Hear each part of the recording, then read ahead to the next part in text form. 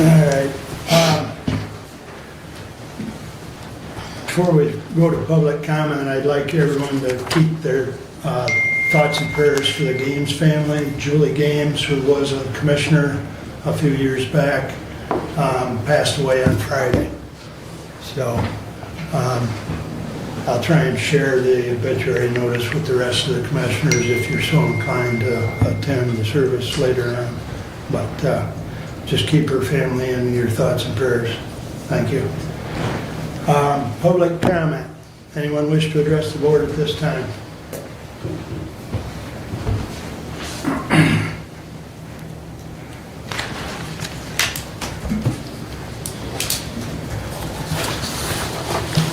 Jack McLean. I'm a member, or was a member, or whatever, of the Planning Commission.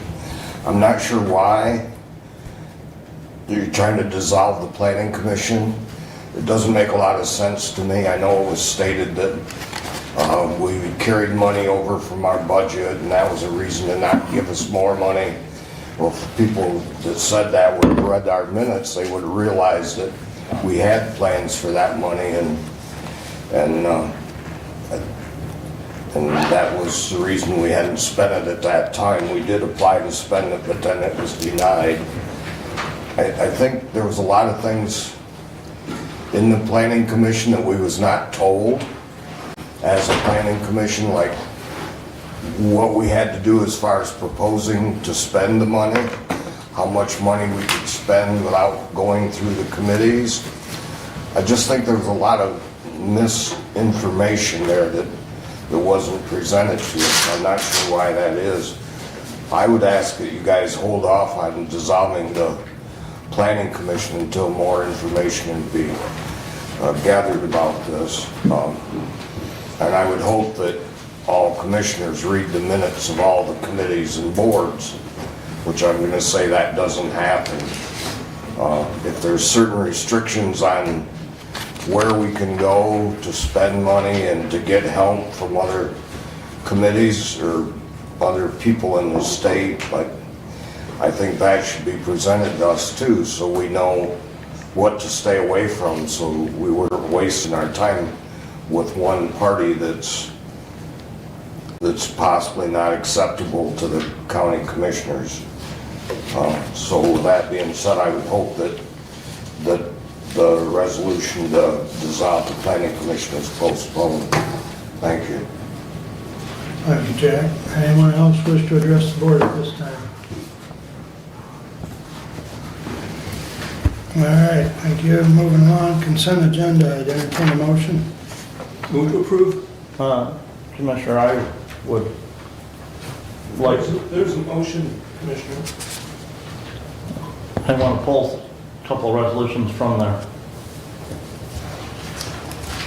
Specifically, Resolution 2502, from the Trail Management Planning Committee. 2502. Right, and move where? To Management and Personnel. Okay. And 25005. It's 4.6, and move to the same. And with that, I presume you're supporting them Correct. with those changes. Okay. All right. Sir, I withdraw my motion. Yeah. You withdraw your motion. Yes, I do. I'll move to approve the consent agenda with removing Resolution 25002 and 25005 and placing them underneath Management and Personnel. Do we have a support? I'll support that. Further discussion? Just a comment, there on the MSU-E agreement is on there. Apologize for not getting that to the Board of Commissioners in December. Mary Bowling was not able to come to the meeting today, but Laura Miller from the MSU Extension Office is here if anybody would have any questions of Laura later on when we get to my report. I'm sure she'd be more than willing to answer those or or now, but yes, I appreciate Mary getting us that memorandum of agreement with MSU. Okay.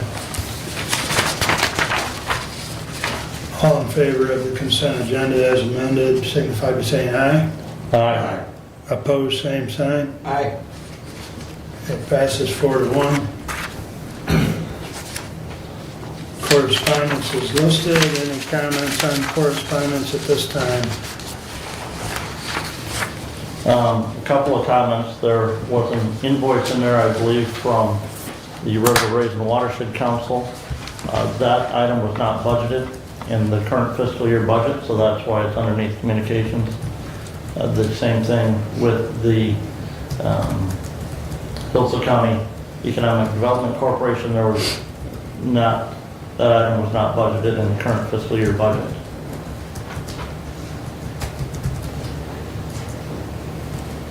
Okay, I have a question. go ahead, Doug. Commissioner, are you sure that EDP's not budgeted? I thought it was. No, that was removed, Commissioner. And that was in the final approved budget.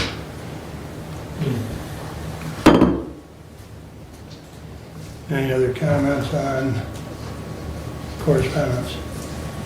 Mr. Chair, I believe that Acting Director Lynn LaCourse will be here on our next meeting in regards to REU's quarterly report. So she is planning on continuing, and I believe, I would ask the clerk if I'm correct, but I believe that she is scheduled to. It's one of the next two meetings. Yeah. Let me look that up real quick. Yeah, So, okay. but if you do have questions on REU's report, she would be able to answer them at that time.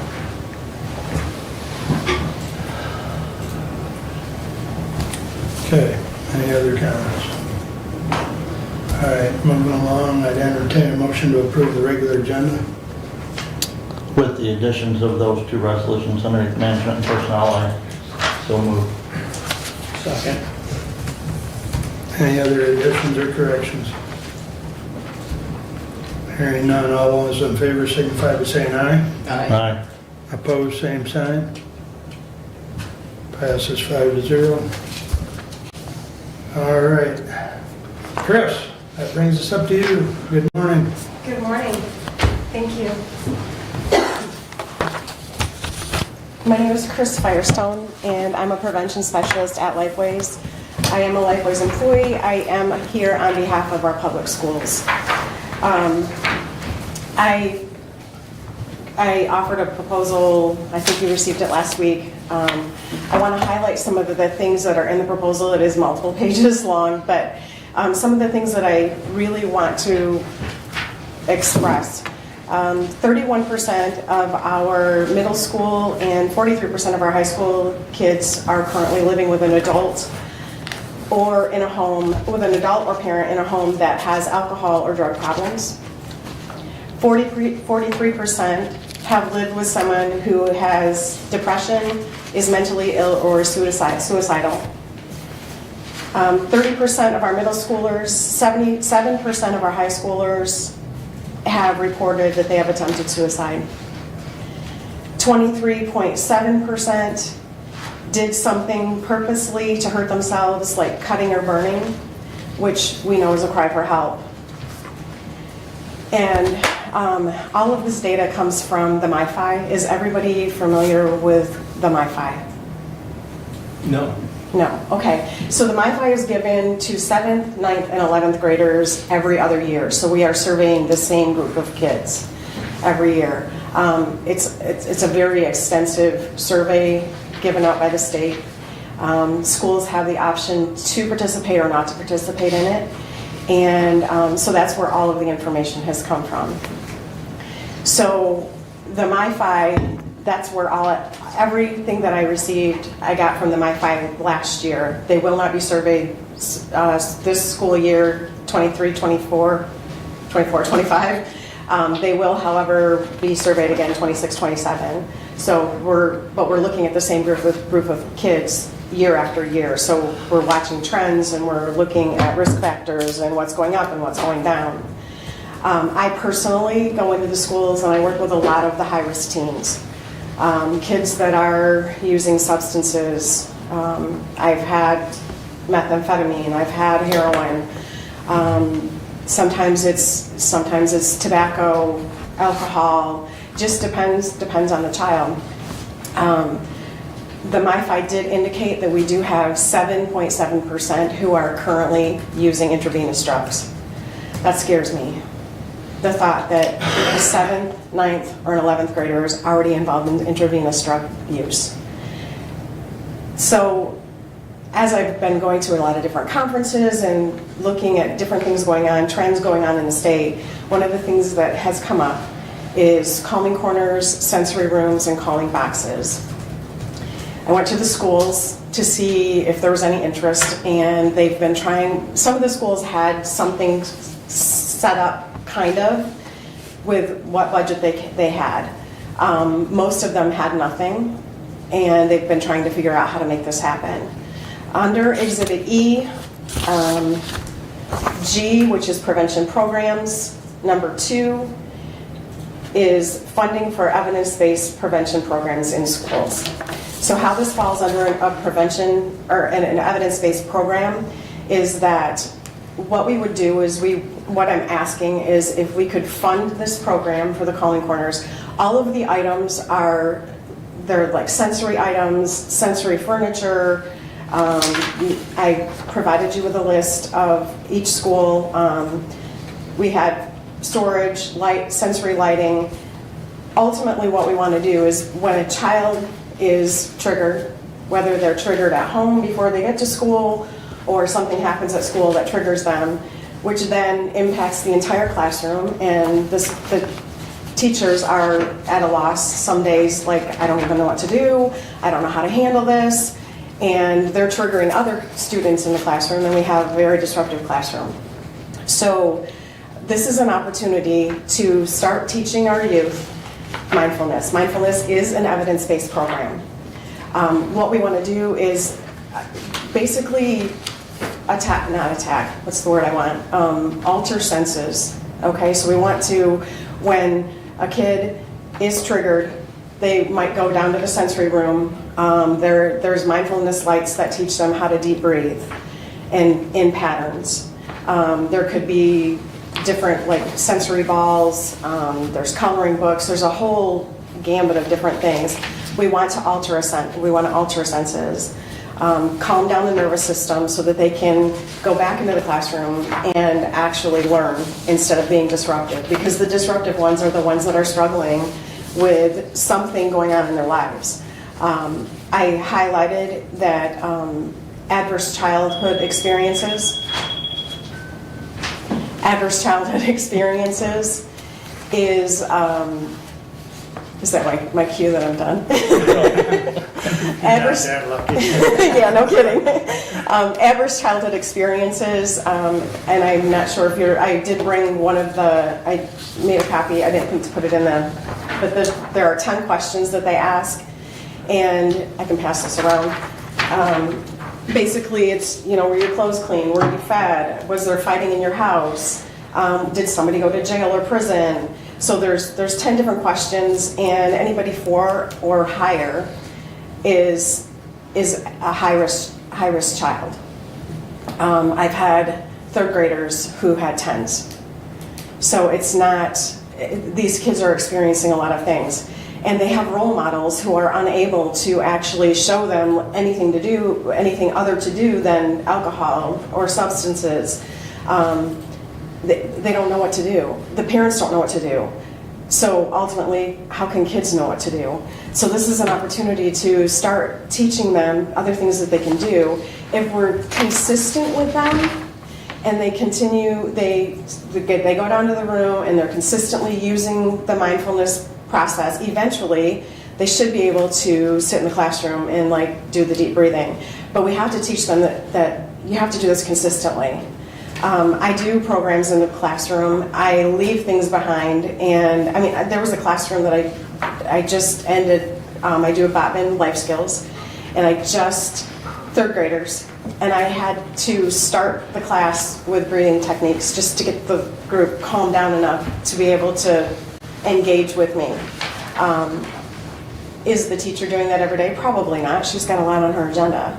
But we're doing everything I'm trying to do some new things, creative things, trending things to reduce the risk factors in our county. Is this going to fix everything? No. I wish I could tell you that it would. That's just being honest.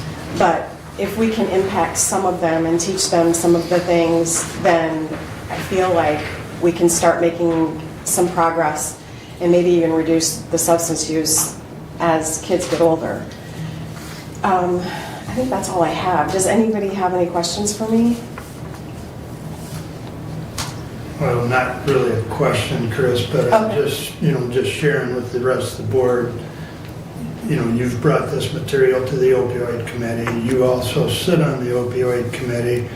The opioid committee has reviewed this. Chris has worked with Amy Dulicki, who was with Matt, as far as she was our go-to person as far as working through this. Exhibit E, as far as does it fit the box to spend the money. And correct me if I'm wrong, but Amy was very excited about the program. Amy said that this was the most creative way she's seen anybody use their opiate funding.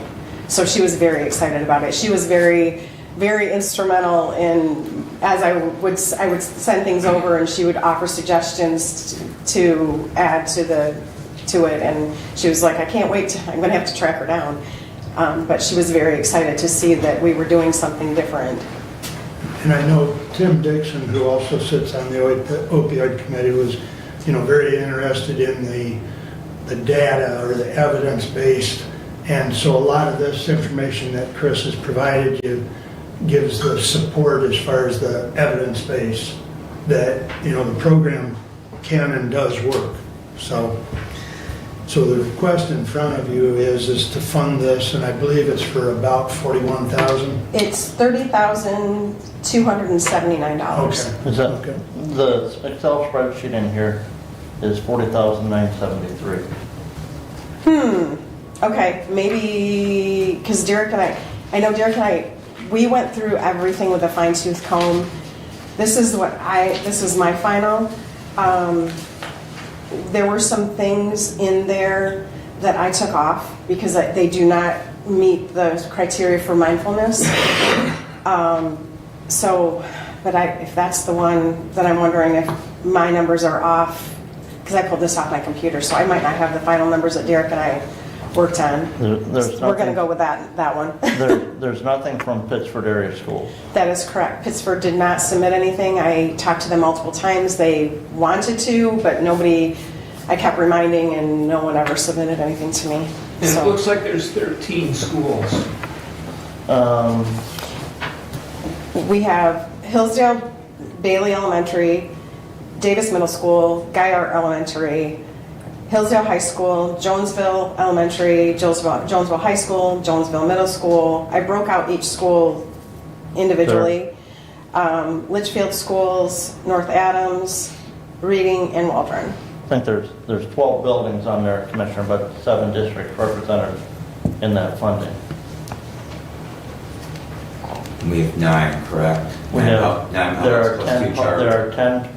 there are 10 public schools in the county, counting the 2 charter schools. Okay. There are 10 including the 2 charters. Correct. Thank you. And that are, there are other districts that come into Hillsdale County, but looking at Correct. the members of the Hillsdale IS Intermediate School District, there are 10 public schools, which does include the 2 charter schools. I guess I have some questions, if that's okay. Absolutely. While I've had a chance to read the document, I've not been part of the opioid committee and have not had a chance to engage in those discussions. As a family of school teachers growing up with 2 parents as school teachers, and as a graduate of Michigan State University in education, I do have some questions. Okay. How it applies in a classroom, in terms of what criteria would there be for us, and what reason for a student to leave the classroom? And how do you control, as a substitute teacher myself, dealing with disruptions in the classroom?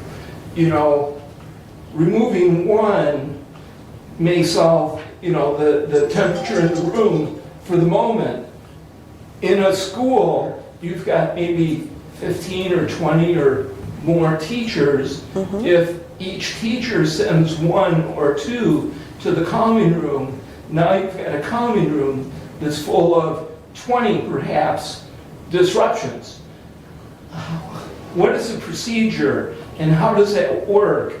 And you know, on test day, for example, a student actually is going to have anxiety and, you know, I'm hyperventilating, I need to go to the calming room, I can't take my test, teacher, let me out.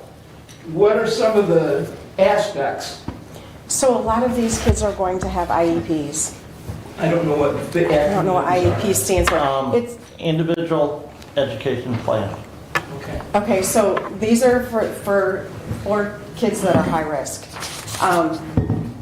A lot of them already have in their IEP where they can go down to the calming room, into like a calming room or a different space, or go see the counselor, or the behavior specialist, or whatever. There could be, so let's say there ends up being 20 kids in the calming room. There will be a behavior specialist in there, so that person is, and there are timers, so they can't just be like, they're gonna know, you know, like, okay, it's test day, and look, the student is here again. So they're gonna see patterns, they're gonna know. They also know the patterns already for a lot of the kids, but this is an opportunity where they can go in, they can use some of the things in there with the timer, and then they check back in with them, because basically, Waterford Township, I'll use them as an example because I've worked with them very closely as I've put this together. What they did is when I walk into the room, what are you feeling? And they use emojis to identify, like I feel scared, I feel anxious, whatever. And then they write down, they engage in some of the different activities in the room. They write down what those activities were and and after 15 minutes or 20 minutes, then how did they feel after that? And then they go back to the classroom. So did that answer your question? No. No? Okay. No. It's very challenging for me to understand the reasons that, you know, if I personally don't have your IEP for me, do I qualify for the calming room? I think that's a good question, but my understanding at Waterford Township is that if a student is, if we know that the student has a lot of trauma, has like household trauma, their nervous system is going to be ramped up a lot of the time. We know that this kid needs some additional help. So can they go down there for 15 minutes? That's going to be on the school, as I don't know how they're determining who goes to the counselors, who goes to the behavior specialists, but they are going to have That's to. part of my question in spending the $40,000 with 13 schools listed. Actually, as well, I see different age groups. So the calming room isn't going to be the universal. The pictures we saw appeared to me to be for all small children. The sensory rooms are for the older kids. The calming corners are more for the younger kids. But each school, based on their population, they have different things that are more conducive to a 16-year-old versus a 7-year-old. So there are different things based on the schools and their personal needs. Now, many of the things, I may continue. Okay. Many of the physiological responses that I read about that happen in a calming room, like slowing of heartbeat, releasing of endorphins, and so on and so forth, that happens, can be done as well with physical activity. And plus, that would deal with obesity as well, and communication among students, you know, during the course of physical activity, and the result would be very similar to some of the things that I'm reading here. Why is it we are moving in a direction of separation of the problem child rather than trying to be together and doing physical type activities, which have tremendous benefits as well. They can't always be down at the gym. I mean, what do we do if we just came back from gym and this child is still struggling? It feels like separation, but this is building skill sets. This is teaching them some new skills so that we don't have to separate them. We aren't taking them out of the classroom. I agree with you. I mean, we're always going to, when we go to work, there could be people there that trigger us. The goal here is to give them the skills at younger ages so that they know at 17, I don't need to get high. Or when they're 25 and they're working in a local factory and this person over here is triggering me, there are some things that I learned with breathing and different things to calm myself. I mean, it's building a skill set over a period of time. Today's school environment is not the environment that we all grew up in. That's for sure. And I guess that's the only thing I can tell you, Doug. It has really changed. It's even changed since my kids were in school. So, you know, this is kind of a new approach.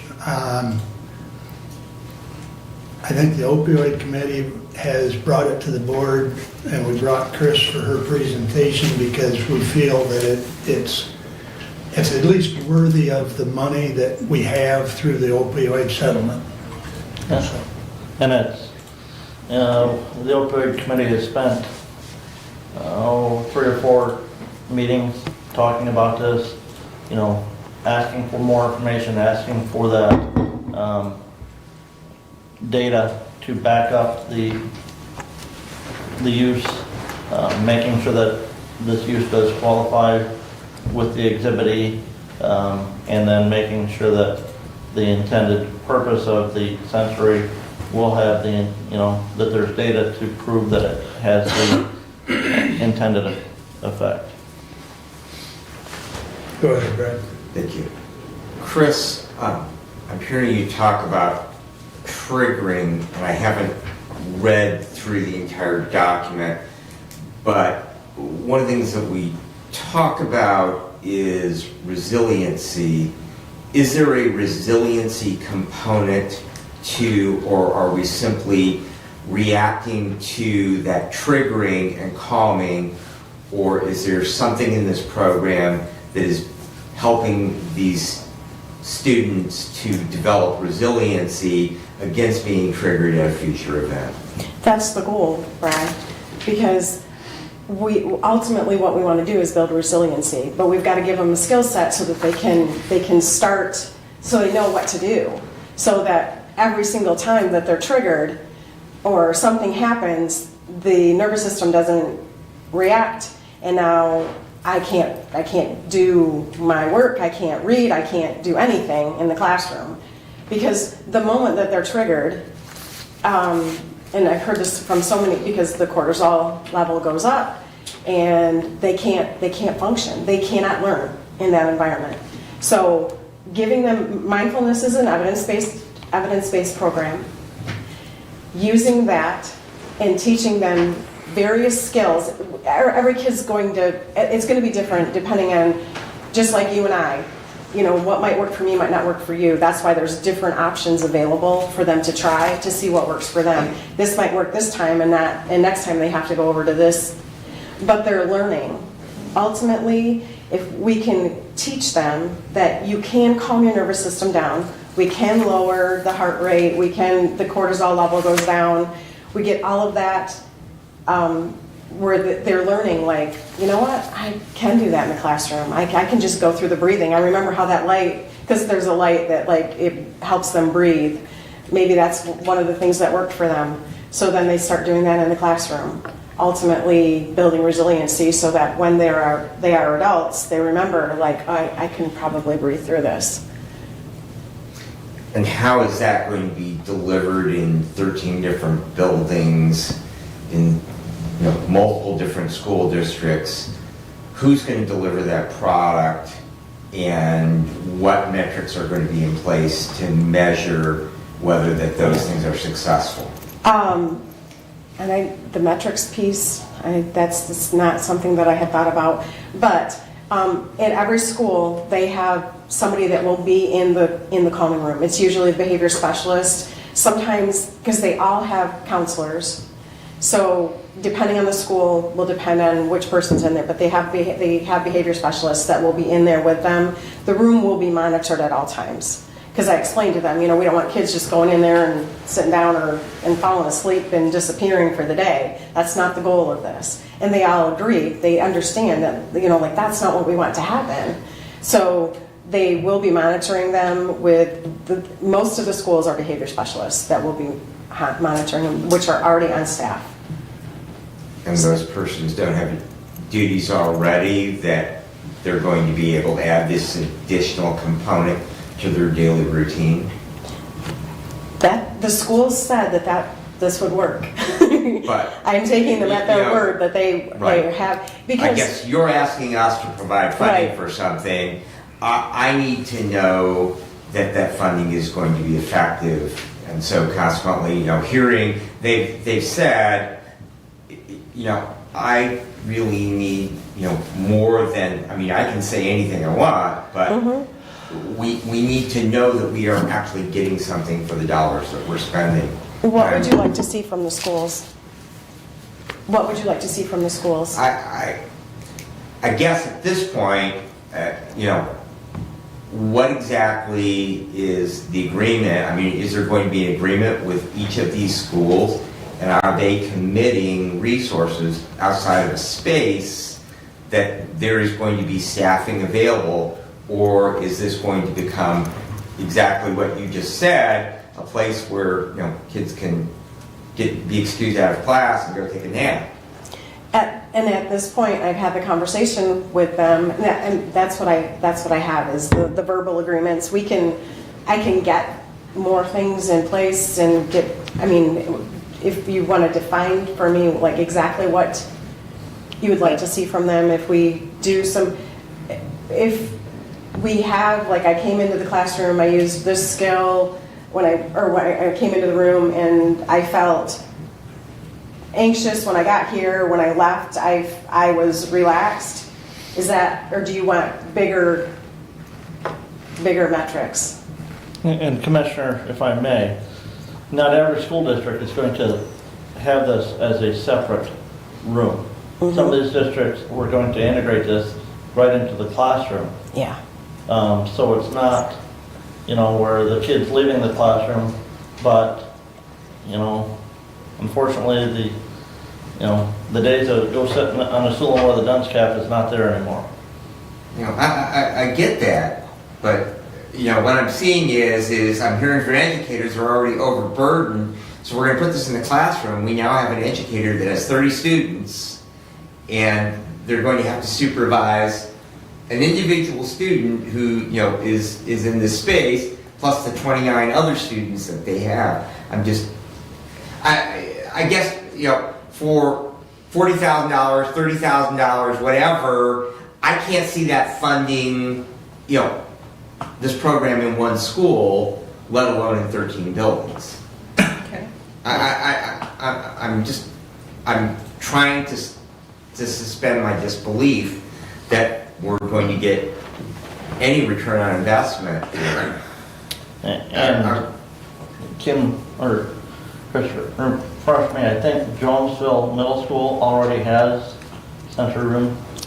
Reading. Reading does. Reading already does. So, so some of the stuff that you're saying, and I forget where reading's at on their request here from their middle school commissioner, but some of those schools have already instituted some of these aspects and are seeing, have seen good use of that. And again, it's not the same thing for every district. And each district put together their list of what they would want, and what they needed.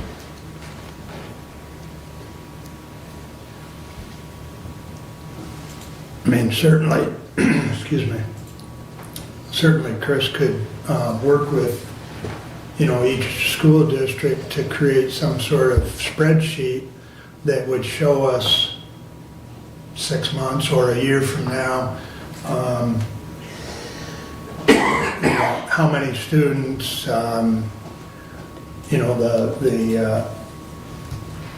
the behavioral specialist could critique whether or not they thought it was helping. I mean, I don't know what they had on the spreadsheet, but that could certainly be discussed. And it's definitely something, I can reach out to Waterford Township to see how they're gauging what they're doing, because she's been my biggest advocate. She's been helping me so much. So I can see, I'm sure, whatever the questions here, she received over in Waterford as well. So I can reach out to her and find out how they are, like, how do you know what's working and what are you doing, and we can. And I mean, 40,000 is not a huge number out of the amount of money that we've gotten from the opioid settlement, but in the same token, if we help one student to not become a drug addict or not end up in jail or not end up in the system, then that was a pretty good investment. So, I mean, and I'm probably over-exaggerating because I think it'll help a lot more than just one. Yeah, and it is an investment in our youth. It's investing in the schools like this invests in our youth. Right. Doug? So I do think it would be appropriate to have some kind of an idea of implementation. In particular, if each school or variety of schools are using the program in a different fashion, how is it going to be implemented in the classroom? This is really the first time I've heard that it may be in a corner of an existing classroom, which kind of is contrary to what you said of getting them out of the environment in the classroom. Ultimately, if it's in the classroom, the teacher is the one, again, that's got the 20 kids in the classroom, plus the one that's having big issues. How does that work? That would be a reasonable question to ask. I agree. In terms of the actual process that the schools are going to use. I see the items listed that, like furniture and storage and sensory lighting and so on, but I don't see a number for the staffing. And in particular, as Commissioner Benson said, the existing staff has their own jobs that they're doing in the school. If the sensory room or the calming room is going to be monitored throughout the day consistently, is that one person that's going to be there all day? Is it a cycle of different staff that's going to be there all day? I wonder how that works, and that would be a question in terms of implementation of how the nuts and bolts of this program. We have a kind of a sketch of a grand scheme of things, but ultimately to make a program work, whatever that program is, it's got to be more focused as you get close to what you're trying to achieve. I have to see this as a shotgun, approach, and maybe that works, and as you say, if we save one, that's good, but ultimately we are trying to put together something that, has some legs. We don't want something that, works for 6 months or 9 months or a year, and then it blows up because the implementation aspect hasn't been sufficiently put together. It hasn't been assembled. Well, Chris is in the schools pretty regularly. She's in contact with the behavioral specialists. I don't think you want to, each school is going to vary a little bit as to how they implement and how that behavioral specialist in that school handles the program. I mean, the concept is still gonna be there, but the actual implementation is gonna vary a little bit. Right, it's gonna be custom for the school, and that's kind of the idea that I would like to Right. hear. I would like to hear, how is Reading gonna apply it? They already have a room. Yeah. How is Hills gonna apply it in 4 different schools with different age groups? How are they gonna apply the program? That would be a question. So I would compare this in a way, Doug, to the courthouse project. We had Brian come in and update us, every couple, 2, 3 months. Because the work, we knew the scope of the work, but things changed. And he kept us updated on things. I would envision Chris keeping us updated as to the progress. Because, this is brand new. And I don't think you can,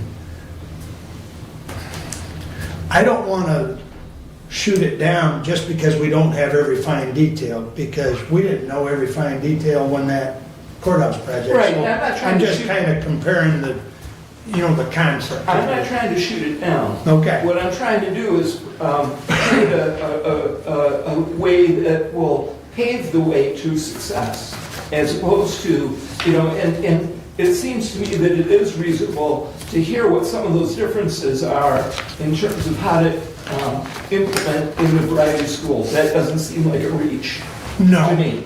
but I don't know that that's something we can do today or even next week, because we've got to get them implemented, and then I'm sure Chris could come back and give us an update.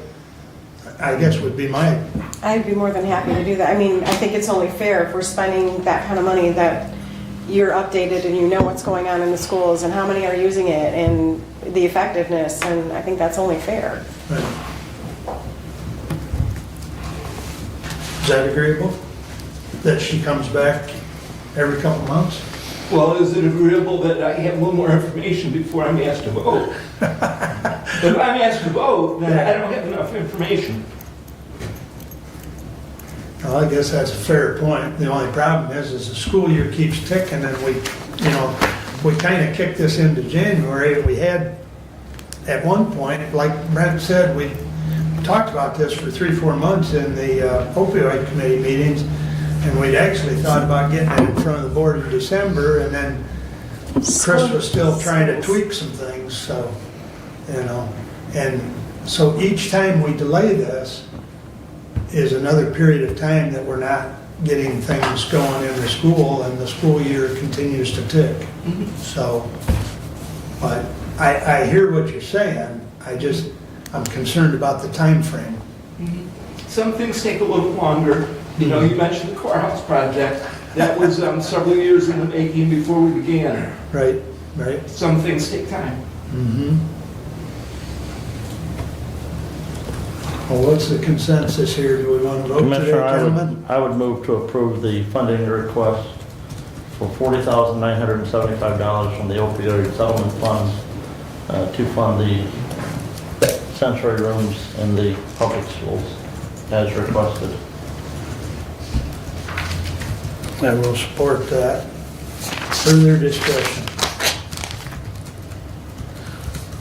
I would just add a caveat that, Chris will come back every couple months here and give us a brief report on what's transpiring And and the metrics that she's developed. to Commissioner Benzing and Commissioner Ingles' concern about, who's going to be monitoring this? Where's the funding coming for the person that's going to be monitoring this? Every public school district in this county has many Title I positions in their district. Those Title I positions primarily are geared towards service to a lot of the individuals that will also be receiving benefit from the sensory rooms. Those Title I positions are primarily aides, and in certain districts around the county, those aides are assigned to a specific student all day long, just one student, because of the behavioral problems that have been documented with those students, and because of that student's IEP that dictates that they have that full-time aide with them all the time. So there's staffing in the districts to take care of monitoring this system as it stands, Commissioner.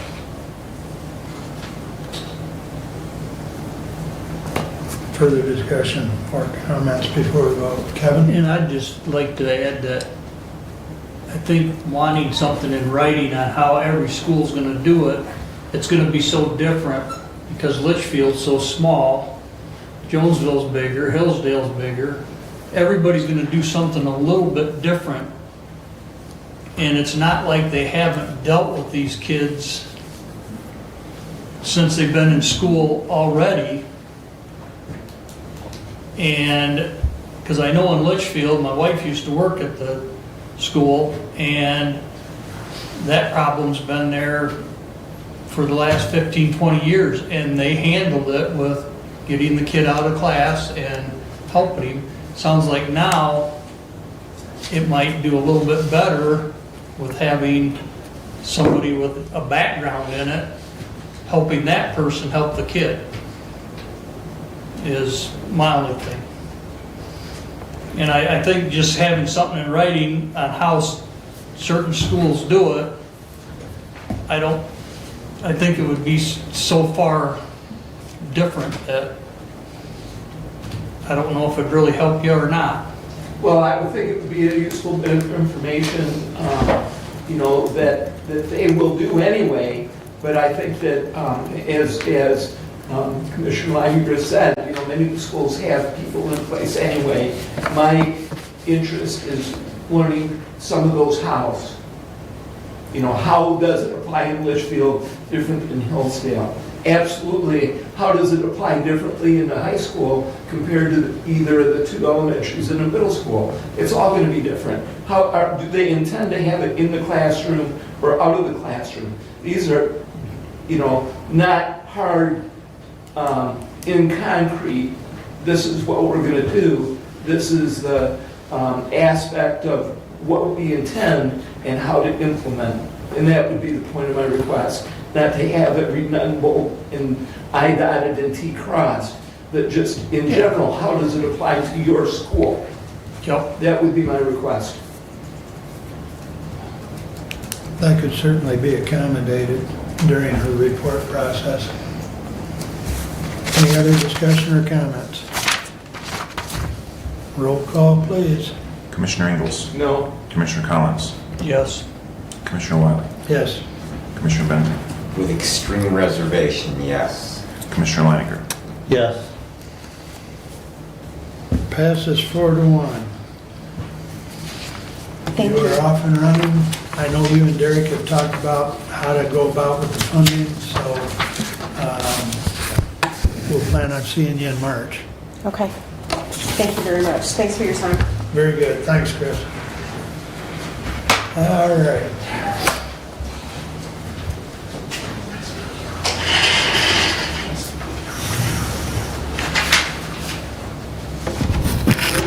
Making sure the hot seat is there, huh?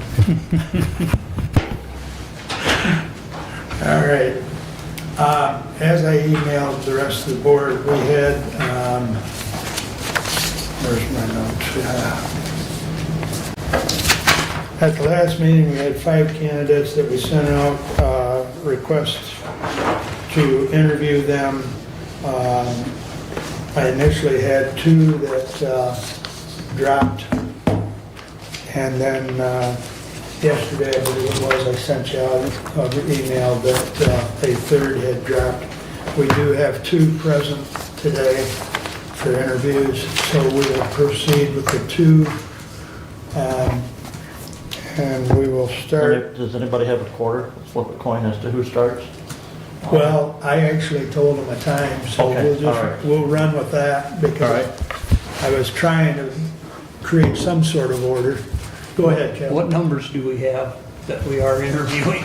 Number 6 and number 8. Correct. That's what I kind of figured, but And so with that said, we'll start with number 8, which is, and I think at this point, since we're in a public meeting, we can Yeah. use the name Jason Buttermilk, I believe. Buttermilk. Yep, okay. So Yep, right there in the hot seat. Good morning. Well, if you'd like to start by introducing yourself and telling us a little bit about yourself, and then we'll run through some of the random questions that I sent out. Absolutely. My name is Jason Laudermilk. I've lived in the southern part of the county my entire life. Serve on Woodbridge Township Fire Department. I've been serving with that department for about 28 years now. Have wife, 4 kids. They attend Camden Frontier School. I've got one in college at University of Michigan up in Flint. And I guess that's kind of a rough draft on my existence in the county. All right. Why are you interested in the position of emergency management director? Well, kind of to go back with my fire department career, not too long out of high school, I got recruited and got started into that, and discovered that I really enjoyed helping people out. So that kind of stuck as a parallel career to what I do for a living, and that ball of wax just rolls and keeps getting bigger as time goes by. So when the opportunity arose for an emergency management position here within the county that I've served in, it was kind of a natural fit to try and move forward and make things better. I've worked my way up through the ranks at the department that I serve at, currently serving as the fire chief. One thing that I did find is that in order to make improvements and try and make things better for yourself and other people that serve the community, it helps to be in a position where you can make decisions and have support of other people that make decisions to move things forward. So that being said, obviously it's interesting to me to pursue a position like this because you can contribute at a higher level to the county. You just go around the table, Kevin. Okay. That one's gone. I promise. Oh, okay. I forgot. Describe a strategy you would use to prioritize and mitigate identification risks based on the severity and the likelihood of occurrences. So within a fairly, what we consider a rural county such as Hillsdale County, the awareness piece of what risks are out there, identifying those risks and then organizing those risks with a plan. You can use different softwares to do that. You can go visit your industrial areas, your agriculture areas. Those are our largest businesses. When you identify the hazards that you have within your area or the potential hazards that could take place as a result of the type of industry or business within your area, then that makes that job a little bit easier to identify and then prioritize those risks, meaning what are the likelihood of those happening. Obviously we have some that, we have exposures on a very frequent basis in some atmospheres versus very, very limited exposures in other areas. So, identifying, categorizing, and then putting a plan together as to what the likelihood of those exposures are to turn into a risk is kind of an important factor. Thank you. Looking at your resume, Jason, you've got some experience with the fire department as far as budget and everything. I guess the question I've got would be, what experience do you have with securing FEMA grants for rural counties like Hillsdale? How would you ensure the county maximizes available FEMA funding for preparedness, mitigation, and recovery projects? Well, when it comes to fundraising and chasing grants, there is a lot of experience that can be attained doing that as far as a small rural fire department, because let's face it, there's not a lot of money available to those departments. So a lot of the time that we spend is if we find something that we want or something that we need, we do spend a lot of time pursuing grants through either FEMA, local grants, or fundraising to produce those extra monies. So we have attended a few different grant writing classes to try and, for lack of better terminology, learn how to properly pursue grant monies. And obviously, in a position like this, you just continue to educate yourself and try to keep yourself on the cutting edge of obtaining grants so you can keep money flowing in from different sources, whether it be large-scale grants or even smaller local grants. Okay, thank you. Brad? Jason, talk to us about a disaster, smaller epic that you responded to either in your personal or professional life, how you responded to it, and as part of any disaster is a recovery process. How did you mitigate and then recover from that disaster? Well, I haven't had a lot of, when you talk about disasters of small, epic or small proportions, I guess I'm gonna go back to my fire department experience for this. I don't know if it could be considered as a disaster per se, but I do remember an evening in 2014 where we had massive amounts of snow. The challenges that we faced that evening were pretty incredible for the resources that we had. So to lay a little background on that, we were supposed to get a large snowstorm, and for once the weatherman was actually correct. We did get the snow that they were looking for. During that snowstorm, we had a multitude of calls that came out. Timing was impeccable. We had a couple medical calls as well as a structure fire call. Now the complication came into being able to respond to those calls in a timely fashion with the weather that we had at hand. It was exceptionally hard, and without going into too much detail, the medical call was probably the worst of those that evening because it was a very critical call. The individual that was involved in that call was in a remote location, stuck out in a road that was impassable by most vehicles. Our job obviously is to get to that person and try and preserve life. So we attempted to respond to that location. We were able to get to that person, but it was about on a third attempt that we were able to reach that. We have procedures in place as to how we respond to calls, what we do when we get to that call, and how we respond after that call. Those procedures that evening were not able to be followed. It was completely off the cuff. We ended up recovering the person with personal vehicles and pure determination of the responders that were involved. So we had to kind of think on our feet. We had to be ingenuitive and work with the resources that we had at hand. So that call kind of sticks with me because the outcome of the call was not as we had hoped when it was over and done. But when we met back at the station and kind of debriefed on what had taken place that evening, that did change a couple things from that point forward as to how we respond in the future to an event like that during a set of circumstances similar to that. So to answer your question, I mean, that was the event that it was probably a small proportion issue compared to a lot of them. But to me, it was extremely important. And the important piece that we took away from it is what we learned from that evening and what we implemented to do different in the future so that we could be more effective at that same type of circumstance. Doug?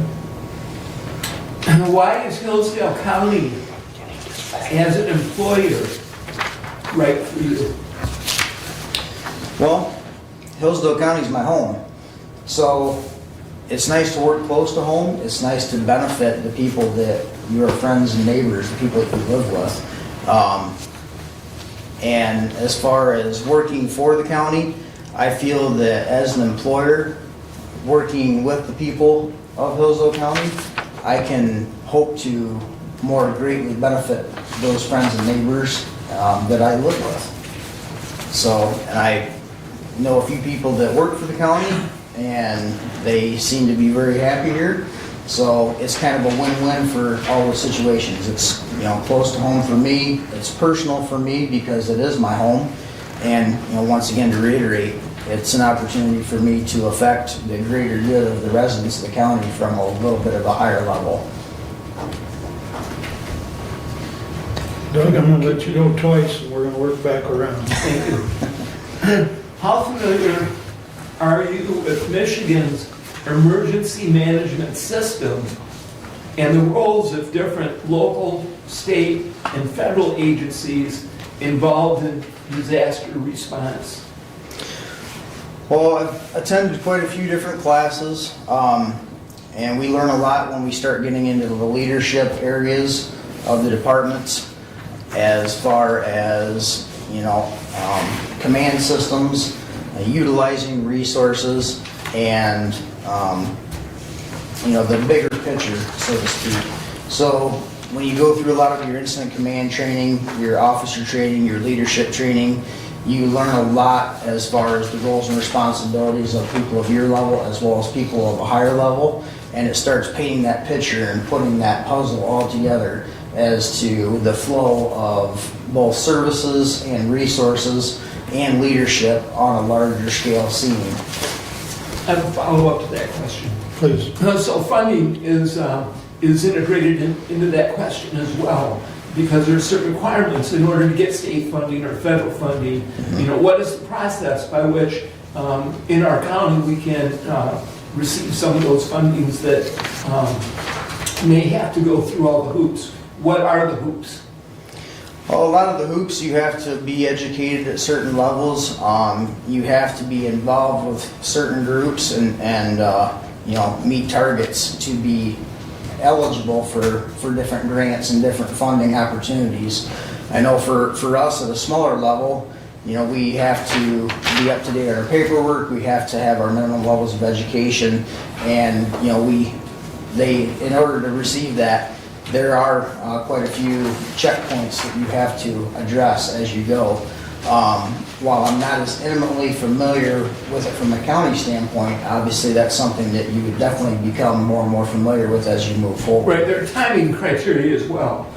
So many hours or days in order to receive funding. If you don't meet those timelines, the funding is not available. Yeah, they're very tight windows, especially between application times and when the funds are received. There are pretty tight windows on a lot of those applications.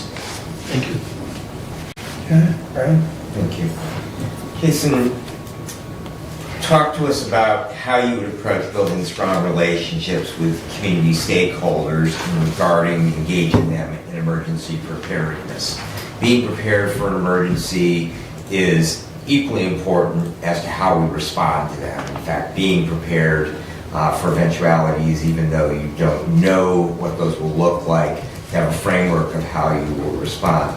But how would you engage those various communities we have and those various stakeholders, from things like industry and schools and commercial businesses and the public at large?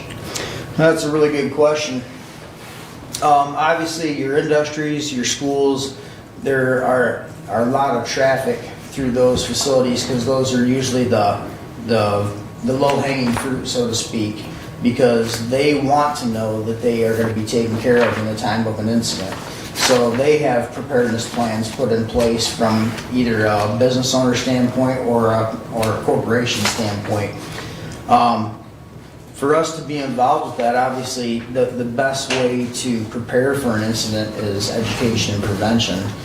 To reach out to to the schools, to the businesses, the industries, that is you can do a lot of that through open lines of communication.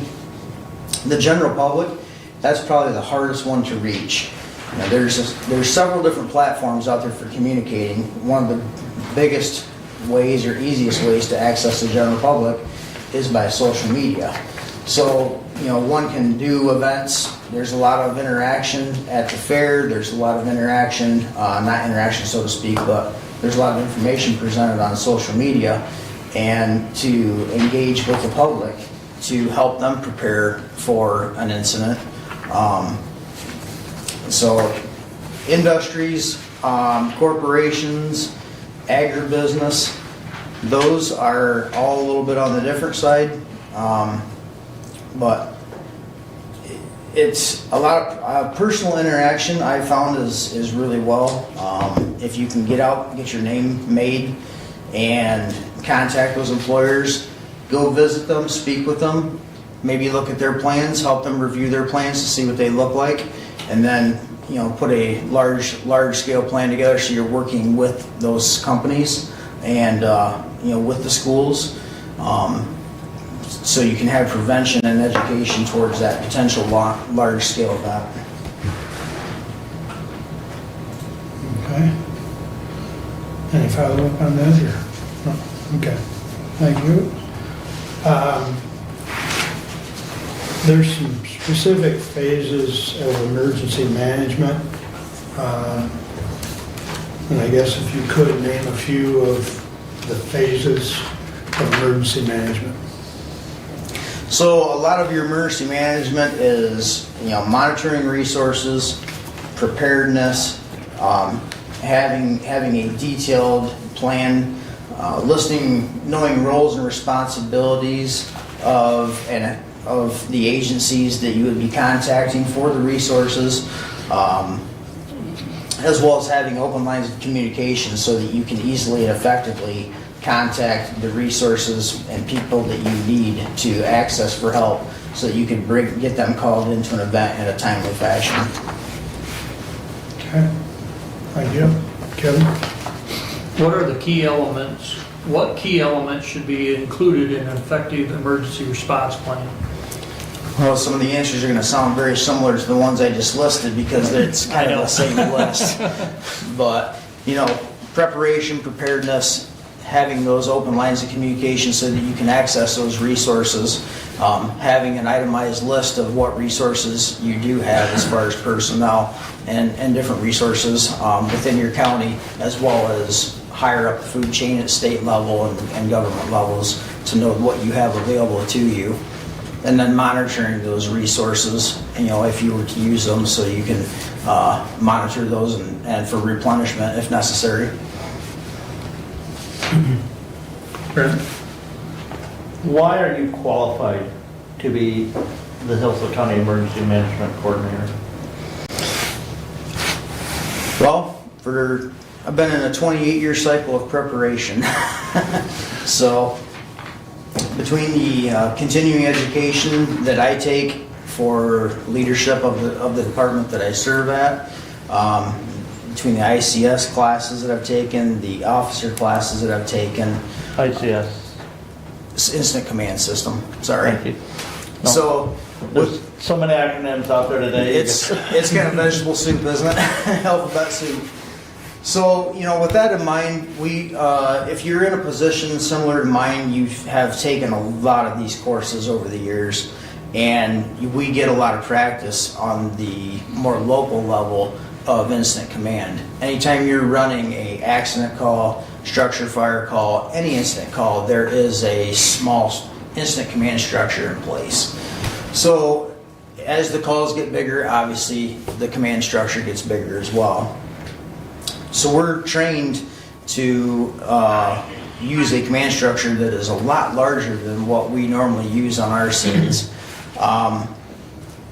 That being said, we go through a lot of the same criteria for a large-scale event, but we just use them on small-scale events. Continuing education, we go through many classes throughout the years. As I've been through different seminars, different classes, as far as large-scale events, small-scale events. We train a lot. Our whole existence is on the what ifs in life. If we didn't have any issues, we would be out of a job.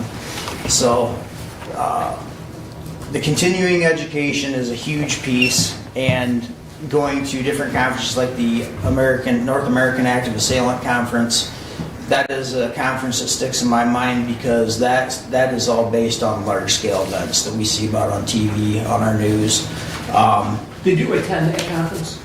Yes, yep. I've attended that conference on a fairly regular basis since it began. And actually, MTA, the Michigan Township Association, puts on several conferences that bring in a lot of really good resources as far as representation from OSHA, representation from different grant writing classes. I also attend those on an annual basis to try and keep up to speed on all the latest and greatest information there. So, you know, my passion for trying to make our county a safe place and a good place is backed up with education and the drive to do it because, once again, these are my friends, these are my neighbors. I want to make sure that my family and kids grow up in a safe county, and I wish that for everybody. Hope that answers your question. Brent, you ready for another one? I can be, yeah. We'll work our way back around one more time. All right.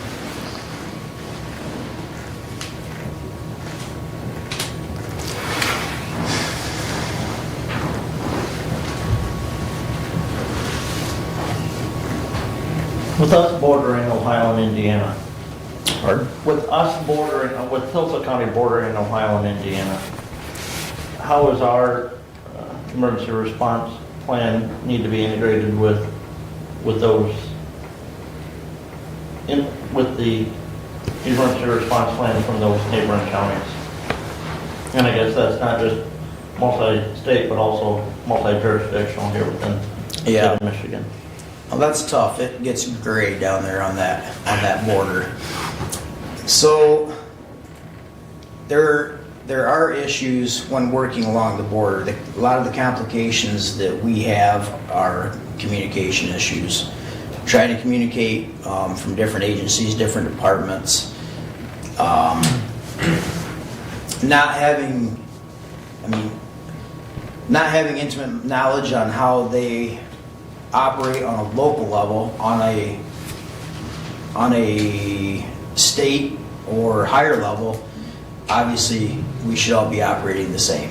You know, there's some standardization, standard practices in place as far as how things are structured. However, when you get down to that local level, which is going to be your very first people to respond, that can get kind of shifted or kind of lost.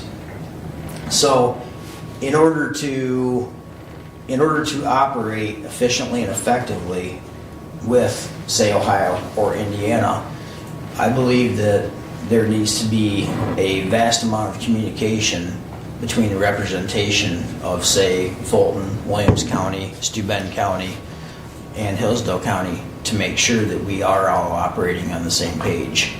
While we should be, and I'm sure we would be at a state level, when you get to that local level, things can change a little bit. So that initial response could be a little bit fuzzy when you first get the incident started. Okay, Kevin? Describe a failure and what you learned from it. Which one? Whichever one you want to tell us. Oh, shoot. Well, if I say I never had a failure, you guys would all know I'm lying. That would be a failure.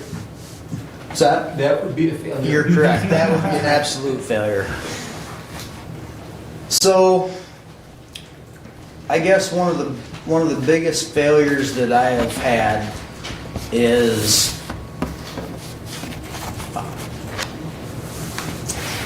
we had a call to a structure fire that we responded to. And this is going to fall into the state line thing again. One of the other departments that we had called for mutual aid was responding from across the state line. Communication issues came into play, or I should say lack of communication was the issue that came into play. That scene did not go well. That was a very rocky scene because you basically had two teams doing two different things. That created a little bit of friction, created a lack of efficiency. We were able to get through that scene. We were able to get our jobs done. Overcame, took care of what we needed to take care of. But I considered that an epic failure because we had two teams of leadership trying to accomplish the same goal, but we were trying to accomplish it by doing two different things. So while we had plenty of resources on our scene, we divided those resources. And that rendered us not as effective as what I felt we should have been. So from a incident command standpoint on that scene, I considered that scene and still do to this day. There's been a lot of things since then to change that and repair that, but I consider that a failure. So what we did after that failure was a lot of communicating, a lot of planning, and trying to avoid that situation from ever duplicating itself. I think, just as a sidebar, that's going to correct itself in about 18 to 20 months. I hope so. I have extremely high hopes that that's going to help out. So, okay. On your resume, you've got under licenses, certificates, trainings, incident command system, 300, 400, 700, 800. Please explain that to me, because I don't have any clue as to what that is. That's fair. So incident command training, the numbers that are listed, I'm not even 100% sure of the designations, but that's just how they name their classes. Okay. So your 100s, 200s, 700s, 800s, those are each a class. And obviously you have your basic prerequisite entry level classes where they explain what the incident command system is and start on some of the basic structures of it. As you progress up through the ranks and the classes, they get into more detailed structures and then get into a little more hands-on approach as to the operation, the flow of how that system works. So that by the time you get worked up through there, you have a fairly intimate knowledge of what would be expected and what to anticipate when activating that command system, as well as how it grows as the scene grows. So that command system it's kind of a live functioning thing on a scene. If your scene starts out really small, you have a very small command system. As that scene grows, so does your command system. It just keeps adding more and more items to the system as needed for resources. So in the classroom environment, they probably used an example of an incident? They can use examples of incident, and we also did some desktop incidents where they would give you an incident, and then you start implementing your command system and start putting things in place for resources, and then they start throwing more and more items at you to change your scenario and complicate your scene as you go, so that they can see how you react and what portions of that you put into play and use to accomplish your goal. Okay, thank you. Brett? A significant amount of the emergency management director's position is preparing rather than responding, because we don't have those emergency incidents happening on a wide scale every day. So a large portion is preparing. One of the things that we talk about within the county is the interaction between the different services, police, fire, EMS. We have a large number of agencies. We have 14 fire departments. We have 5 police agencies plus the state police. We have a number of EMS agencies, 5 of them. We also have central dispatch, which is basically the coordinator for all of those resources. Describe to us how that you will bring those different disparate groups together and help them prepare to mitigate some form of larger scale event within the county. That's a really good question, and I'll be honest with you, that's a tough scenario because a lot of those different entities don't always want to come together and play well together. One of the things that I continuously got put in front of me, especially at the Active Assailant Conference, is the breakdown in the conversations of the areas where these large-scale events have taken place, and the people presenting from those areas had humbled themselves to say, this is the event that took place, these are the resources that we used, and these are the things that went wrong, and these are the reasons why. And then they start that healing process to try and make sure that that's not going to happen again. So a lot of your agency communication is a huge important key. And while we can't always practice like we would like to, sometimes some of the best things is either a virtual scenario or, we used to, if you can do a live scenario, that is great for practice. But even a virtual scenario, if you train together, you will perform well together. So to get these agencies into, or at least representation from the agencies, to get those agencies together in a meeting forum or something along those lines so that we can all sit at the same table and talk about the issues that we would occur on any of the given scenes that we read about and see on TV that could potentially happen in our county would be a great thing, because we're all going to be there. Each agency has a limited number of resources, and on any type of sizable event, we're all going to be at that scene. We're going to have ambulances there, we're going to have law enforcement there, we're going to have fire departments there, we're going to have, dispatch is going to be, dispatching all of these resources. So we need to do the best that we can, whether it's, some tabletop exercises, a quarterly meeting, even an annual meeting, something to get us all at the same table so we get on the same page so that we can operate, if the day ever comes, we can operate seamlessly as one big unit rather than multiple separate agencies. Okay. Doug? It's a related question in a fashion. We have townships with supervisors and trustees. In Hillsdale County, we have commissioners, we have sheriff's department, all the law enforcement, City Hillsdale Council, mayor, manager, same in Jonesville, Litchfield. When an event happens, and the private agencies, Hillsdale College, with its own systems in place to deal with, the emergencies that would happen in their jurisdiction, so to speak. Who's in charge? Well, that's a really good question. So depending on where the event happens,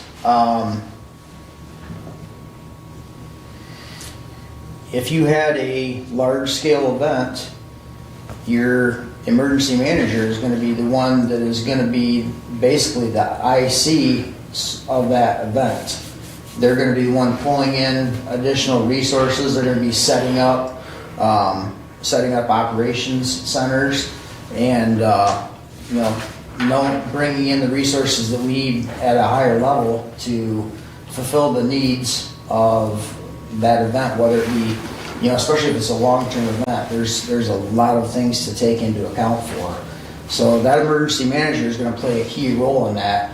And underneath that within that instant command system, there are going to be a lot of other individuals that are appointed to take care of tasks, and they're going to have different roles and responsibilities, especially as that event grows, because obviously one person cannot run the whole thing by themselves, but they can direct other people who will direct people under them, and we will, divide and conquer, and using that system, there will be a multitude of people doing different tasks to get the resources in place that we need to address that event. Thank you, that's all. And that brings us to the time. So, Jason, you are welcome to stay. I mean, it's a public meeting, but we're going to go on to interview James. And then we, depending on how the board at that point wants to proceed, we may or may not openly discuss. We may or may not make a decision today, I guess is what I'm trying to say. Very well.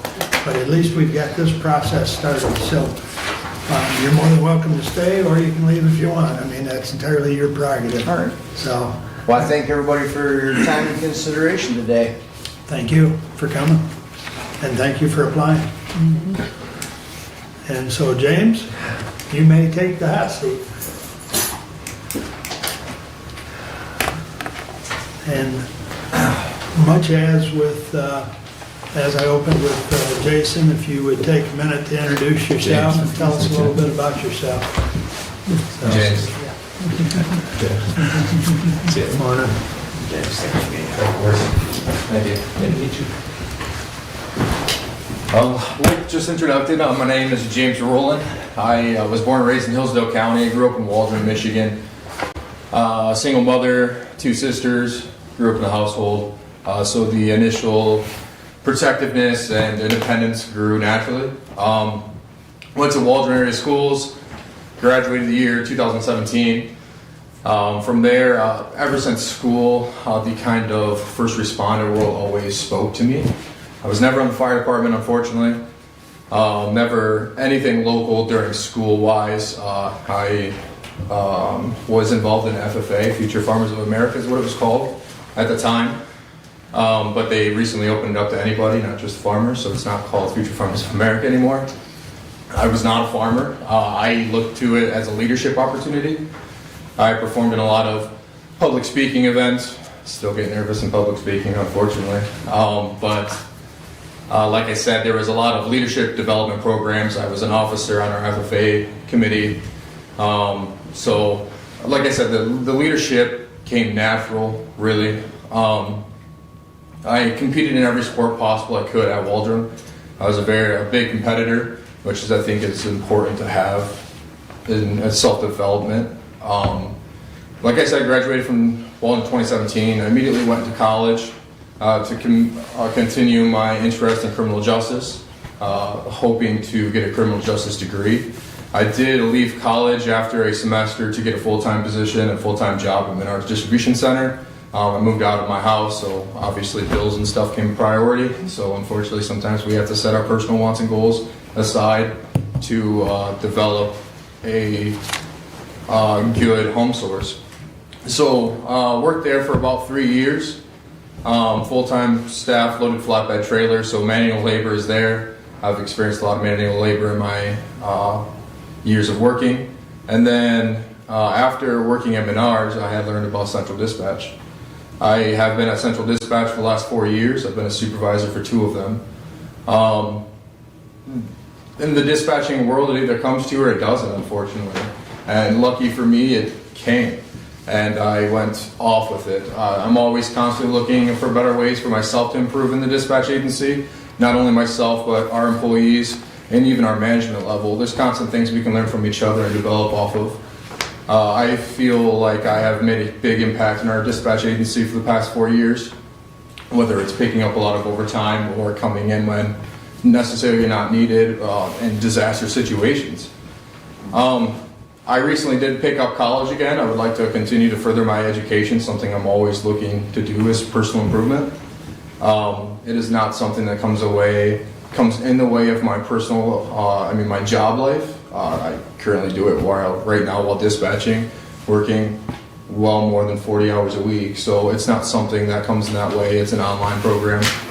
Not necessarily found a classification or a degree I want to look for. I continued in the criminal justice area, but I could always branch off and further educate in specific areas. But yeah.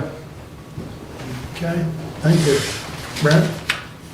Why are you interested in the position of emergency management director for Hillsdale County? Honestly, the biggest reason that I kind of stuck out to it is I'm always looking to better myself, and not only better myself, but better our county.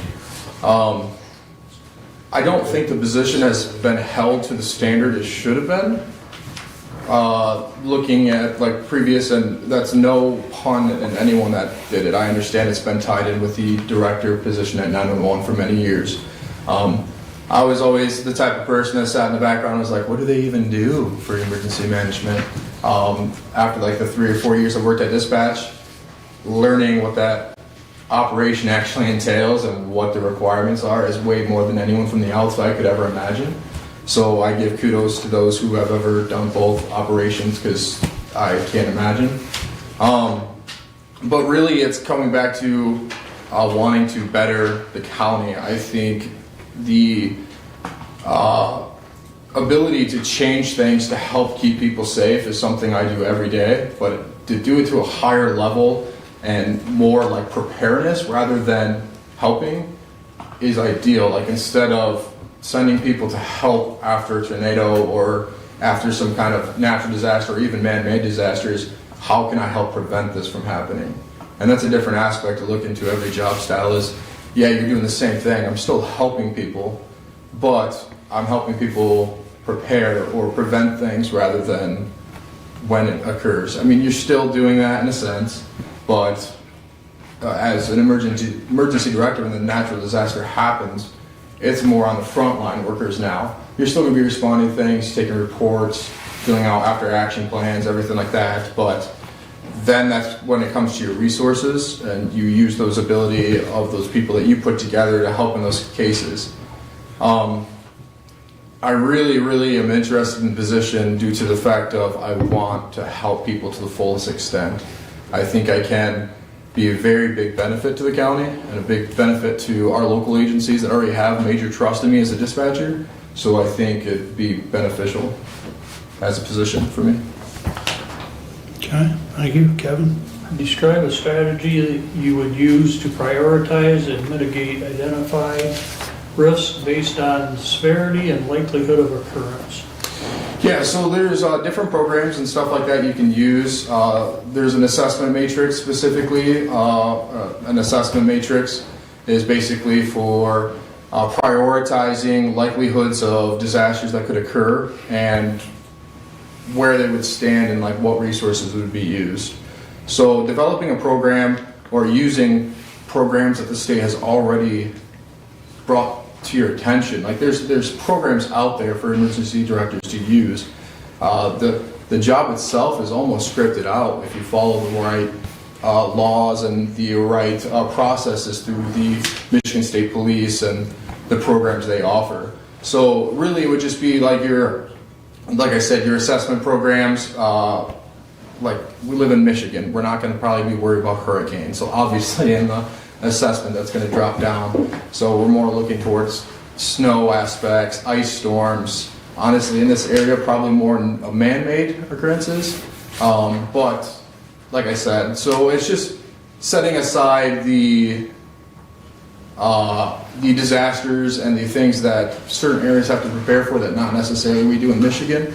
So like I said, the programs that Michigan State Police and the EOC command and everything like that, and Mr. Robert Wolf offered, which he's the District 1, which we are in District 1 for Michigan in the EOC. He's the direct coordinator, so just going through everything with him, and I'm sure he has the right programs and stuff for us to use. So you've alluded to a few things that are probably within the realm of this question. What is the law in Michigan that guides emergency management? Like I said, it's all through Michigan State Police. I do not know the law word for word, but it comes down to preparing and readiness for any kind of disaster, making sure we have the right resources, starting at our local resources, then developing to the state if necessary, then developing to the federal resources. It all goes through the district coordinators, So communication with them is key, constant updates, everything like that. And then they are the ones who take it to the federal level or the state level if necessary. But really it comes down to what can we do as a county to prepare our citizens for disasters to keep them safe. Okay, just for your information, it is Public Act 390 of 1976. Okay, thank you. So- Yes, absolutely. But thank you for your answer. Which I actually did know that, so I don't know why I didn't say it, but that's okay. That's fine. Brad, go ahead. James, I heard you talk about personal and professional development. Yeah. So can you tell us about something that you've done for personal self-development in the last 12 months? And that could be a book that you heard about and read, Sure. a class that you might have taken, or a goal that you set and accomplished. Yeah, so personal development, like I said before, is very important to me. I want myself to be the highest standard possible. I value myself very much, and I value what people also think of me, which isn't necessarily a bad thing.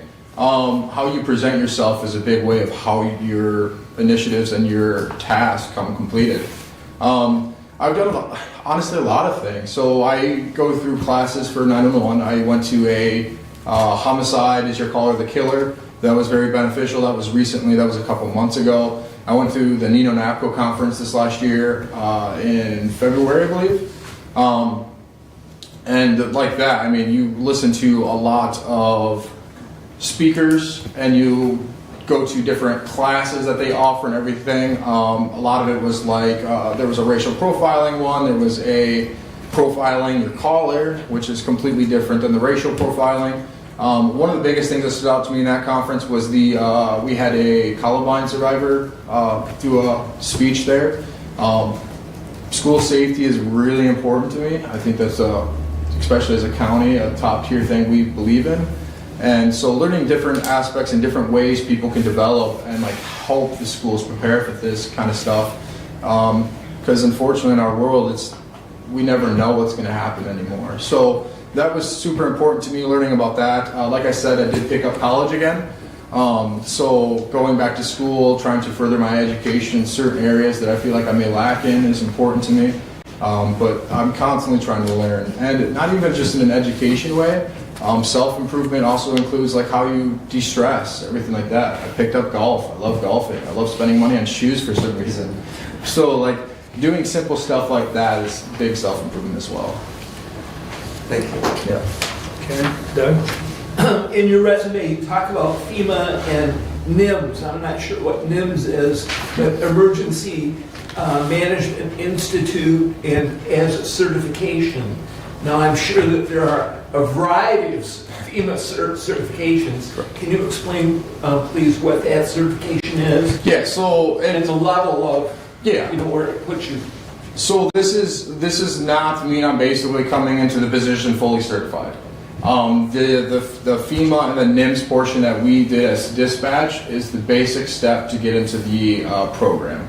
So basically it's how we respond as dispatchers in that area. It wasn't a dispatcher directed class. It was something we wanted as a agency to be, was FEMS and NIMS certified at a basic level. So that's what we did as a dispatch agency. So every one of the dispatch agencies actually basic NIMS and FEMA certified.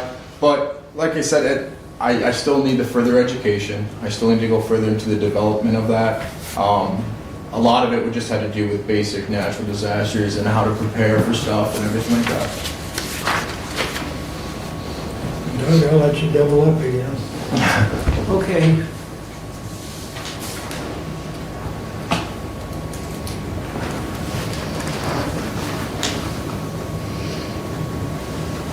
Hillsdale County is a very small county, and the media resources are limited, especially as time goes on. Some of the traditional media is in place, although not as strong as it has been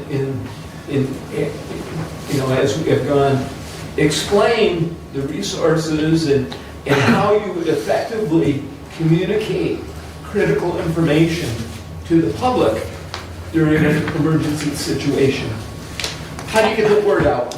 honestly, the public does a really good job of getting information out themselves. I don't know if a lot of you are on social media, but with the amount of scanner pages and stuff like that we have, the community knows more than half of us do most of the time.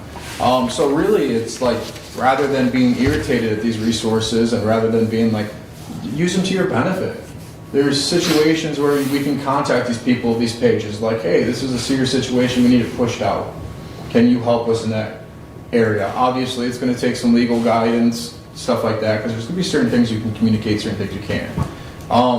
And then it comes down to whatever you possibly can, putting it on the news, putting it on the weather apps, putting it on everything possible. We also use a rave alert system in Hillsdale County. That's potentially something we could get people signed up for in case of a disaster, create a different program for it so people can send their phone numbers in, and in case anything ever happens, it's an alert we can send off to everybody. Practice, maybe do a test every 6 months or so just to make sure the program continues to work. But there's so many different, social media is a big input right now, and utilizing that rather than getting frustrated is probably the most beneficial. Hello? Yes, sir. Go. So, you mentioned social media. Yes, sir. As much good comes of it, you know, there could be as high as 90% is wrong or, you know, volatile, inflammatory information. What is your procedure that you would propose to deal with, you know, those inaccuracies?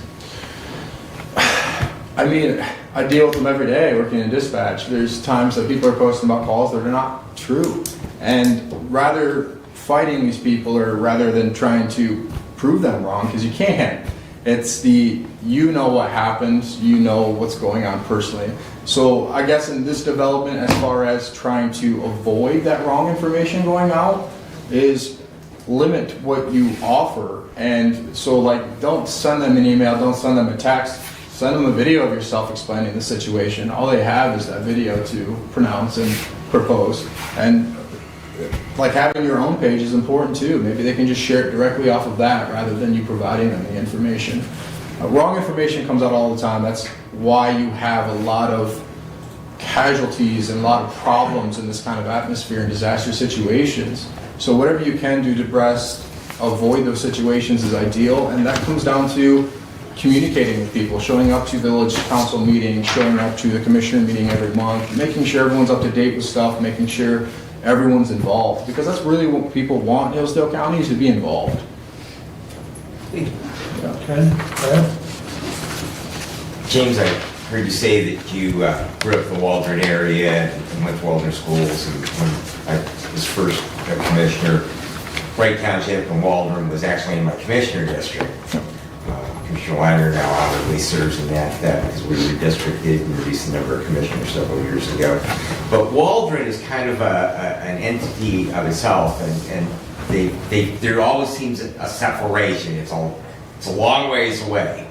And I can recall in attending village council meetings down there that many of the residents would talk about difficulties in access and service. So in that context and your unique experience, tell us how that you would bring those diverse and sometimes isolated populations like seniors, like the components of our various school districts. Our education system is comprised of public schools, public charter schools, and private schools, and some of them are larger, some of them are pretty small. And we even have homeschool groups in the education component. We have commercial businesses. We have a wide variety of age groups. So talk to us of how that you would take and create some commonality and get those various groups engaged together in emergency preparedness. It really comes to showing up. And what I mean by that is like, yeah, everyone can make a phone call, everyone can send an email, but who's going to be that person to show up at these village meetings or show up to the school and show you care? Like, being there in person means 10 times more to people than a phone call, and it shows more seriousness. So these school things, yes, Waldron, coming from the dispatcher booth, Waldron is down there. The response time for officers to get to Waldron area schools is typically coming from the city of Hillsdale. So it's a while. So Waldron is one of the priority schools that needs to know how to prepare for situations. And that comes down to being an emergency director and knowing that and not necessarily prioritizing that school over others, but adjusting their system different than others. Just because the probability of having an officer there in 5 minutes isn't likely, where it is for Hillsdale City. So we need to make sure these teachers, everybody's prepared for the case of a severity situation. It's the same thing with senior personnel. Working the 800 megahertz stuff recently, your senior personnel doesn't follow social media, doesn't follow other aspects like that. So how can you get a hold of them? 90% of our senior personnel still show up to village meetings. That's a good way to get a hold of them. Going to senior citizen centers, speaking to people, because they're still impacted by this kind of stuff. So like I said, being there in person is the number one thing for me. My schedule is completely open, so that never affects me in any way. I'm willing to make a drive to make sure people are safe. So that's the biggest aspect for me, is making sure, and the homeschools, getting, because they still have to report to somebody. If you're being homeschooled, you still report to somebody. So it's not an unknown factor that the kids are being taught here or in a scenario like that. So getting a hold of the right personnel to find out who's homeschooled, where they're located, and still communicating with them in both situations. Because they're still typically coordinated with a school. It just depends if it's an online program, it depends if it's a local program. So getting a hold of that kind of information is ideal as well. Thank you. Yeah. Okay. What are the phases of emergency management? Phases are typically your local, your state, and your federal. Local means basically using your local resources. And that doesn't just mean fire departments, police personnel, or emergency crews. That means using your citizens. We've noticed this last year in Hillsdale County, our community, when needed, comes together. So that's a big accomplishment for us to have as a county, is our community involvement. So using that as a local benefit as well is amazing. Having these churches that are willing to open up for people, having good school programs that are willing to open up for possible like med care situations. So that falls into your local aspect. And then obviously, like I said, getting hold of Mr. Robert Wolf, the district coordinator. If we need to go to a state level, which is typically for funding purposes, or if we just need more personnel to come down and help. And then you reach your federal, which is typically your National Guard, people coming in from the federal level and assisting. So those would be the steps there. Thank you. Kevin, what experiences do you have with budget development within a government agency? So the hands-on budgeting is not something I'm familiar with. It is something I am absolutely willing to learn. The most budgeting experience I've had was budgeting a high school varsity baseball team. And then obviously personal benefits as well. It is something that I constantly see affect our jobs at 911 or affect emergency management, because like I said, it's always in the same building, so you notice when stuff changes. And I know like priority listing is very important in budgets. Like what comes to the top of the list? Are we gonna get a new system that can help benefit the county, or am I gonna get a brand new flat screen TV for my office? Like you have to learn that budgeting form just to prepare. Like I said, I've never written a budget. I've heard we have one of the best budget writers in office, Mr. Derek, so I would love to learn from him. His cousin Julia told me about him, said he's awesome, so I would love to learn from him and learn his ways. I also know that there's plenty of classes I can take personally to grow in that area, so it's definitely something. I know it's very important in a field like this. I know how budgets work, and I know how they're timed, like we've talked about before. Their budgets are timed. You have to have certain qualifications. You have to have, I think that was one of the reasons we got FEMA and NIM certified, was actually for a budget. Going back to that question. But yeah, so it comes down to just preparedness and knowing what you have and knowing where you need to budget mostly. And like I said, the writing the budgets, I would be fully willing to learn. I'm a fast learner. I'm pretty sure I can get that down. Okay, Brett? Describe a situation where you had to make a difficult decision under pressure during an emergency response. There's many to look back to, but one that sticks with me, without going into too much detail, we had medical to juvenile in the Jefferson Township area. There was a mapping issue that we had interior that's been resolved now, but it didn't tell our dispatchers what agency for EMS to send. So natural instinct, I sent the closest, which was REU. It came down to, after the initial dispatch, it came down to looking at the map again, and I can justify now that it was Hudson's coverage. I continued REU, then started Hudson.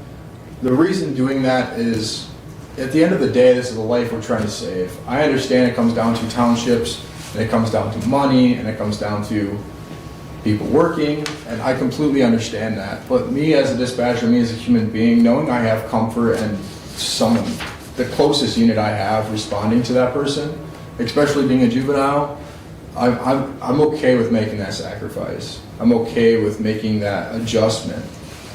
Was there backlash and was there communication? Yes, absolutely. There was communicating, why did you do this? And as long as interior for dispatch, as long as we can explain to our management personnel why we did something, and typically it's to save lives, they're completely understandable. So we got our system updated where it now says that, but initially looking at the call, I seen that REU was closer, so I sent them, and then I made the adjustment. So we can make sure we had responders en route first, and then we can figure out what the issue is. So that was a mistake that was made, but like I said, it's been corrected, it's been resolved the issue, but yep. Brett, another question, please. Do you know how big Hillsdale County is? Population, square miles? I do not. So I know, obviously, I can look at a map and I can tell you a lot of things. My experience with Hillsdale County is we are a small county. But typically when stuff happens, it's pretty big velocity. So compared to our adjacent counties, we are a smaller county. I do not know the exact population. That is something that, as an emergency director, I think is very important to know. So that is something I will do my research on and develop and learn as a personnel. But I cannot answer the population question. Okay, Kevin? Why are you qualified to be Hillsdale County Emergency Management Coordinator? Me as a person, and like I said before, constant development is a big thing for me. Not only myself, but as a county, and I see this county developing all the time. So in an area that I see has been lackluster for a certain amount of time, I think can be developed into a great position that people respect and know. I have a list of a lot of my qualifications, or a lot of my certifications here for you guys. I can leave with you after my interview. And it's not even just the certifications, it comes down to personnel, and my relationship with the local departments is very good. I have a very good relationship with the Sheriff's Department, a very good relationship with MSB operations, even going up to a couple sergeants. And same thing with fire departments and REU. That's one benefit from working at 911 that I will take with me forever, is the amount you can speak with these people. Mr. Benzing, you know well aware of how many times we've talked on the telephone from you calling and getting times for calls. You talk to people every day, so that's right there is your time to show people what you can be and who you can be as a person, even just over the phone.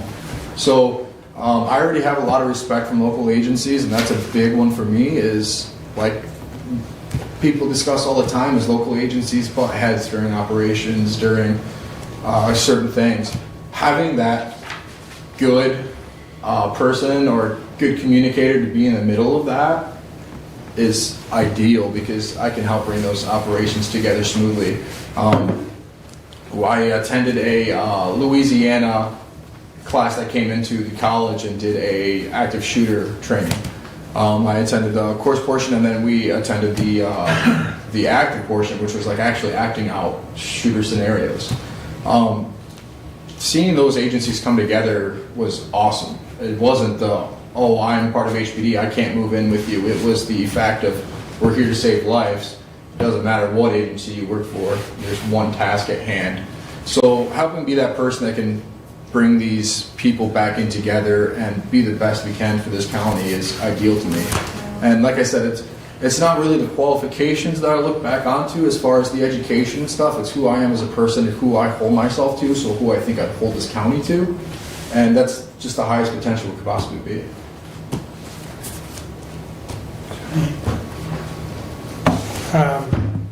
Can you give me an example or examples of important infrastructure within Hillsdale County that may fall under emergency management in the event of terrorism or natural disaster? Yeah, so after doing some research, we have a chemical factory actually down on Uran Street, right down the road from us. I don't believe they hold chemicals anymore after communicating with our current director of emergency management director, but stuff like that. So it's not just looking for natural disasters, it's looking more man disasters cause more harm most of the time. So it comes back to factories handling harmless chemicals, even transports of harmless chemicals coming through the county you should know about. So being involved with that kind of stuff, looking back at an example I found more recently is the firework facility we had in our county years back. There's so many different ways that we can look into companies and make sure they're following right procedures, make sure things are up to date to help avoid situations like that. So, and it even comes down to schools. Like, one kid has a disease and it spreads. Like, we all know how sicknesses happen. So making sure schools are prepared for any kind of outbreak, anything like that, is highly important. Like I said, man-made disasters are more common, especially in our area, than natural disasters. More natural disasters, the snow aspect, the roads getting cleared, that's all communication that comes, that director of emergency management needs to correspond with Hillsdale County roads, make sure certain roads, prioritized roads, EMS routes are cleared. Like, that's something we just have to pay attention to and make sure is being utilized properly.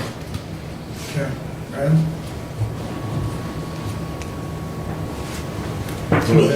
All right. So, can you tell us at least 2 institutions, agencies, public or private, within the county that have a person with the title of emergency management director? Bonus points if you can identify who that individual is, and how will you outreach them and engage them in our local emergency planning committee? Yeah, so I know the college has their own form of like a director or a personnel in charge of emergencies. So I do not know their name, but that is something obviously with the position or even just naturally I will come into guides with, hopefully. Communication with the college is very important in my opinion. That's a big portion of our city limits and our county. So being on the same page with the Hillsdale College is very important. And another one would be MSP Operations has their own emergency management. Obviously, they're actually the head of emergency management, but they still have their own personnel directed towards it. So again, it comes back to utilizing your local resources first and communicating with them and getting educated by them. That's the biggest aspect. Going and visiting what they do daily or what they titles ensure in their agency is important.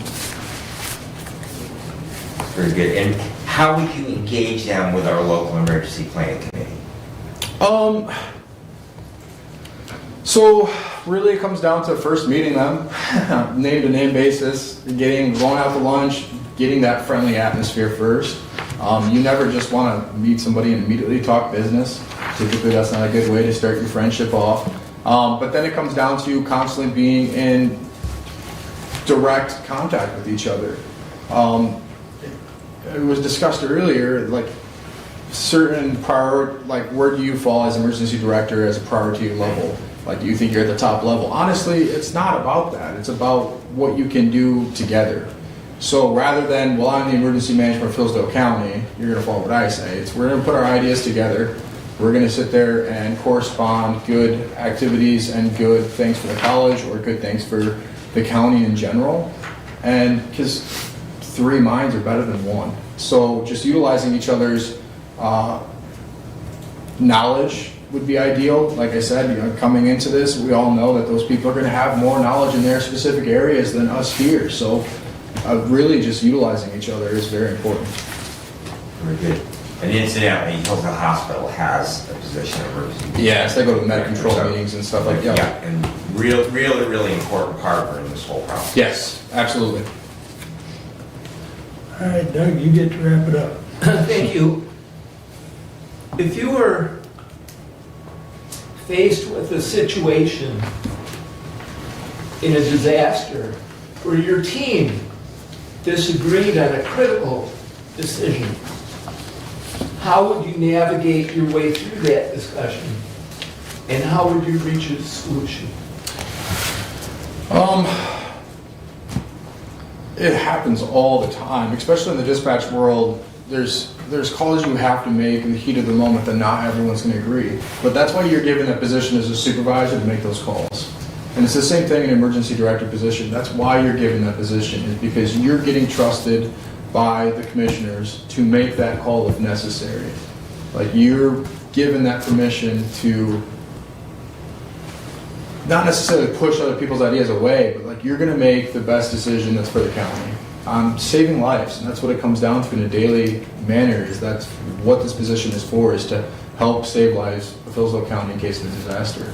So you're going to take those opinions, you're going to take everything in. It's natural, and you're going to have to like sit down with those people after you make the decision and discuss why they thought it was a direct, why they thought it was more important, or why their opinion mattered more than my idea. Because a simple conversation with people can go a long way, and I might not be seeing something that they're seeing from their end.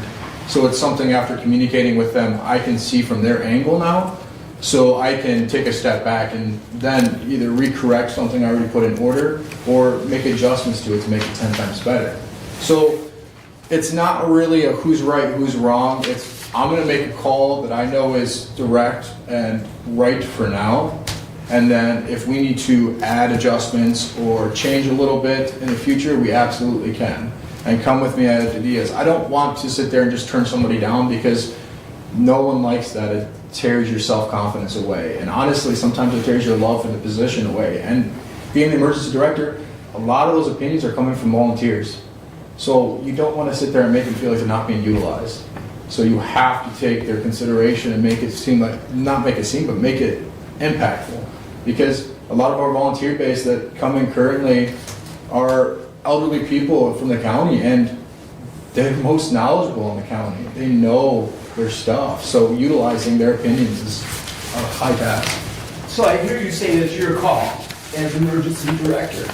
And if your disagreement is with the Michigan State Police and their management, how do you deal with that? So at a local level, it would come into my call, understanding the fact that I still work under commissioners. So that's another thing that I would bring to you guys as knowledge, and we would discuss it as a committee.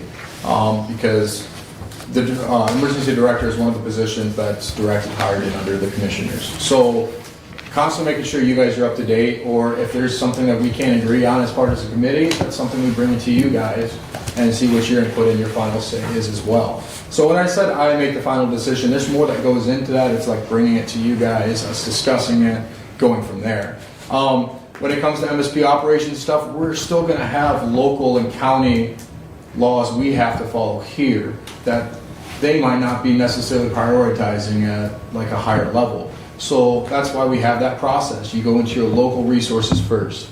If it's something I think is beyond our help, that's when we reach into those other operations. There's going to be guidelines, there's going to be requirements that the state's going to require, that MSP operation is going to reach out to you. So that kind of stuff's different. The stuff that needs to complete it, stuff that. But when it comes down to how our county is utilized in disaster situations, that's something us as a committee would discuss and come together what's best for our county. Because we have to protect people in our county first. Thank you. Okay, and that concludes our time, James. Alrighty. So, once again, thanks for coming in today, and thanks Yeah, for thank planning. you for having me. And as I said previously, we may or may not make a a decision today. The board will discuss this a little Absolutely. later in the meeting, so. Awesome. And then I will leave this here as well. Like I said, it's just a couple of my certifications and stuff. Definitely not all of them, but just so you guys have them. All right, we'll take a look at it. Awesome. Thank you. Thank you. And like I said to Jason, you're welcome to stay, Okay. or you can take off. It's either Awesome. way. All right, 'Cause I thank know you. we've got at least an hour to go yet. With that said, I request 5 minutes. I was gonna ask if anyone wanted a 5-minute break. We will take a 5-minute break, Thank gentlemen. you. Good luck. I have 11:10 on the iPad, so we'll reconvene at 11:15. Maybe you can sign that. Oh, yeah. Needs anything Okay. board-wise. What time did you have to leave today? Noonish? No. No? Okay. One, We're gonna run over, but yeah, one, we should be out here by 12:30, I hope. that's what you said. But you said 12:30, that's, I can even quarter after 1, 20 after 1. Okay. And if I'm late, I'm late. I mean, Yeah, we'll do it. I'm gonna do my best to keep this moving. Brent moving those two items isn't gonna help my time thing, Until it but started getting going, I'm like, what? anyways. yep. Okay, we're gonna drop this off. Did you have something in for the LBFA? So I hate to use this. Yes. as my- On the Yeah, agenda today. We'll- Next time. Well, actually, that was in consent. so that was in passed. consent. Yeah, I think Um, that's done. I will email That's that. standalone. Yeah, he can, Abe can email that. I'll get it signed and he'll email Awesome. it to you and to, No, as long as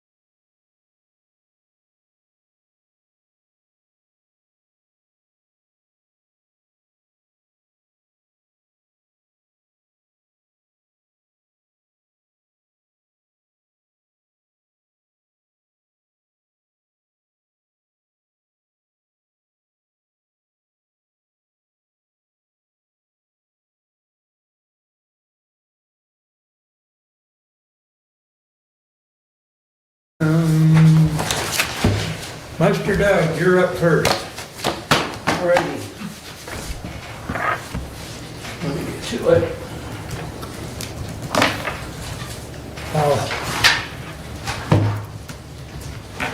We will discuss a little more on the interviews under personnel management, just so everybody knows.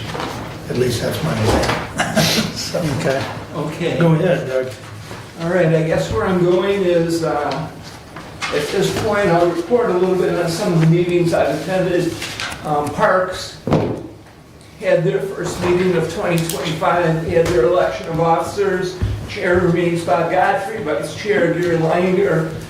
They also approved their park manager as Mike Wertz and clerk as Katie Kirkpatrick. They had much discussion on the grant that has been approved. They will outreach an architect to begin drawing up the plans to accomplish that grant. They had discussed as well hiring a project manager for the hands-on, day-to-day and following up of the grant's specifics. The money that is to be received from the state is a reimbursement dollars. So the dollars get spent and then apply for reimbursement. I did not realize that actually when we started the grant process, but that is how it's been explained to me, that it will be a reimbursement, which really is very similar to the grants that we get through the courts and other grants that we receive. The county money will be part of that, and it's unknown at this time exactly how that gets paid out. However, that also is part of the program to the tune of about $89,000, thereabouts. They discussed as well that it's time for them to renew their 5-year recreation plan. We heard that from Bruce Caswell. They're currently in year 4.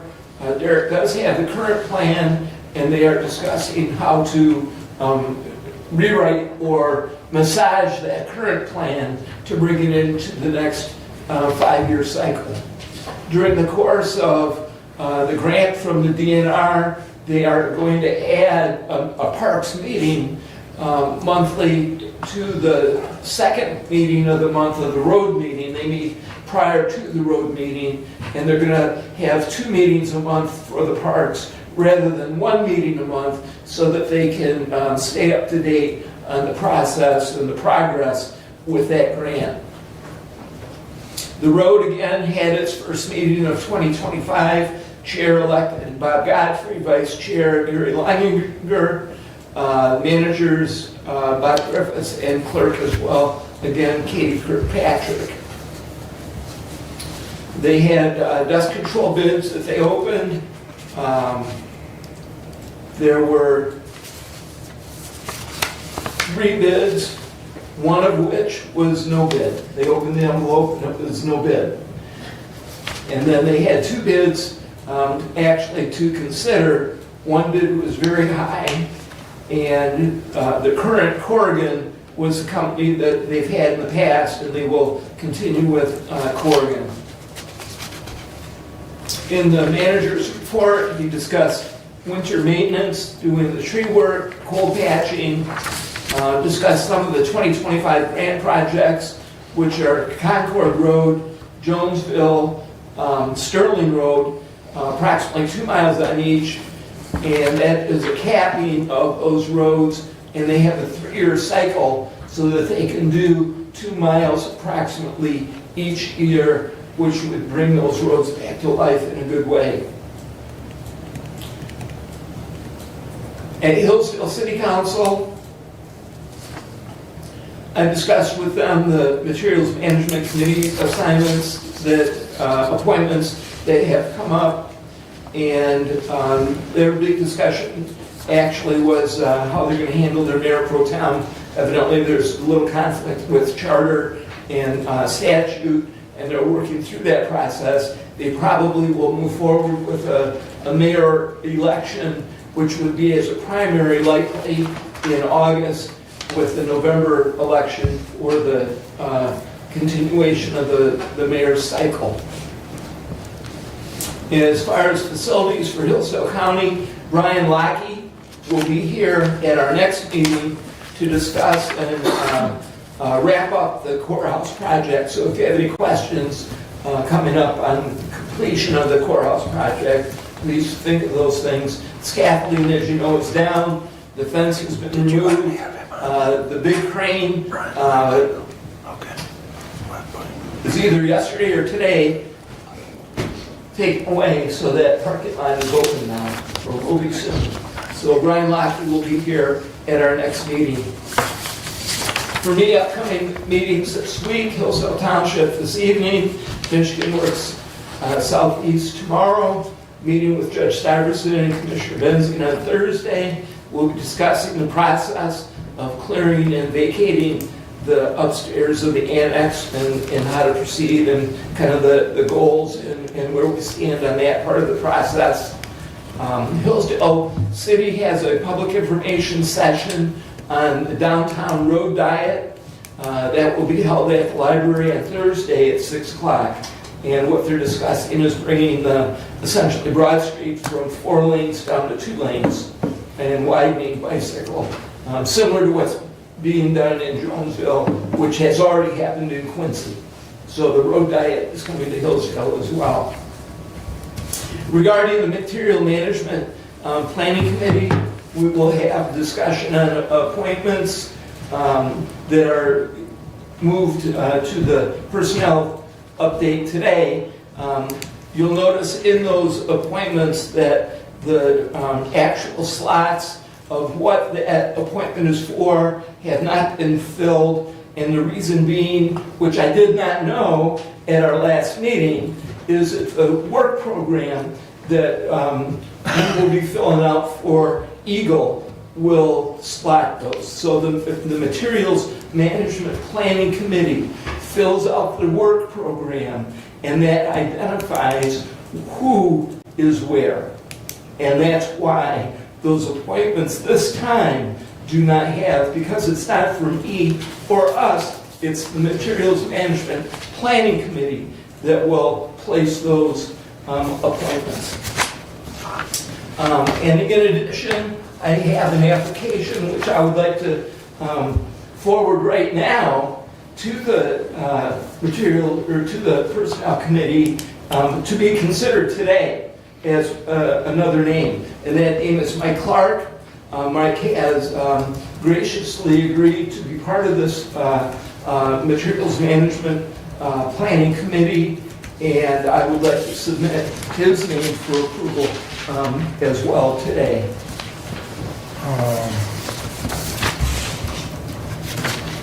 Well, we can add him as an amendment to 002 if the board so desires.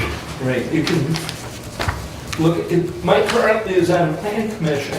He's already had an application at one time and has been approved. And so this would be another committee that we would appreciate having an opportunity to have Mike on that committee. Right. And I believe we saw that, didn't we? Pardon me? I believe you and I saw that application. That just came today from Mike. Okay, but I So- think it And was in an email. there's an email we were expecting an Okay, I application got from you. him. Okay. And if I might directly, Go ahead. thank you. I just want to add that Mr. Clark serves as the environmental group representative to our county planning commission, and there is a slot for a representative of an environmental group or organization that would be slotted. So he is ideally suited to serve in that role. Whether or not that we continue on with county planning commission, he has that background and ability and previously served in a similar role, and so he would be an excellent addition to that. Correct. And so I would like to add his name to the list today. When it comes to that point, please do consider adding Mike Clark to the other appointment that we consider. I can do that unless there's any objections when we get there. Okay, thank you.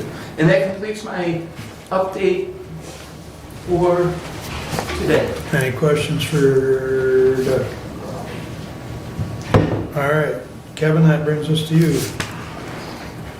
I've only attended 2 meetings so far, and that was just township meetings, and tomorrow I do have the Michigan Works one, and I have just this, One action item. yep, one action item. To the Honorable Board of Commissioners, we recommend that Hillsdale County Board of Commissioners hereby approve ordinance 2025-001, which will repeal the current Planning Commission ordinance, which was adopted on June 22nd, 2021.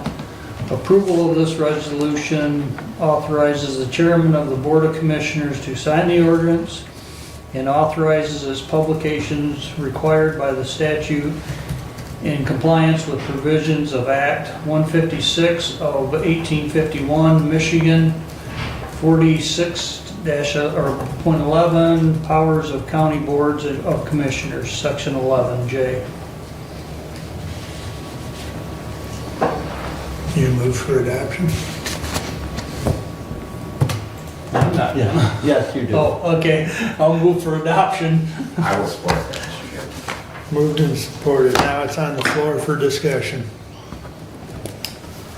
We've had this at previous meetings. I'm not sure how much more discussion we made, but go ahead, Barry. Thank you, Mr. Chair. I served on the Planning Commission as a township representative. I chaired the Planning Commission. In my tenure there, we struggled to obtain a quorum to be able to conduct business. This body has made every effort, I believe, to breathe life into and resuscitate the Planning Commission. We have budgeted for those people who are not employee type positions like the ISD superintendent, but members of the public or other organizations, we've offered to pay them a per diem, a small financial incentive to at least compensate for the time away from whatever they were doing.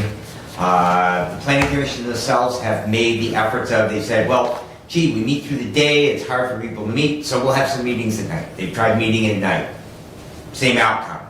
Struggle to get quorums.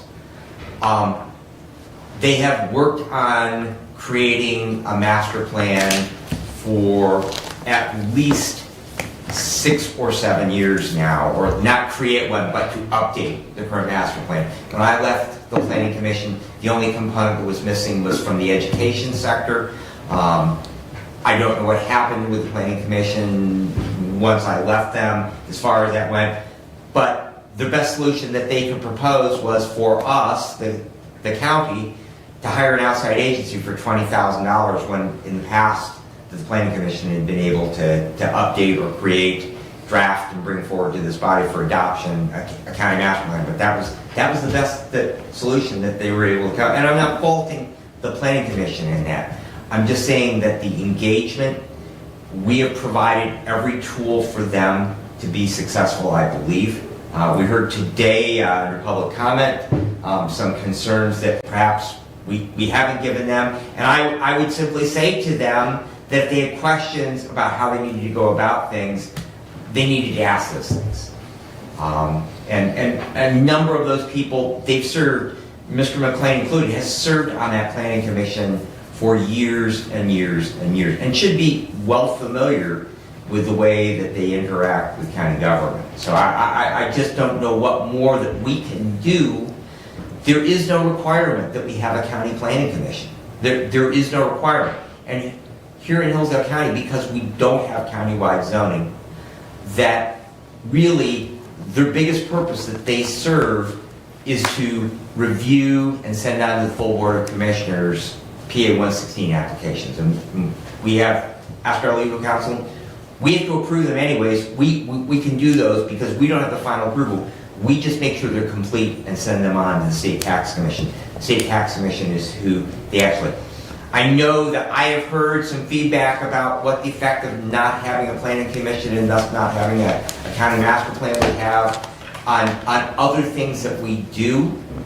And I really don't feel that they will have. One of the things is, well, the grant we just got for the parks. We don't have master plan, we can't integrate our recreation plan in that master plan. Well, I know for a fact that where our county parks are located at, those units of government all have zoning, and they all have planning commissions, and they can integrate into their township or city master plans that recreation plan if we need one, and they have recreation plans of their own. And so I don't see the benefit of continuing to have something. And my final point on it is that, you know, I believe that all the people who serve in these positions are committed to the concept of limited government. And we rarely have the opportunity to make government just a tiny bit smaller. And I would say this is a great opportunity that we can vote today to make government just a tiny bit smaller and make it maybe a tiny bit easier and reallocate the resources that we have committed over the years to the Planning Commission, whether that be in personnel to free them up for other commitments and to serve in other bodies, or the financial dollars, small as they are, that we budget every year for our Planning Commission, that we can reallocate them to other areas where we perhaps can have an engaged group of people and have effective outcomes from their service to our community. Thank you. Other comments? Commissioner Benzing just mentioned that this is an opportunity to vote to make government smaller. And later on, we're going to have a resolution where we're appointing more members to a new commission that we decided to create that does not make government smaller, it makes government bigger. And so I would ask Commissioner Benzing if he wants support on this motion to make government smaller. Where does he stand on the appointments to the Material Management Planning Commission? Do we continue that, or we go back to the state and say, you know what, we're not going to do this. We're not going to tell the residents that you have to get to 40 or 50% recycling locally in the county. We're not going to develop a plan that says that.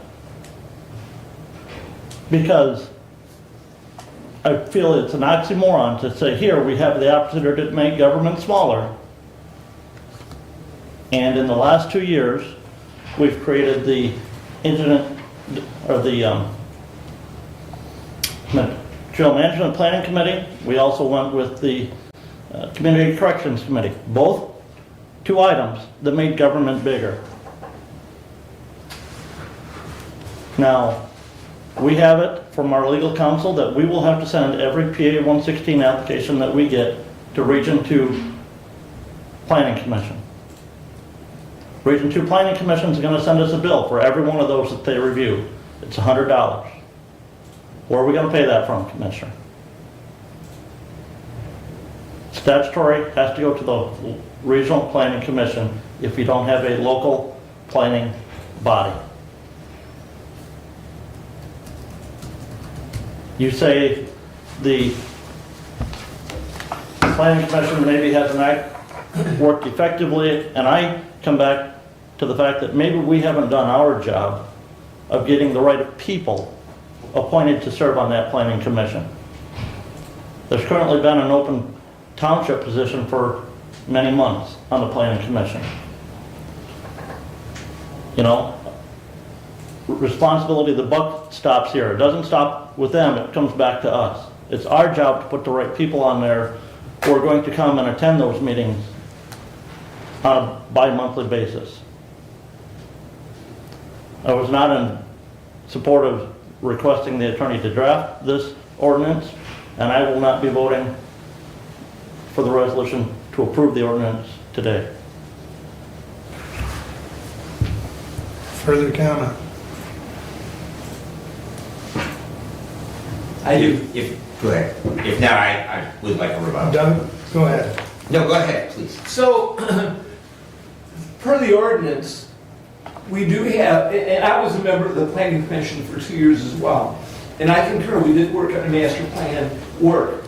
It didn't move anywhere. You know, they were spinning their wheels throughout that whole time in terms of trying to get together with a how-to massage and make the current master plan a new master plan that was usable. We do struggle to maintain members. We do struggle to have quorums. As a Board of Commissioners, the Budget Committee does not support the Planning Commission.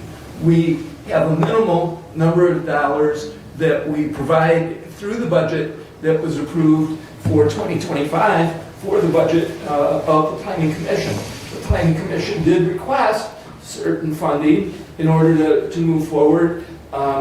Whether they were authorized to request that funding or not, the Budget Committee was very firm and very strong in showing that they do not support the Planning Commission with funding.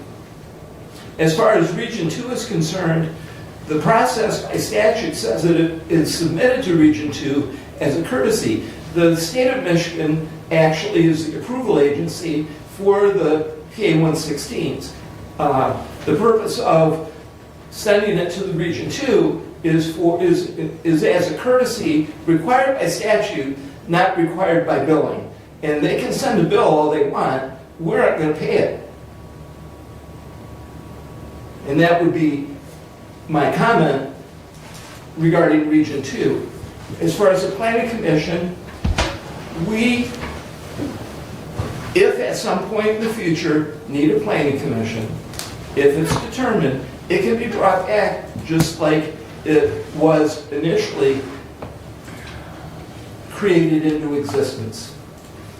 As Commissioner Benzing says, regarding specifically Lewis Emery Park and the DNR grant, Hillsdale Township is a zoned community. They have zoning, they have a planning commission, they have a recreation plan, they have a master plan.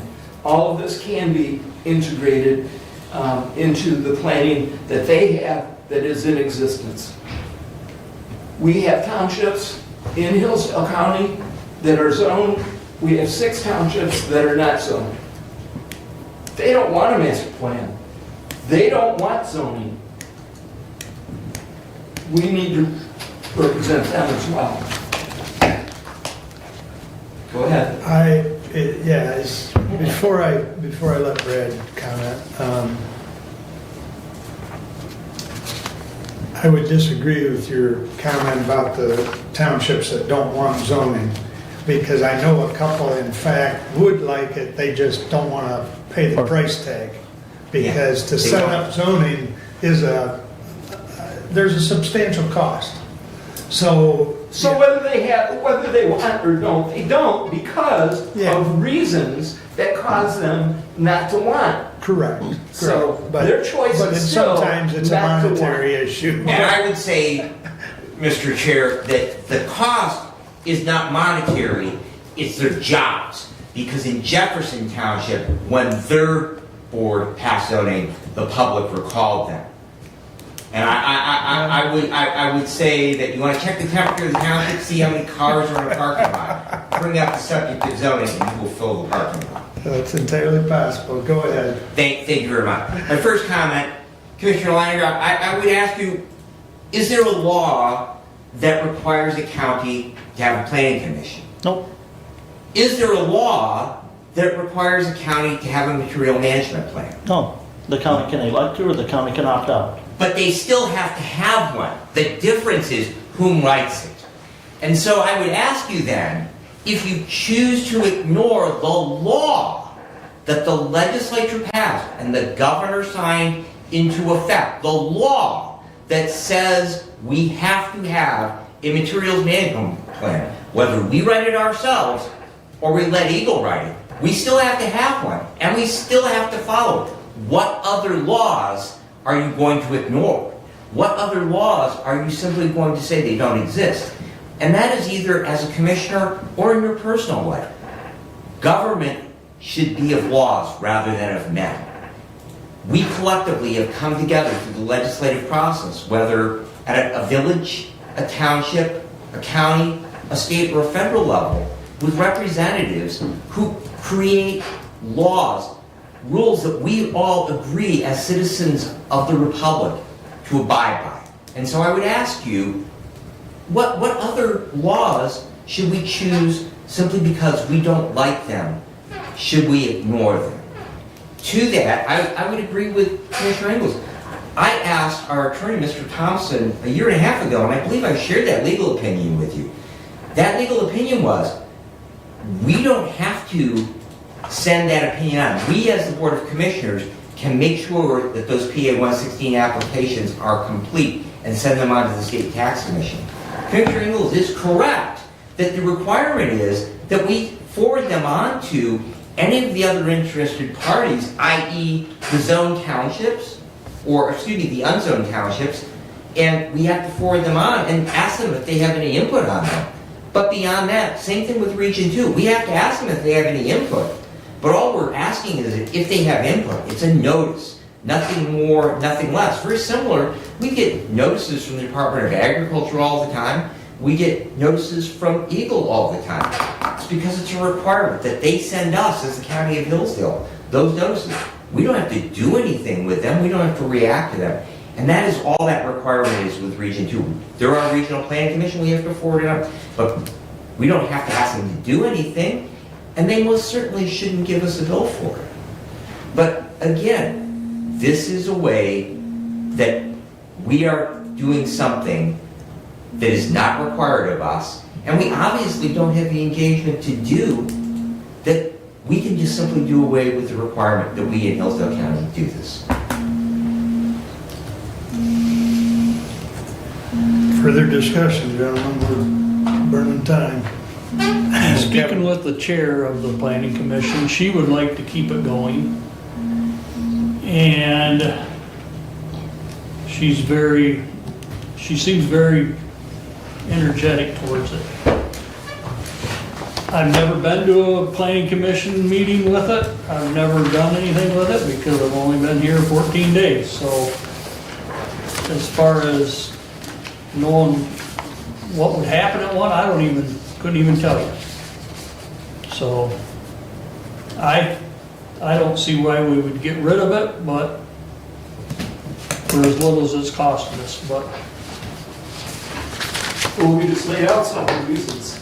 I understand. Okay. That's your opinion, Doug, and Yeah. everybody has their opinion. Yeah. And that's your opinion why you think it should go away, and my opinion is it could end up costing us more the other way. Could.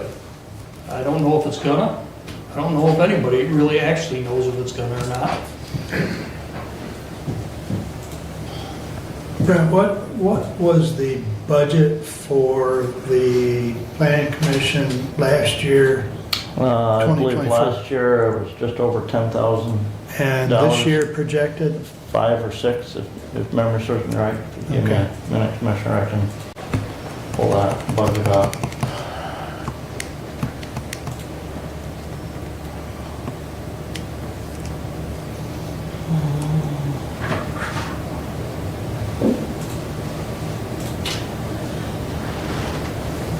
You know, sometimes you don't know the full ramifications of actions until after the action is taken.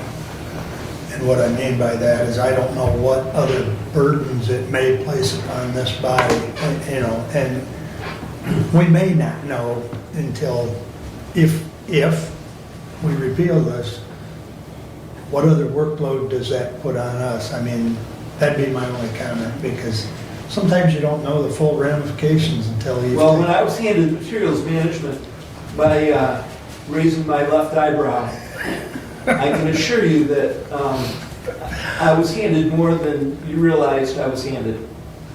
Agreed. And I'm setting that table the best I possibly can. Agreed. And so that would be true as well for the planning commission Agreed. or any other body that we deal with. We would step up. Understand.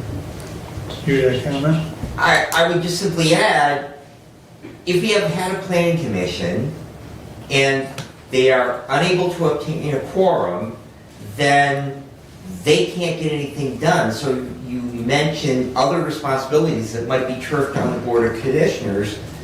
At least we have a quorum. At least we can actually do something. I understand. What'd you find there, Brent? I can't, on the 9-page summary, can't find it real quick here, so. Well, it's, Substantially cut. It's in yeah, that, I well, remember it being less for 25 It than was 24. less. I just, and it's immaterial of the exact dollar, I just know it was less than the 10 or 11 that it was in Yeah. 24, so. Planning Commission, 5,089, and last year it was 10,094. Okay. Understand. Any further discussion? We have spent 20 minutes and then some. If not, we'll call for the vote. Commissioner Collins, No. Commissioner Wiley, No. Commissioner Benzing, Yes. Commissioner Leininger, No. Commissioner Ingalls. Yes. The issue fails. Pass. Fails. What? Fails. Or fails to pass, right? Yep. Just fails. 3-2. This is one of them strange ones, how the, yeah, anyways. All right, anything else, Kevin? No, I guess not. 'Cause this other one will just go by. Yeah, that was part of the resolution. Yeah. Yeah, all right. Any questions for Kevin? Other than welcome aboard and hang on for the ride. Brad, you're up next, sir. All right, I will begin with my action item 2511. We, the Board of Commissioners, authorize the chairperson to sign the memorandum of understanding between the County of Hillsdale and Reading Emergency Unit to address sharps container disposal for the County of Hillsdale, and I would move for adoption. I'll second. Thank you. The MOU is included, it's relatively brief. The backup on this is there was a request made to the opioid committee to fund this because the question always comes up, where do the dollars come from? We were given by Prevention Works through some opioid mitigation funds. They purchased cabinets and containers to be sharps disposal containers in all of our public restrooms, and those have been deployed. The question came up, how do we get rid of those sharps containers on a regular basis? And REU does have it in place to dispose of them, and they're willing to be our contractor for that. We have not formally approved the funding from the opioid committee. I believe that Commissioner Wiley did distribute that request. It was made approximately 4 months ago. For a total of $2,581.25. That would provide 5 years worth of disposal at the current rate, and it would also provide replacement for 5 years worth. There's 25 of those containers throughout the county, and it would provide for the replacement each year of all of those 25, so about 125 of those containers over that 5-year period. And I would be delighted to try and answer any questions if you had them. When you take in a container, do they replace the container? No, that we would buy them. They're $6 a piece, and that was part of the request from the opioid committee from opioid funds. That does fit Exhibit E, to prevent overdose deaths and other harm reductions, syringe service programs, and other evidence-based informed programs to reduce harms associated with intravenous drug use, including supplies, staffing, space, peer support services, referral to treatment, fentanyl checking, connection to care, and the full range of harm reduction and treatment services provided by this program. So that was the portion of the opioid settlement that the request was made under. Okay. And the request was, of that $2,581.25, $931.25 for the purchase of 125 at $7.45 for each replacement container. So we would be funding that. And we just buy them, and then facilities would have them in the event that they were, the thought is they're probably, even at a year's time, they're not going to fill up. So But the idea is if they do fill them, we would have the resources, and REU will accept them, we just have to call them and let them know we're gonna drop one off. Okay. And in that regard, Commissioner, I believe the statute requires that they be replaced every 18 months, whether they're full or not, and I believe they have to be replaced once they get to either 60 or 75% full. And that's according to, I think it's 75 if I, from, I can tell you, using those things on a pretty regular basis, that you know when they need to be replaced. right. The lid will They get up. basically, they work kind of like a mailbox, they've got a chute on the top, and basically you'll notice some resistance when you drop something in, that you might have to shake the chute a little bit. You know it's probably time then to grab another one and drop the one off. So. Commissioner, I would move to amend the resolution by adding the funding shall be paid for from the opioid settlement funds. I'll That's also support done. that. And that should take care of this that I passed out. Very good. Could you repeat that for me? Thank you. The funding will come from the opioid settlement funds, Right. and if you want the account number, Abe, send Derek a message. I thought you were gonna give it to him. And to that point, I do apologize, I handed it out. The opioid committee did meet last week, and we did approve it because Brad had rewritten.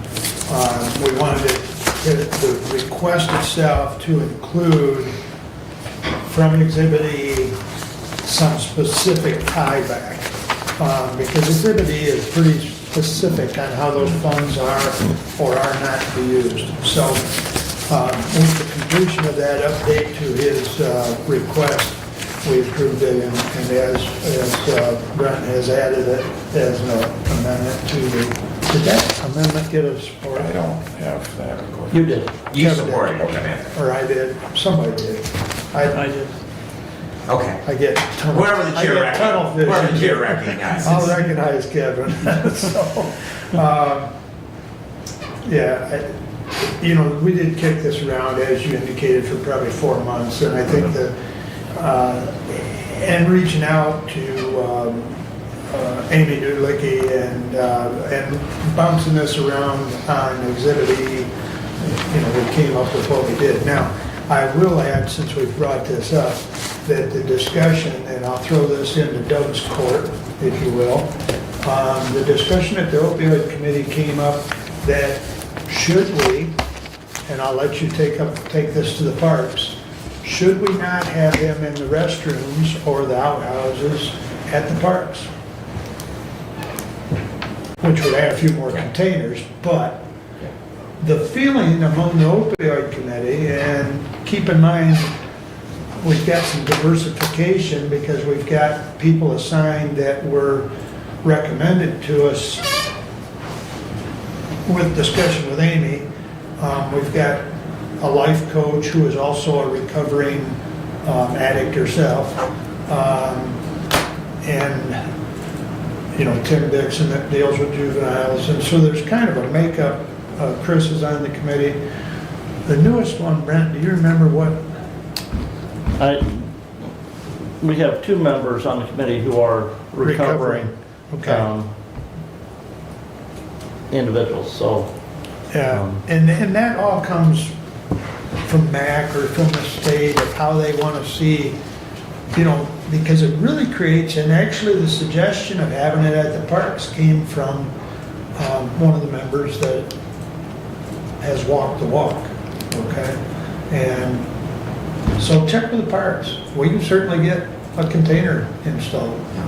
I think that's a phenomenal idea.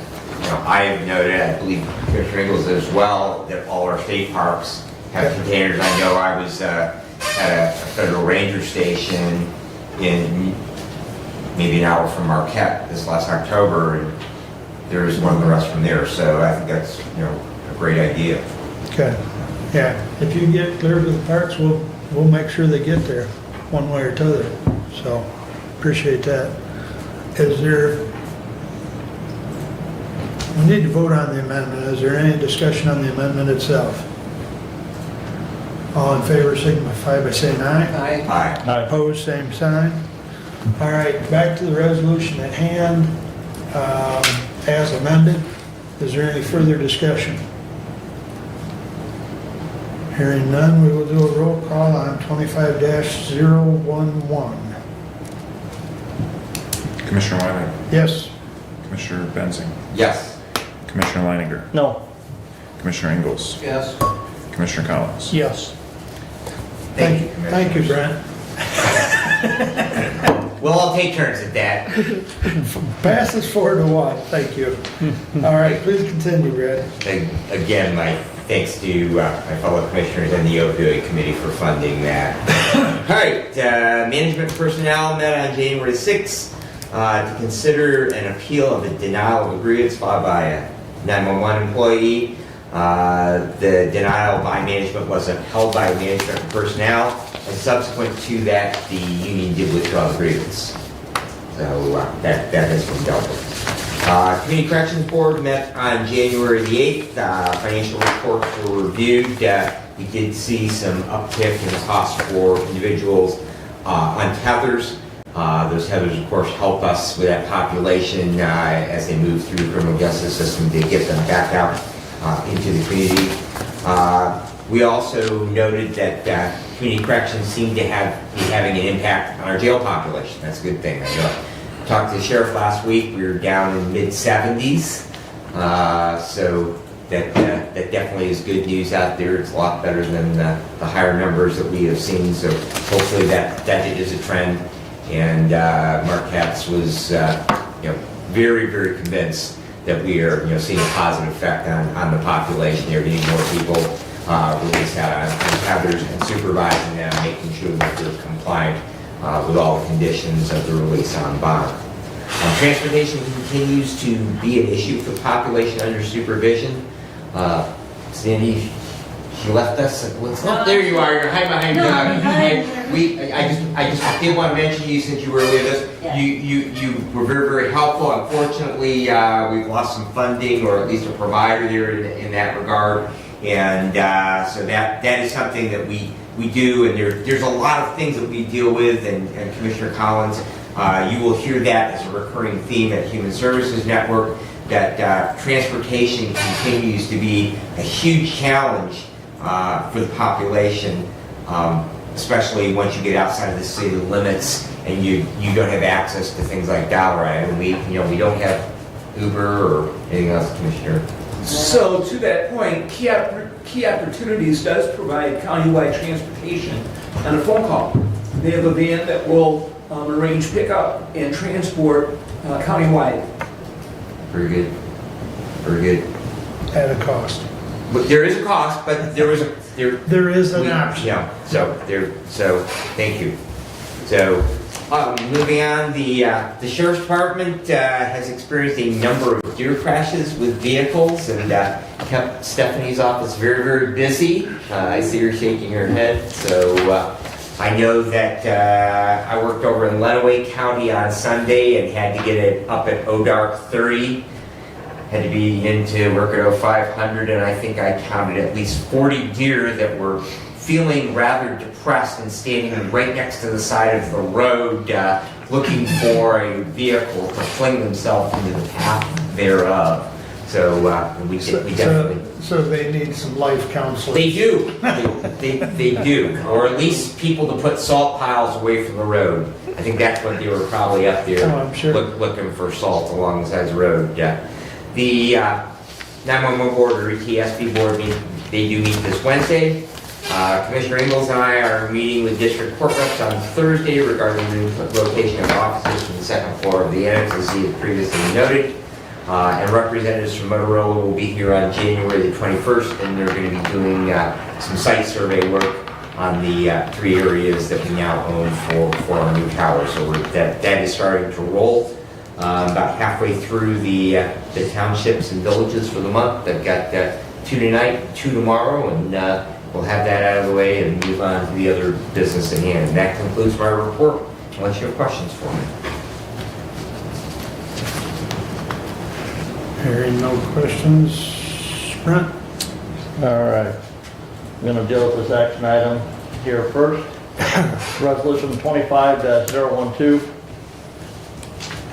To the Honorable Board of Commissioners, whereas the prosecutor's office has presented a need for the use of cell phones for 3 employees, and whereas the cost for the purchase of the 3 cell phones is $600, and the service plan for the phones for the rest of 2025 will be $1,320, and whereas the prosecutor's office has designated funds in the drug forfeiture fund to cover these costs in 2025, therefore be it resolved, the County Board of Commissioners approves the amendment of the 2025 general fund budget as follows. Increase expense account 101-296.00-850.001 cell phone operations $1,920. Increase revenue account 101-00.00-676.015 cell phone reimbursement $1,920. Respectfully submitted, and I move for adoption. I'll second. Kevin supports. I have some questions for you. If I may, first, Commissioner, as indicated in the resolution, the cost for 2025 will be paid for out of the county general fund, but will be reimbursed from special revenue fund, which is the that drug forfeiture fund that's within the prosecutor's office discretion as to where those funds go. So that's one of the questions. That has been cleared, that that's an acceptable use of those This funds. proposal was brought to us by the prosecutor's office. Okay. With that intended funding source for 2025. With that being said, though, we are using some fund balance out of that drug forfeiture fund to cover that cost in 2025. And that fund does not bring in enough revenue on an annual basis to cover that annual operational expenses going forward. So in the 2026 general fund budget, we will have to look at funding that operational cost for those cell phones out of the general fund budget going forward. Much like we fund cell phones for all of our sheriff's deputies out of the general fund operational expenses, and we fund cell phones for many of our maintenance staff or other county employees out of our operations general fund. One of the key issues for this is FOIA exposure. If a communication through a cell phone device is FOIA'd by somebody or subpoenaed, we want that device to be on a county device, not a personal owned device that then would potentially open somebody up to something that doesn't need to be reviewed. So this would be for county use only. Correct. And it would be for the 3, it says 3 employees, but it is for the 3 prosecutors in the Correct. prosecutor's office. So these account numbers, as far as the expense and the revenue account numbers, those numbers are within, Those are within just the general fund of the county. okay? Because we had already approved an expenditure out of that drug forfeiture fund, which is enough to cover that transfer that'll be coming into the county, that 1,900. So I guess my question is there going to be a cell phone line There will not- expense in Right. the prosecutor's budget going Right, forward? that first line there, that 101-296.00-8-850.001, Derek has created that line Line. in the prosecutor's office budget. Okay, okay. I just wanted to know where they are at, because IT, of course, procures them and Yep, makes sure that the accounts are set up and so on. I mean, as far as the phone correct. activation. Correct, and the prices for this were provided to the prosecutor's office from the IT department. Correct. Okay. Any other comments? So the current list of employees that do have county cell phones there are 1, 2, 3, 4, 5, 6, 7, 8 individuals that have county cell phones. In addition, every deputy at the sheriff's office, including the sheriff and undersheriff, through FirstNet. So there is, in the process by which department head makes a request to the IT department, the IT department checks to make sure there's budget for it. If not, the department head has to make arrangements, which has been done. Correct, And yeah, the so- prosecutor office did make that request to IT, and because, right, there was no So budget. the process that is in place was followed in this case.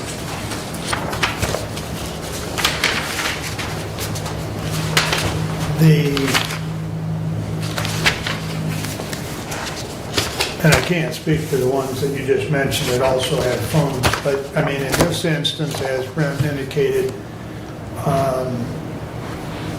text or voice messages from between the prosecutor and clients is foilable. And I mean, if they want to carry 2 phones around, that's their business. It's a little cumbersome. However, it does preclude the fact that their personal phone could end up being part of a FOIA or a subpoena. And so, with that said, I'm okay with this. My only reservation is that I don't want it to get out of control, because I don't think we want 100 and some odd No, cell phones. no, we do You know? have, you know, in our cell phone policy, we do authorize department heads to reimburse employees for use of their personal phones for county business, but Right. this is more of a litigation issue. Correct. And the need for that. I believe that these phones also are going to have some better camera technology on them than maybe some of the other phones that are out there, so. For $200 a phone? Again, this is a government purchase contract, so. I understand. Yeah.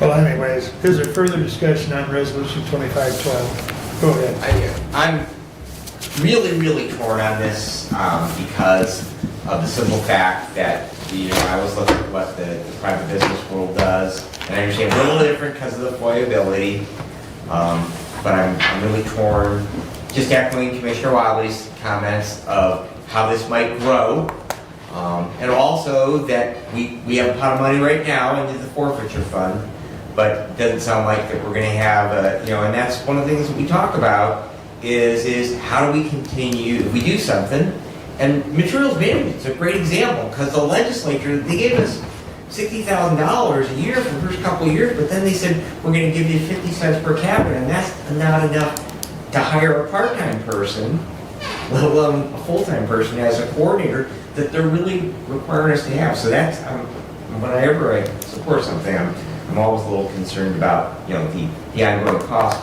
but, also how this thing could grow. And just, my final comment is I really find it interesting in that list of people who do have, that none of our 3 judges have a county cell phone. And I really find that interesting that, we have several department heads that do, but none of our judges do. Something I just thought about, and Budget can look into it because I don't know the answer, but, within deeds, there is a technology fund. No idea if some of that money could be tapped for that. Not for prosecutor cell phones, no, sir. Okay, well, just a You question. could buy phones and then hand them down a year later. But Yeah, that's a thought too, because that office has done that with computers.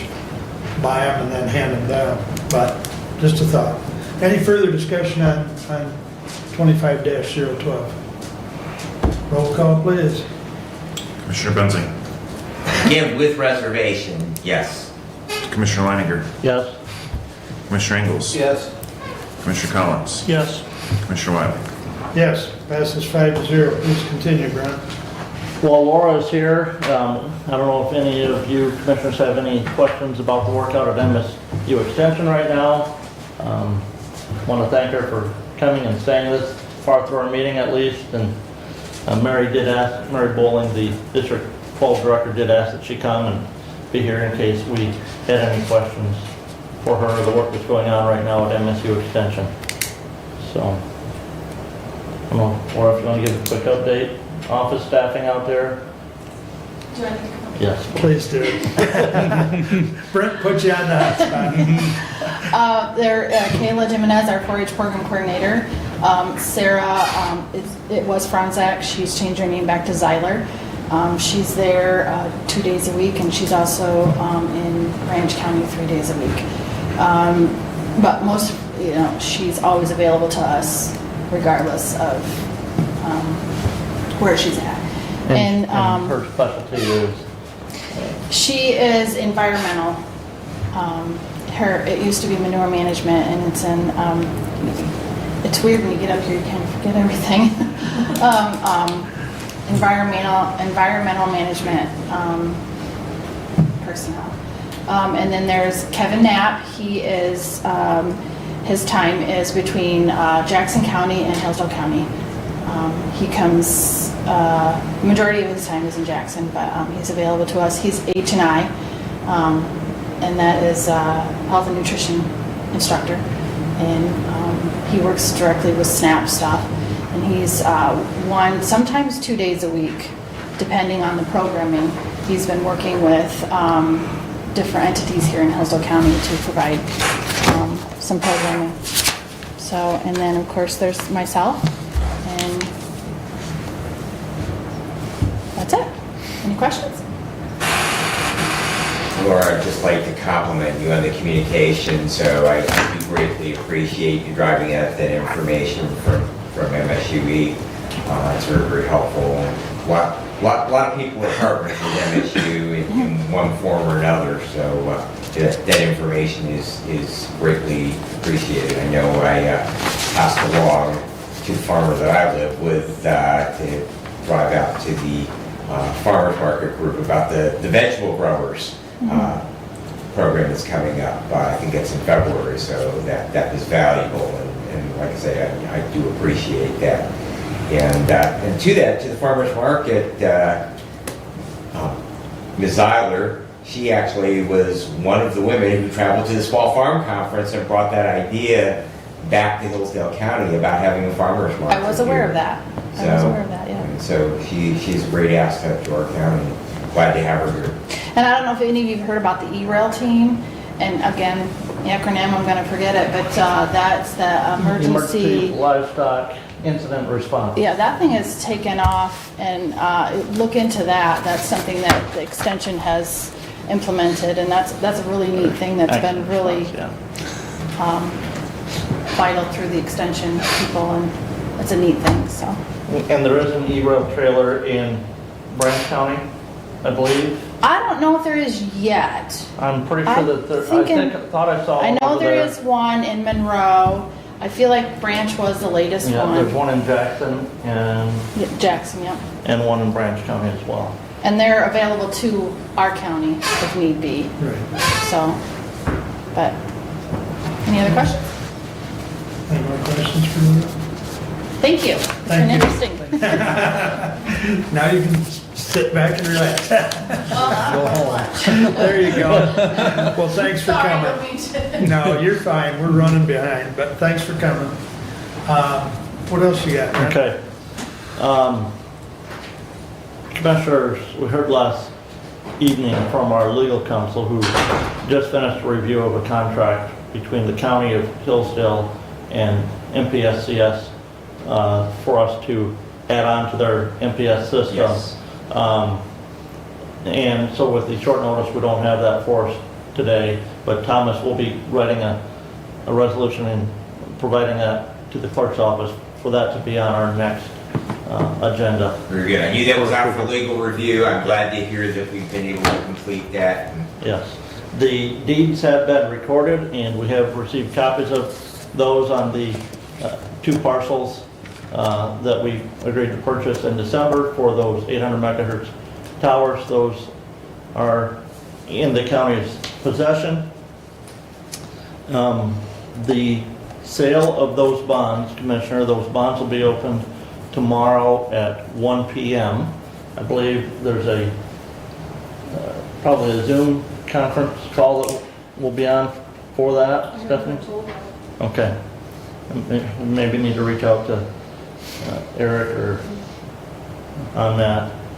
The resolution 24-148 that we approved in December of last year gave the permission to either the chair, the treasurer, or the finance director to sign those bonds once they're opened and the lowest costs are determined out of those. So, We're gonna share it. yes, and Stephanie says that right on many of them, multiple people have Right. signed those. So, all right, those are the authorized individuals to approve and sign those bonds. You ever borrowed that much money before, Commissioner? Close, but not, but not. You know how farming is, it's expensive. Yes, so hopefully those bids come in, with good rates, with the Fed dropping rates again, hopefully we get some good perspective on that. Well- And do you know, Commissioner, when Thomas is working with Motorola to schedule the kickoff meeting? So we were waiting to finalize that date because there's got to be a transference of funds to schedule that. So no, I do not have that date. I just know that they're waiting with bated breath to. Well, I would get it scheduled because we're anticipating receiving those funds by the end of the month. Okay. And that agreement with Motorola says, once the kickoff meeting happens, they're going to send another invoice, and we don't owe for 45 days after the date of that invoice. Okay. Right. So, Well, and we're on that timetable we got from, bond council? yes, we're right on We're schedule. right on schedule. So, and I believe the money on that list was January 30th, I believe. That's the hope. It may be after the first of the month. All Well, right, it yes. could, yeah. But I mean, right now, we're on schedule. Right. Okay. As many of you in the midst of local meetings right now, well-wise services meetings are next week. We do have a program policy and appeals committee meeting at Board of Health tomorrow morning. Board of Health meeting then is next week, Thursday. One of the things that we're looking at the Board of Health is updating our personnel policy to comply with the sick time off requirement that is currently set to take place on February 21st of this year. There was a hearing today at 10:30. The House had a hearing on two bills, one dealing with the minimum wage issue, the other dealing with the sick time requirement issue.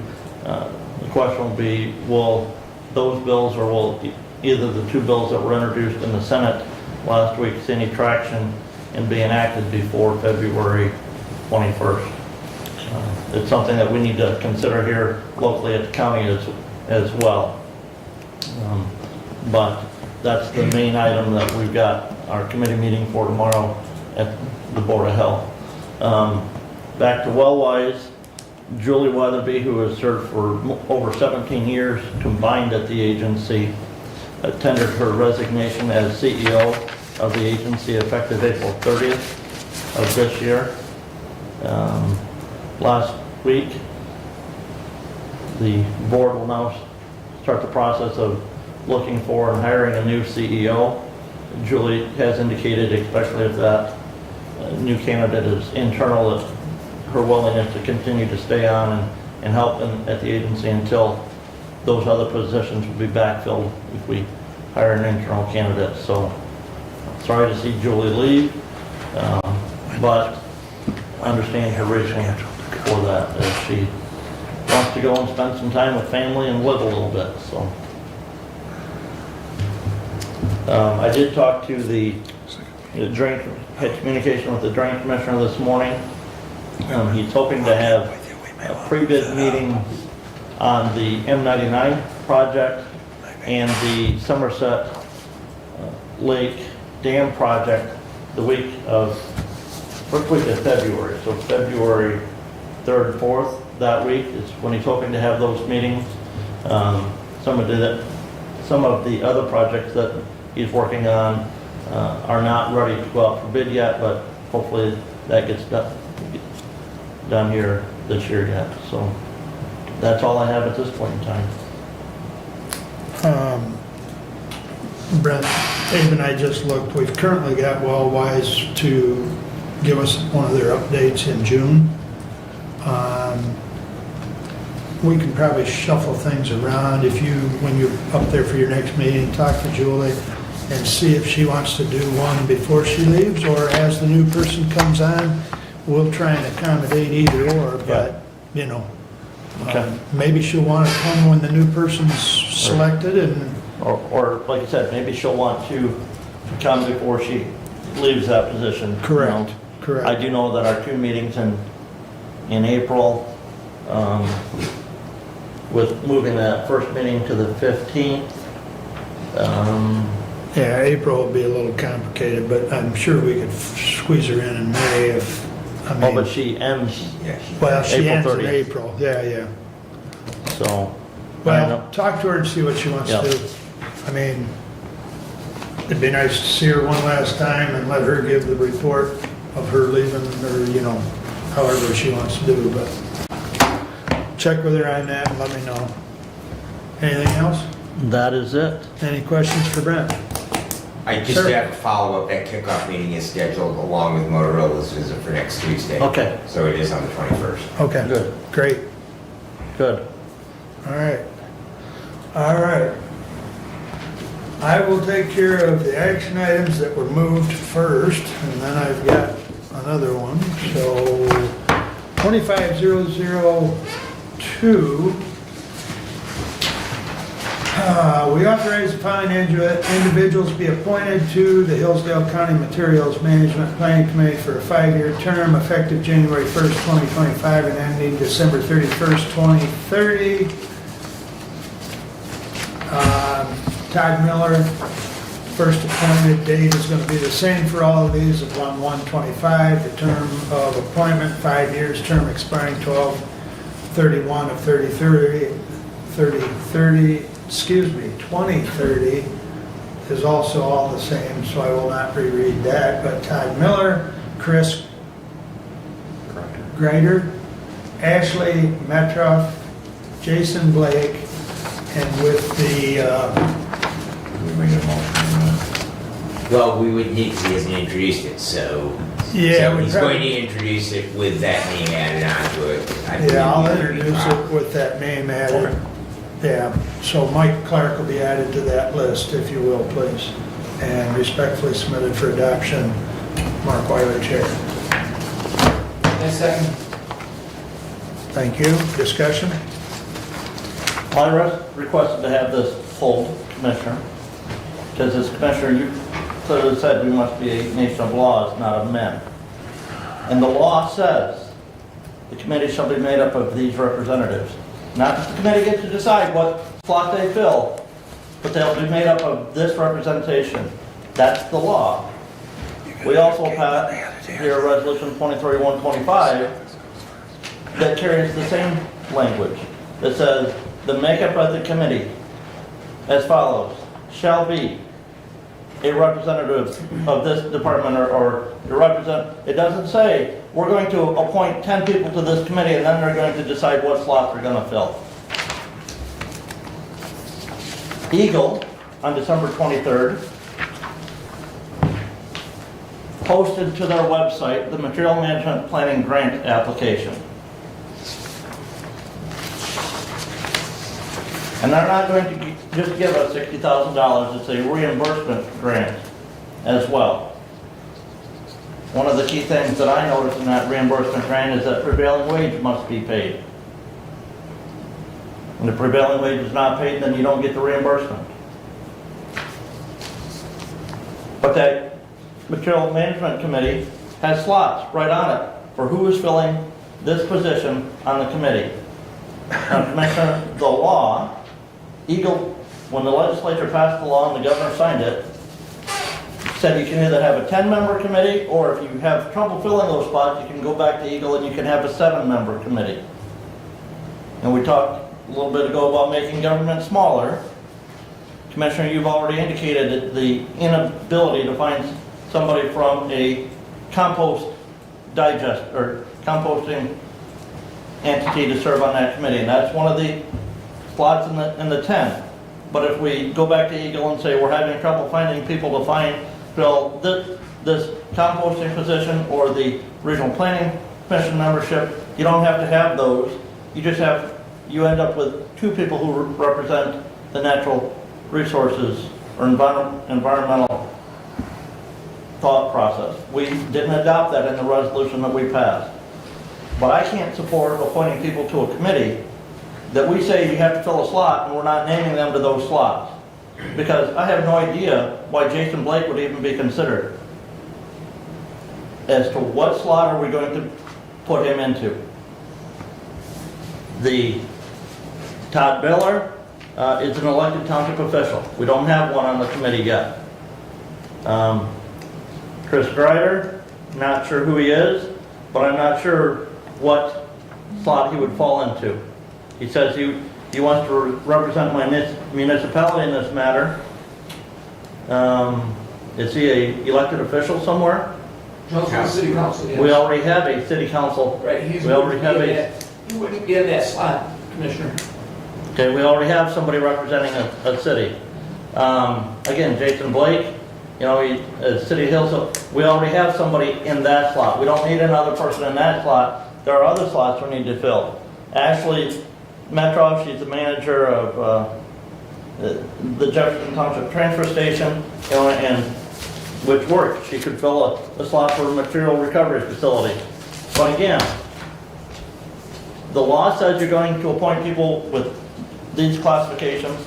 Our adopted resolution says we're going to appoint people with these classifications, and yet you bring forward a resolution with no designation as to where they're slotted. Correct. Was that a memo you got, or where'd you, because you were telling me that the committee could assign these, correct? Yes, an email from Eagle Okay. in their work program. The work program that's blank to be set by the Materials Management Planning Committee, and those slots, as Commissioner Leininger is talking about, those slots are open slots on the work program. Go ahead, Brad. Thank you. And, I too saw the notice about applying for the grants, and, as far as a reimbursement grant, I think this is a great opportunity for the county to spend a whole bunch of money to sue the state under Headley, because it's an unfunded mandate. They told us we got to do this, and now they're making us pay money up front, and it's not the first time that the legislature's played games like that to get around Headley, but I'm not going to advocate for that. I'm going to probably go with the person who knows the most about this in the room, and that's Commissioner Ingalls, who has traveled, whether on the county dime or his own, up to MSU to attend, and has invested a couple of days in sitting through webinars.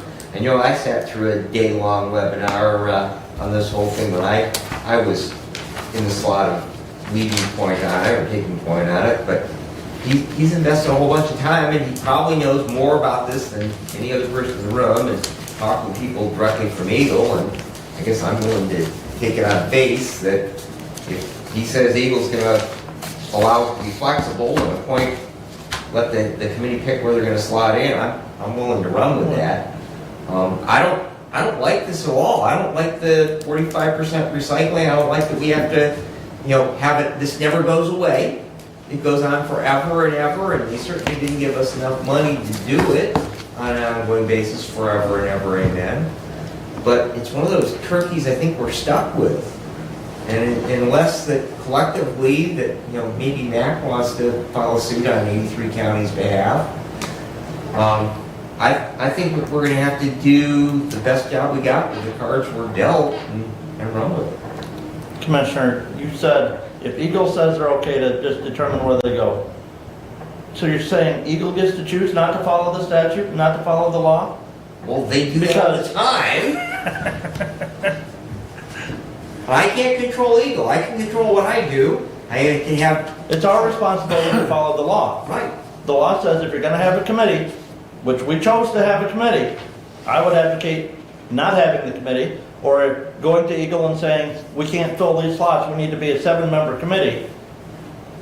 I would advocate, you know, at a minimum, going down to 7, because we all know the issues you get with getting a quorum at a committee meeting.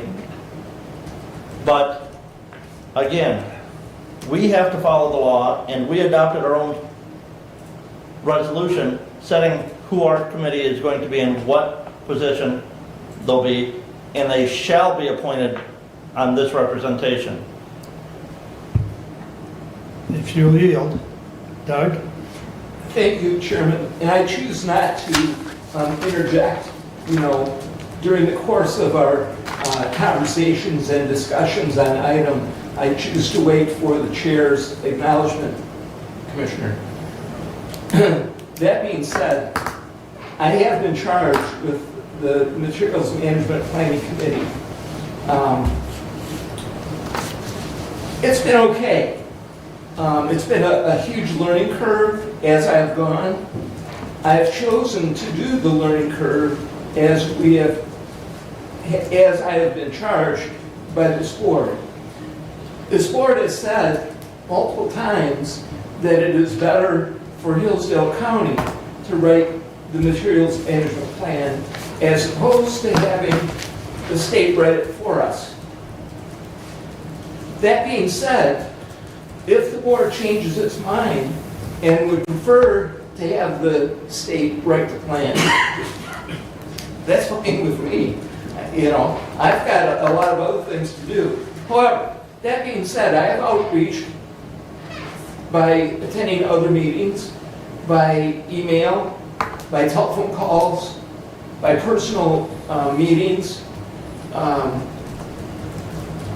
Many in our county that have initially not shown much interest, to tell you the truth, but have shown interest as they learned about the process and as they learned about the requirement from the state, and they also have chosen to be part of writing the materials management plan as opposed to having the state write it.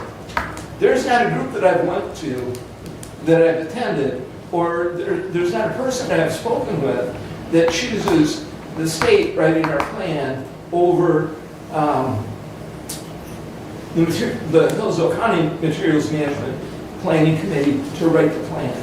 Now, that being said,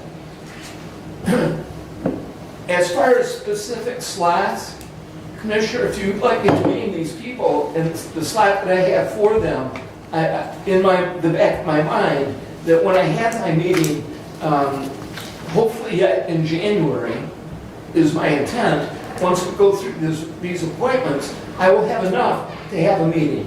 And will I have 11? No. But I will have 8, maybe 9, maybe 7, and that fulfills the initial orientation opportunity that we can sit down and discuss what this work program plan requires and who's going to do what and how it's going to fit together. And no, I don't know all those answers. I am more, rather than an expert in the field of materials management, I am outreaching folks that have more level of expertise than I do. I can set the table. I'm not going to cook the dinner. Okay? That being said, those people have been recruited by me, and they have agreed to be part of this committee. They are interested in this committee, and if you have specific questions about specific slots, I'm happy to answer what my thought is on that. I think it's better for the committee to write the plan and the program. And that is my intent. And if this board, as a board, rather than as an individual commissioner, has another idea, then I'm fine with that as well. But the motion and the support is in place to appoint these individuals to the committee, and I call the question.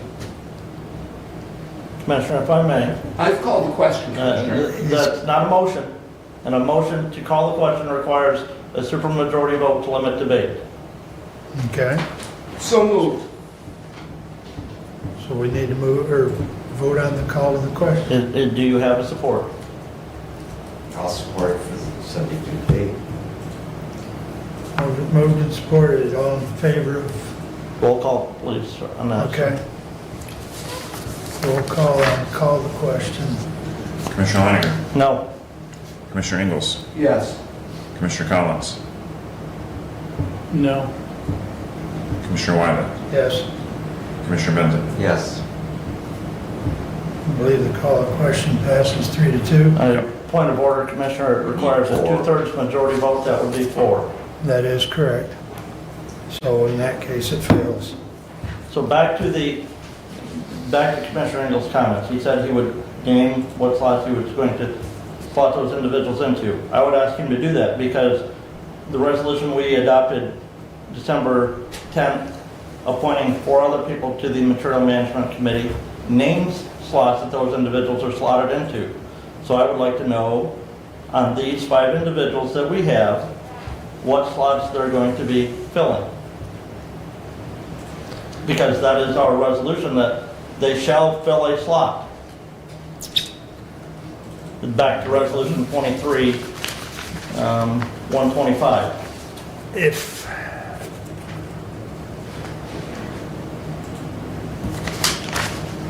at this time, Doug, are you able to list a slot for these 5 candidates? Yes. We can make that amendment if you would like. Well, I would fulfill the request of the Board of Commissioners. If that's what the Board of Commissioners wants me to do, I will. I would prefer to have the Materials Management Committee write the program and fill the slots. However, my request isn't a mandate. The board is going to tell me right now, and I will do what the board says. Well, I think to get off this thing and keep moving, that's what's gonna, we're gonna have to add a slot or a column for appointed positions. So. Is that consensus? I'm okay with that if the board's agreeable, if you want to run down the list.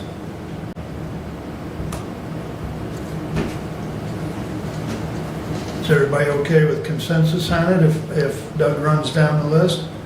I mean, I'm interested in hearing that's more. your request. That's our policy. I understand that. That's our resolution, Commissioner. We passed resolution 125, says the makeup of the committee shall be as follows. Right. A representative of solid waste disposal facility. I think you've read it. Yep. Let's get Okay. this done. Todd Miller is supervisor at Scipio. He would fulfill the slot for townships. Chris Grinders, Jonesville City Council person. He would also fill the Planning Commission slot. Jonesville is also a member of Region 2. Ashley Metroff is the manager at Jefferson Township. They would fulfill the role of hauler. What? Hauler, Hauler. H-A. Oh, yeah. Jason Blake is Director of Public Services at City of Hillsdale. They do composting with their leaves. He would be the representative for composting. Okay. And then Mike? Oh, Mike, Yeah. sorry. Environmental. Easy. Mike's an environmental interest group. Yes. And Commissioner, I thank you for that. I've had help along the way. All right. So As simple and painful as that was, we get this resolution all scribbled up. there's no, it was the consensus to make the amendment, right? I So would don't move to amend the resolution indicating those representative positions on the Material Management Committee. So now it's done by, Yeah. good, Motion. Okay. Okay. I like that better. yeah, understand. Do we have a support for that? I will support it. Thank you. Is there any discussion on the amendment? All in favor of the amendment, signify by saying aye. Aye. Opposed, same sign. All right, that's taken care of. Other than Caitlin's over there typing like crazy. Haven't sent it to her yet, 'cause I knew this was coming. Although this is quite entertaining from my perspective. All right. Now, I think we've addressed your concerns. Correct. Is there further discussion on 25-002 as amended?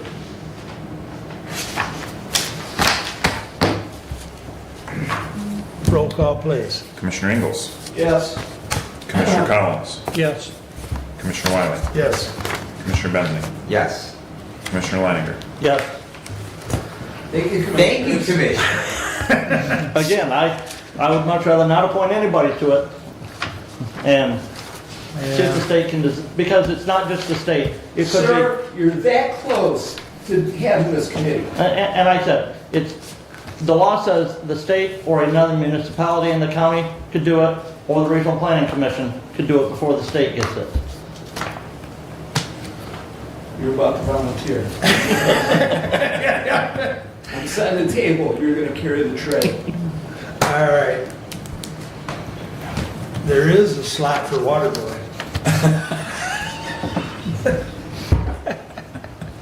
All right, moving right along, gentlemen. 25-005 was also pulled by Commissioner Leininger for reasons unknown as of yet. To the Honorable Board of Commissioners, we recommend the following commissioner to be appointed to the Board of Public Works. Doug Ingles, first appointed 1/12 of 21, term of appointment, 1-year term expiring 12/31/25. Furthermore, we recommend the following commissioner be appointed to the Brownfield Development Redevelopment Authority. Doug Ingles, first appointed 1/12/2021, term of appointment, 1-year term expiring 12/31/2025. Furthermore, we recommend the following commissioners be reappointed to the Michigan Works Southeast Consortium. Doug Ingles, first appointed 1/12/2021, 1-year term expiring 12/31/25.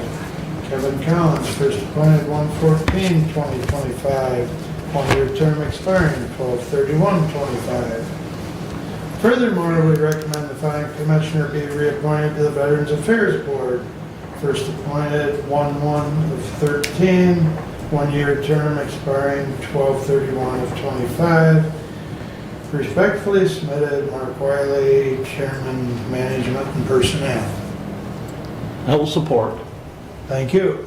Okay, and the reason I requested to have this pulled is because I think there's a couple of, at least one thing on here that maybe will come up in the item 12.2 on the agenda, discussion of some of those other committee assignments.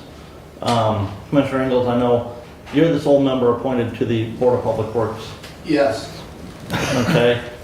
And in Hillsdale County, the Drain Commissioner, who falls underneath the Budget Committee for responsibility, is also, if needed, the Public Works Department. And so it's a question of, should Commissioner Ingles continue to serve on that Public Works Board or be appointed to that, when the Drain Commissioner and the other responsibilities of the Drain Commissioner, we designate to fall back to the Budget Committee Chair. And just you know. If you want it, I'm sure Doug would give it to you. Or should the drains be under facilities? You know, some discussion, and Commissioner Collins brought a couple of those other things to light in there, but right, that was the reason that I requested to have that poll. Go ahead, Brad. Just to your point, Commissioner, I would, just add the thought that Commissioner Ingles does have economic development, and a public work project is most certainly could be argued is an economic development event because of the capital expenditure, the jobs that it will create when those things happen. But then the other component is I think that, it creates cross-pollination, or to maybe even pull out a way overused term, diversity within the Board of Commissioners, that we have, drains over there, which falls under your committee, but we now have another area of the Board of Commissioners, economic development, which might bring some different insights rather than focused on the drain side of the house, but on the economic development side of the house. And so, looking at my time here, we've never convened a Board of Public Works. So, and I can't see that probably happening in, the foreseeable future unless we happen to do some gigantic, public infrastructure project. I think that, it's probably a subject that isn't particularly necessary, but I would say that either way. Yeah, I forget if, and it's been a while since I talked to the drain commissioner about this, but he's never had a public works issue in his time as elected official. I believe his dad did, but I don't remember if that was a sewer system down on one of the lakes in Amboy Township that was done through a public works project, or if it was maybe something up in the city of Litchfield that was done. There was one or the other. That the county issued the bonds for that, Yeah. to oversee that construction project, but it was then reimbursed by the local municipality. And that's, yeah. So in my 4 years as the commissioner representative to Board of Public Works, there's not been an right. item, at this moment, it's placeholder, and I'm happy to continue if that's the desire of the Board of Commissioners. And again, I just, for that discussion. I think there's argument either way, or maybe discussion point either way, but go ahead, Brad. Thank you, Commissioner. Commissioner Leonard, I appreciate your pulling this resolution because I was actually going to do so as well for an entirely different appointment. And you mentioned earlier about things that we have done in the past as far as resolutions and then following the policies we passed. And so I would go down to the appointment to the Veterans Affairs Board, looking at the date first appointed for Commissioner Wiley of 1/1/2013. We do have a policy that term limits to 10 years.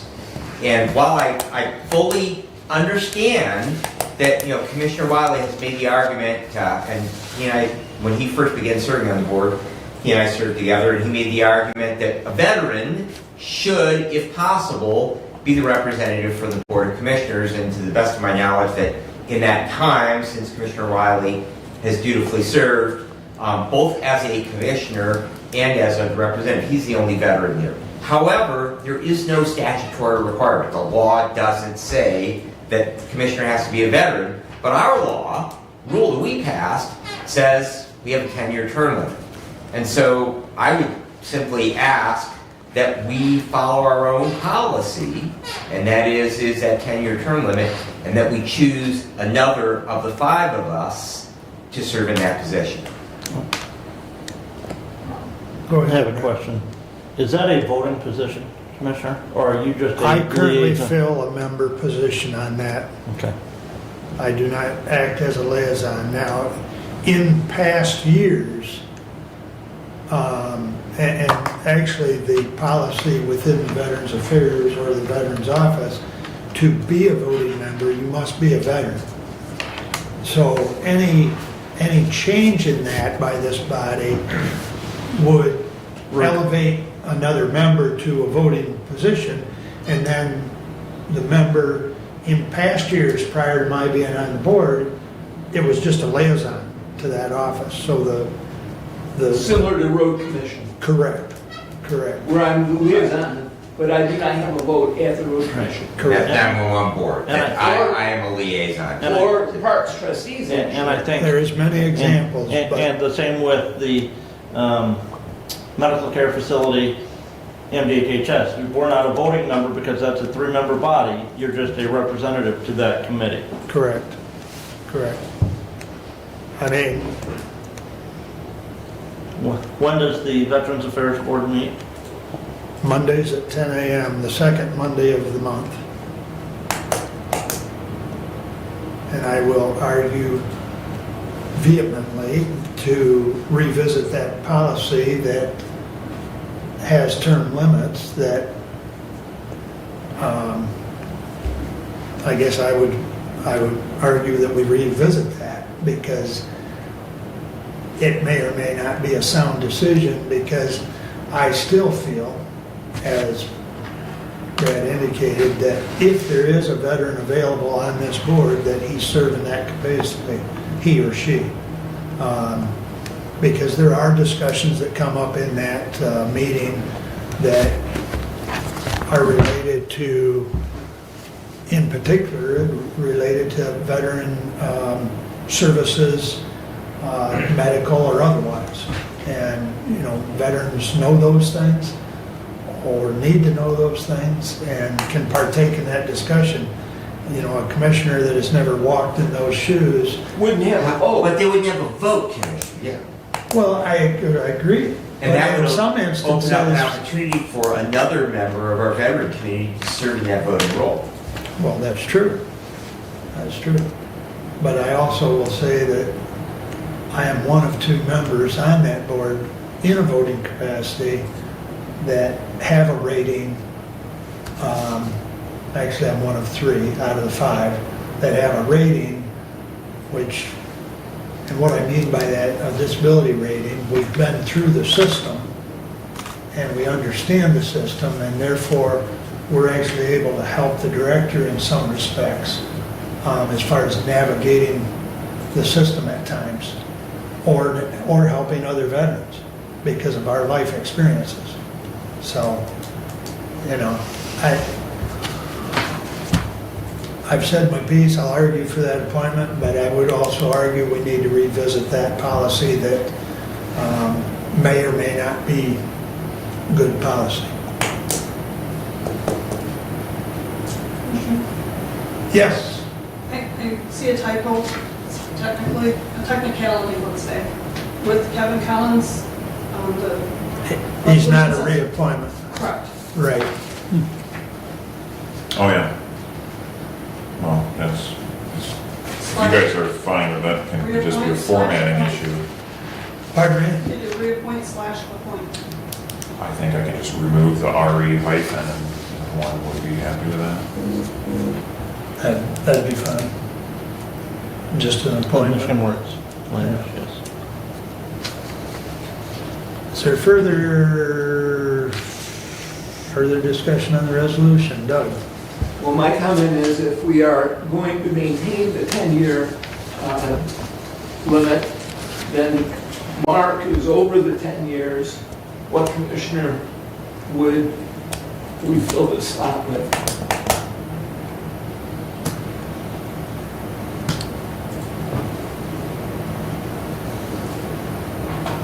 Commissioner Collins is Human Services or Community Services. Would that be something you would be able to fulfill? But yeah, Do you have anything on that second Tuesday at 10? Monday. Second Monday. Yeah, second Tuesday would be Yeah, us. that's us. let me check.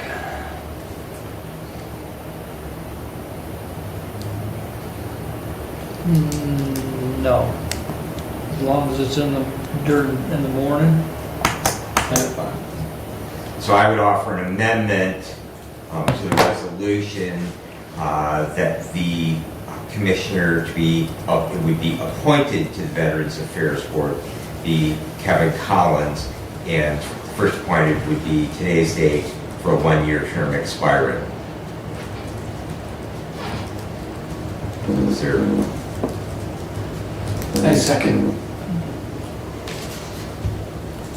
Discussion on the amendment? I understand, Commissioner, we have a policy. I believe that it's probably not the best policy. I believe that when it comes to dealing with veterans, I concur with Commissioner Wiley that probably the best person to deal with a veteran is a veteran. And the Veterans Affairs Board, whether Commissioner Wiley continues to serve as a voting member or steps back from that role and lets another veteran assume that. But I fully believe that, in this role that we serve in, we should serve in those roles that we're best affiliated with. And so I think Commissioner Wiley is the best one to represent us to the Veterans Affairs Board. Nothing against Commissioner Collins, but just having that veteran designation behind his name. I'd have to agree with that. I mean, I'm not going to be able to give any insight to anything because, And again, and once again, I don't know what the committee does. I mean, I know they help veterans and stuff, but and that to me would be a strong argument, going back to that idea of that diversity within the board, is that to have different commissioners serve in those positions, we create better knowledge and better education of the various components that we do serve. And I get your argument completely about not having walked that walk, worn that uniform. I fully understand that. However, it just simply changes the role from a voting position to now a liaison position, that you are the liaison for the Board of Commissioners rather than a serving member of that committee. And again, I would just add to that, nothing against the honorable service that Commissioner Wiley has provided for the past now 11 years, but simply it would provide the opportunity for a different veteran to serve in that role. And that's the idea, when we talk about term limits, it creates opportunities for other well-qualified individuals who might not otherwise have the opportunity to serve in a position. That was the idea with the legislature, not that people became entrenched, but to create opportunities for new people and perhaps new perspectives, new ideas.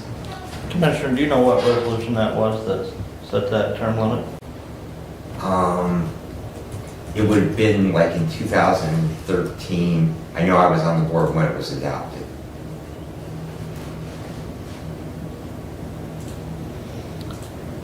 Was Caswell on the board at that time? No, 'Cause I thought he followed me.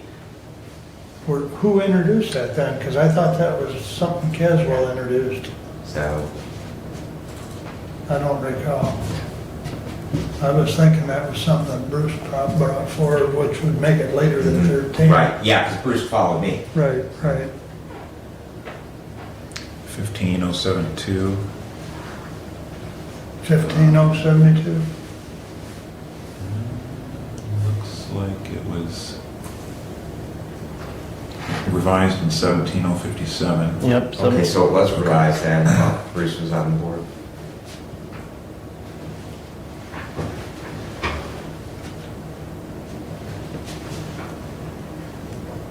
Do you have the current resolution out?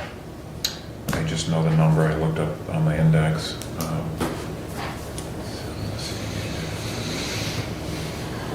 17057. Yep, yes. So if we could have the, And Commissioner, the amendment, reading through this here says if the citizen is term limited, okay? We're not serving on that board as citizens, we're serving on those bodies that we're appointed to as commissioners. So I would question, but what does the original resolution say, or does that amend it?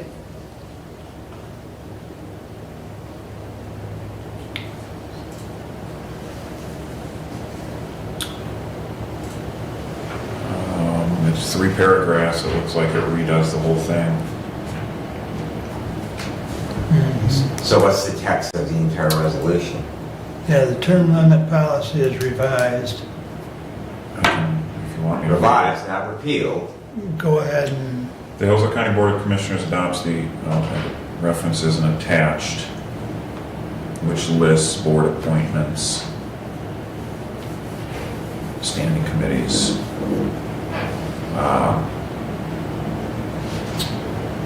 The Hillsdale County Board of Commissioners adopts the attached term limits for each board to which it appoints members. If these term limits conflict with the bylaws of said board or with state law, then they are null and void for appointments to that board. Currently serving board members will have their positions limited by these term limits.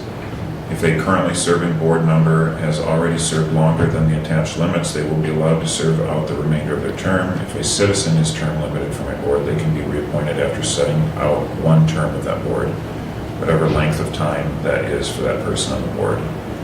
If the term limited member reapplies for the position and there are no state laws or interlocal agreement bylaws that affect that position, then the term limited member may not be reappointed. If no other applicants apply, then the Board of Commissioners will reopen the application a second time. If no other citizen applies for the position after the second application process, the term limited member may be reappointed.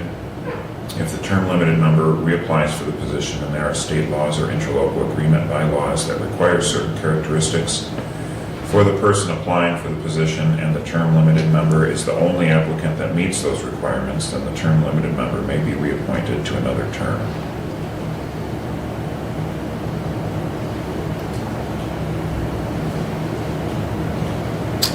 And Veterans Affairs Board, Commissioner appointment 2-year, it's listed as one of them. Thank you, Mr. Clerk. Is listed as a term limited. It's listed on the attached term limits for county board appointments. Thank you. Yep.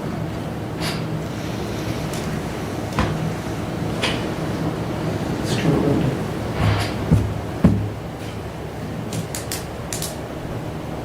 you looking at something there, Brown, or? No, just getting back to this resolution. Okay. So I believe there's been an amendment that we haven't voted on to replace myself with Kevin, which will, I'm sure, personnel and management. Of course, I don't know if the two members of personnel and management would agree, but I think 17057 should be readdressed, but that's my opinion. Like Caswell says, that and a quarter might get you a cup of coffee, so. No worries in that. A little more than a quarter today. Vote on the amendment. Roll call, might as well. Commissioner Collins, Yes. Commissioner Wiley, No? Commissioner Benzing, Yes. Commissioner Leininger, No. Commissioner Ingles. Yes. The amendment passes 3-2. All right, any more discussion on this 25-005?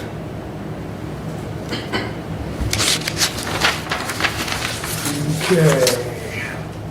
Voting on 25-005 as amended, and I will point out that Abe's going to get the RE dash removed on the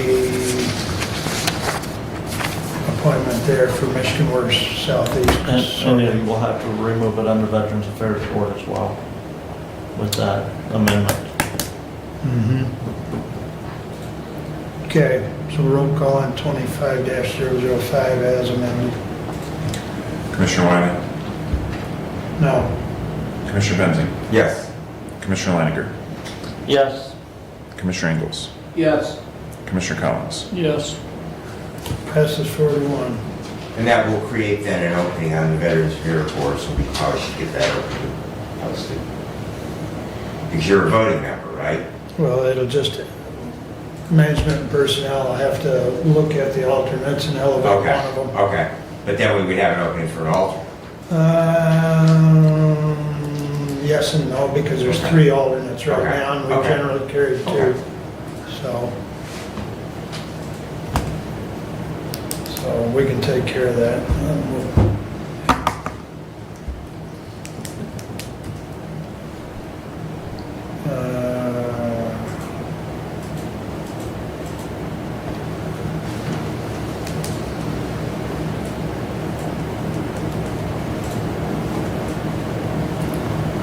Okay, 20, oops, that's not the wrong one. 25,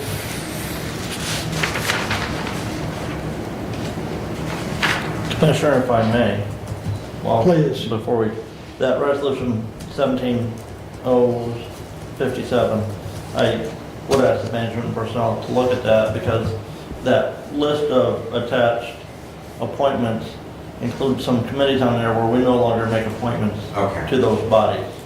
So just Community Action Agency, I would assume is one of those. Yes. yep. Okay. We make a All right. recommendation, not an appointment. All right, refer 17057 to management and personnel. Okay. It is done. Okay, 25-013, to Honorable Board of Commissioners, we recommend the following appointments to Hillsdale County Prevention Works. Brad Benzing, first appointed 4/13/21, full 2-year term expiring 12/31/2026. Kevin Collins, first appointed 1/14/25, full 2-year term expiring 12/31/2026. Respectfully submitted, Mark Wiley, Chairman of Personnel and Management. I'll support. Discussion? I Please. have a question. Do we appoint 2 to this body? Because We've only had one in the past. right, and Commissioner, I know a year ago I started going to those meetings, but the clerk and I can never find a resolution. Where we actually changed it. Changing that Right. appointment. And Commissioner, to that, I really don't know that we have an appointment to it. I believe that I was basically doing the short straw in regards to the person that was going to attend because of other various things. And that's why I was the commissioner designate. I don't know that we ever have necessarily made an appointment, and that may be. Well, there was Yeah, a resolution in 21 evidently. Or at least Yeah, okay, one that okay, appointed okay. you. Okay, so, yeah. So, to that, you are correct. We've only had one appointment, and, I am delighted one way or another. I enjoyed my time on that committee. There is always a virtual option because they are not technically a public body, so consequently, you can attend virtually. And I will leave it up to the pleasure of the Board of Commissioners if to have 2 or to have 1. There's nothing in their bylaws that designates whether there be 1 or, we obviously wouldn't want 3, but there's nothing that limits to 1 or 2. Or I would be happy to, cede that opportunity to Commissioner Collins. Well, and this names both of you on that. And right, the advantage that you can meet remotely, Commissioner. And this is one of those things that, I've been going to those meetings, but if you look at the committee assignment, this is one of those things that falls underneath Human Services, underneath Kevin's listing. As the Vice Chair on Human Services, that's one of the reasons why I, took that responsibility a year ago. I would move to amend the resolution by striking Commissioner Benzing's name and inserting mine as the other member of our body that we would appoint to participate in those meetings. And I will support that, and speaking to that I think the logic was when you were placed on that was because of your role on the opioid committee, and if you would continue to serve and role on the opioid committee, that it makes sense that you are there for those discussions when those requests are made via Prevention Works, when they come to the opioid committee, that you have all of the background information on it. And so I can't argue against the logic that you would be, and then that way if one of you can't attend, we at least have, with having 2 commissioners, that way we at least have 1 commissioner present. And that meeting is the second Thursday of the Thursday. month at noon at the Lightweights building. Let me check something. He's already booked that day. Second Thursday. Nope, I'm good. So we met last week Yeah, what, at noon? at noon. And Chris runs a tight ship and that meeting's over by 1. Okay. Where's that at? The Lightweights building. From the chairman's standpoint, the only reason it falls under human services. Brad's been doing it, and it kind of falls under public safety loosely. So that's why I left him on. Abe and I had some discussion on this. No, we haven't historically appointed 2, but Well, You know. but to that aspect, Commissioner, I've been doing it the last year. yeah, Yeah, I understand that. And we, thank you. I do understand Brad's comment as far as the connection with you being on the opioid committee. And I'm fine with the amendment. And there is some connection there as well between this and the substance use disorder, and prevention committees that Commissioner Benzing does serve on. So- Correct. I mean, there's many ties, but, yeah. All right. All in favor of the amendment, signify by saying aye. Aye. Opposed?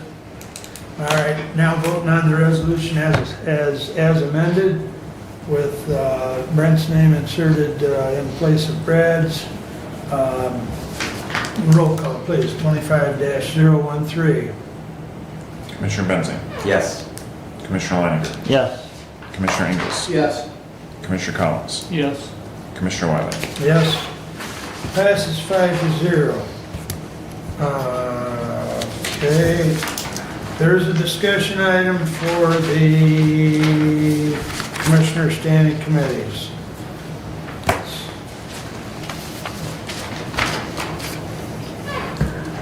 The floor is open for discussion. So I'll just throw some things out, and there's some things we probably need to clean up, like Commissioner Ingles currently has River Basin Watershed Council. It looks like that we didn't budget for, or we're not going to renew our membership, and so that's something that we're going to strike. I know that in the past that Commissioner Langer has been our liaison to MSUE and the 4-H groups. That I know when I was Human Services Chair that I was the representative to that. Currently, it's come back probably in the appropriate place under Human Services, but I don't know if we need to beat that up or not. We already talked about the Veterans Affairs Board with Mark, and that is going to move over to Human Services. And then the other questions I guess that I had was in regards to what we're going to do with Wellwise. Should Wellwise appropriately move back to Human Services? I know Commissioner Langer remained there. He originally, when he first started serving on the Board of Commissioners, was Human Services Chair, and then he was in line to move up to chair that body. I believe that you've now concluded. No, sir. Okay, you have not concluded your duty No, sir. on that. So consequently, that it probably does make sense, at least for this year, for you to continue to serve. And that appointment runs through April 30th, which is the end of the fiscal year, or no, end of the, not fiscal year, because they're on a fiscal year budget. But yes, my term of office runs through April 30th as the chair. And then Wellwise policy, Wellwise, even think. The bylaws state, The bylaws require that there be an officer from every county, Okay? and the bylaws require that the member to be an officer must be have been a member of the Wellwise board for at least 1 year. Okay. And those meetings the Wellwise meetings start the first the Monday, the third Monday of the month, and all the other meetings then are that week.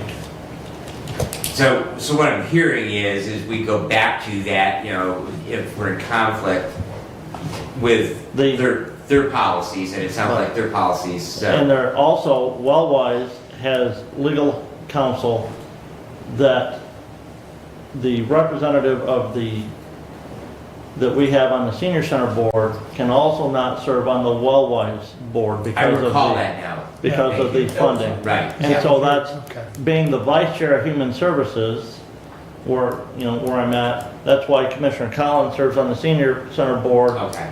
And I had served on the Wellwise board because of that, That conflict. that conflict of interest that is created by having, if you had the same person on both boards. And thank you for refreshing, because I think that's probably why, in addition to you being designated as the incoming chairperson, I think that's probably why. And it's not that I wish to take it away, just that it's my continued desire to try and keep things lined up, because I know when we all began serving a few years ago that we had a lot of strays in regards to the committees. And like you said, Commissioner Collins brought this up, the MSU extension. Now that's something that I've served on since I came on the board in January of 21. Meetings there are maybe 4 or 5 meetings a year right now. I'm not sure exactly when the next meeting is going to be. They were talking about it being on February 10th, and the survey 2 questions were 10 o'clock or 5 o'clock on February 10th. Well, obviously, None of the above. Well, 10 o'clock is not good because we have a board commissioner meeting that day at 9 o'clock, so. And it's not the 10th, but the 11th, excuse me, that Tuesday, the 11th, so. So yes. But I think we would need to do a new resolution appointing Commissioner Collins to that if we make that move, because I believe I was appointed by a resolution to the District 12 Advisory Council back in 2021. Right. And again, that goes back when you were Human Services Chair, Right. so. The other one, and I don't know, Commissioner Collins, if you had any others, you were questioning planning. Do have questions on a couple of them. And the other one that currently falls underneath Commissioner Collins is the, Who am I? yeah, Ohio, Michigan, Indiana Council of Governments. And, the question being there, should either one of us 3, who has primarily our district in that watershed area, be on that, be our representative there, or should Commissioner Collins be the representative there? Right. Well, I think that was discussed or addressed at the last meeting, that it should be one of the 3 commissioners that are within that region. And quite frankly, I think you're more at the heart of the region. So, we could add that one. If you're gonna kick MSU over to Kevin, we'll have you take up OMI. My district borders both states. All right. I hear a volunteer. But I was going to say, but I'm not advocating that. I would be delighted, because I have very strong opinions about that whole subject. So, but mine goes back to those days when the feds tried to stick their Right. nose into. Well, I don't, in that regard, I don't foresee anything really major happening there now with the, Fish farm going away. Well, I think the main thing there with OMI is they need to continue having at least 3 or 4 meetings a year and stay in touch with USGS, because USGS continues to do the test wells. that's right. And continuing to do the mapping of the aquifer. And those test wells, I believe, are all in now in Hillsdale County. I believe so. But, Terry, I think his last name's Rubel, I think. I'll look it up, but, Rumler. huh? Is it Rumler? Rummel. Yeah. Terry Rummel. He's current or past chair, and he's actually from Pioneer. He serves that district. He's the commissioner from that district. But he'd be the one to contact, or the secretary, because the secretary there at, I'm drawing a blank, what county is that? Williams. Williams. The secretary for the Board of Commissioners of Williams County has been acting as the secretary for OMI. So, she is very good Oh, no, you about meet keeping. Brian, right? What's that? You meeting Brian? Yes, yes. But Actually, the meeting place of those 3 states is actually south of your district, because it's south of Montgomery. been there, done that. Yeah, I have pictures. And again, you know, whether Commissioner Collins wants to take MSUE, it's up to him, I guess. I have no Don't problems. matter to me. I mean, So, yeah. it makes more sense I mean, to have it- somebody that lives down there. Well, no, but I'm talking about MSU Extension. Oh, and that, Um, Again, sometimes, you know, most of those meetings are remote. But yeah, Well, anyways, we keep moving here. If, I think Brent will take OMI unless I hear anything different. And you're willing to give up MSU and keep it under Human Services? Mhm. Yes? Okay. well, again, I serve as Vice Chair of Human Services, so whether it's there, or Yeah, it's 6 of one, half a it's still dozen. underneath Human Services, yeah. Well, it's just if you're gonna pick up one, you let go of another, but if you wanna take them both, that's fine too. Again, it's up to Commissioner Collins. Flip a coin I there, did Kevin. have I don't, one other concern, and I don't know if it warrants asking Mr. Thompson or Mr. Stoker, but because of the nature of the opioid committee, that they do make recommendations, they do that sorting to come to the full Board of Commissioners. Does that create a problem with us having 2 commissioners on the opioid committee? And I'll let you guys, 2 guys do a cage match to figure that out if we only are going to have 1. But I you know, that in light of the discussion that we have had, particularly in regards to sorting, you know, the applications for our emergency management director, does that create a problem that they are doing a sort and paring things down to bring to the full Board of Commissioners? Commissioner, if you will notice in the communication for our meeting today was the copy of the posting of the approved meeting dates for the opioid committee for 2025. so the public notice. So there's public notice on those meetings. Those meetings are held in this room on the 2nd Wednesday of every month at, going to be 9 a.m. Correct. They were at 10, they're moved to 9. That takes care So of it takes care of the, and there are minutes kept of those meetings, and so we meet that, you know, we comply with the Open Meetings Act, even though there are 2 commissioners on there, by hosting public meetings on those Like I discussions. say, I just, you know, in light of full transparency, I just want to make sure, you know, that we're in, because we've had a fair amount of discussion of late. Okay. Try to get wrapped up here in the next few minutes. Anything else on the Commissioner Collins, yes. yeah, I got standing something. up? Oh, go ahead, Kevin. In talking, I think I talked to you, I believe, the Mid-State Health Network Oversight Committee, Right. and I got Former Senator Caswell has actually been our appointment. and That's he what has- I found and out. He has indicated that his willingness to continue to serve. And I'm still trying to get clarification from Shannon Clyden here. I had a conversation with her last week. Because we actually have 2 appointments there. And when I previously served in those positions, there was 2 different bodies. One that met at the Ingham County Mental Health Agency, and one that met at the mission headquarters in downtown Lansing. And Shannon has still not gotten back to me to clarify if both bodies even still exist, even though that we list them as 2 separate appointments. So, you know, again, it really comes back to that Bruce has served in that position, and been willing to continue serving in that position. So, I'm more than glad to tax somebody else to travel to Lansing once a month, but I think since we have, Bruce I'm is just more- bringing it is- up because is- I was trying right. to figure out what committees I Right. needed. Because, and Commissioner Collins brings that up because that's listed underneath his committee assignment. Right, understood. And I think that it may be a valid thing to keep it there solely for the purpose of that we're not always going to be in these seats, but we have designated somebody else by appointment.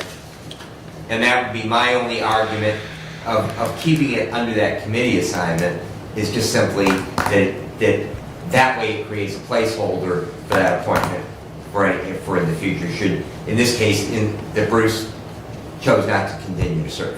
Okay. So, And then the Mid-State Health That- Network Committee Right. is, it'd still be, I believe We're- Bruce is sitting yeah. on that, I mean, And like I say, we're not even sure both those you're two on it things. though, you and Bruce, right? Right, I'm the Okay. alternate to it. Okay, yes. that's, because that's what Yeah. they told me. Yeah. I couldn't Yeah. remember if it was Yeah. Commissioner Wiley Yeah, or. and the reason why I was designated as the alternate is I previously served on that body. And Okay. so, Nope, that's I, fine. with me. I and just- again, it's one of those things, I've never been asked to go in his stead. okay. So, but, I would be more than delighted to, cede that appointment to you. Nope, I was just trying to figure out where I had to go Believe me, to it's drinking start from a fire jotting stuff hose. down. Can All right. Can I ask a question? So, You may. you've got, the changes that I've got are OMI Just call is me moving from sometime. There's no Kevin to guarantee Brent. on the date. And Again, the next meeting. may be MSU is on the- staying with Kevin, so that's a no change. So really the only change is moving OMI And striking river racing. Strikers, River Rays. and- from Doug. I'll just Right. call you and Well. And Veterans Affairs is gonna move to Right, Kevin. right, we did, yeah. Yeah. So these changes I'll just make and then do a follow-up resolution Just for next out there. meeting, is that? No, And I think that It's do we just have 12. Kevin under prevention work now, because Which now we is have two appointees. Hillsdale. So you've got Living. Brent as one of them, so you'll need to add under human services, Monroe. you'll need to add prevention work. Lalloway. Okay. But is that the Jackson. idea that there's no motion on this, it's just discussion, we'll do a follow-up? Right.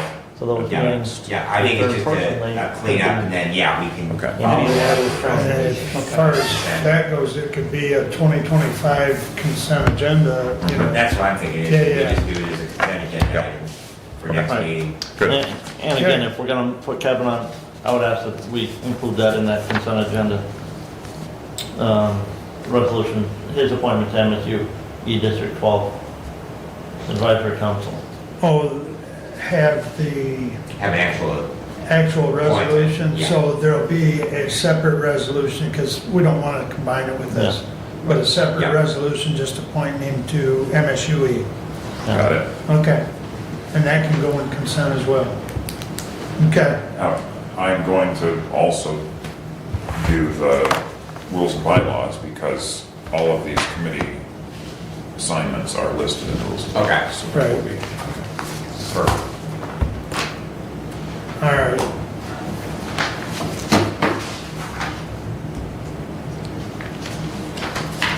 Brad and I both received communication from Dr. Mano and/or Sarah, I can't remember who sent it, but dealing with the medical examiner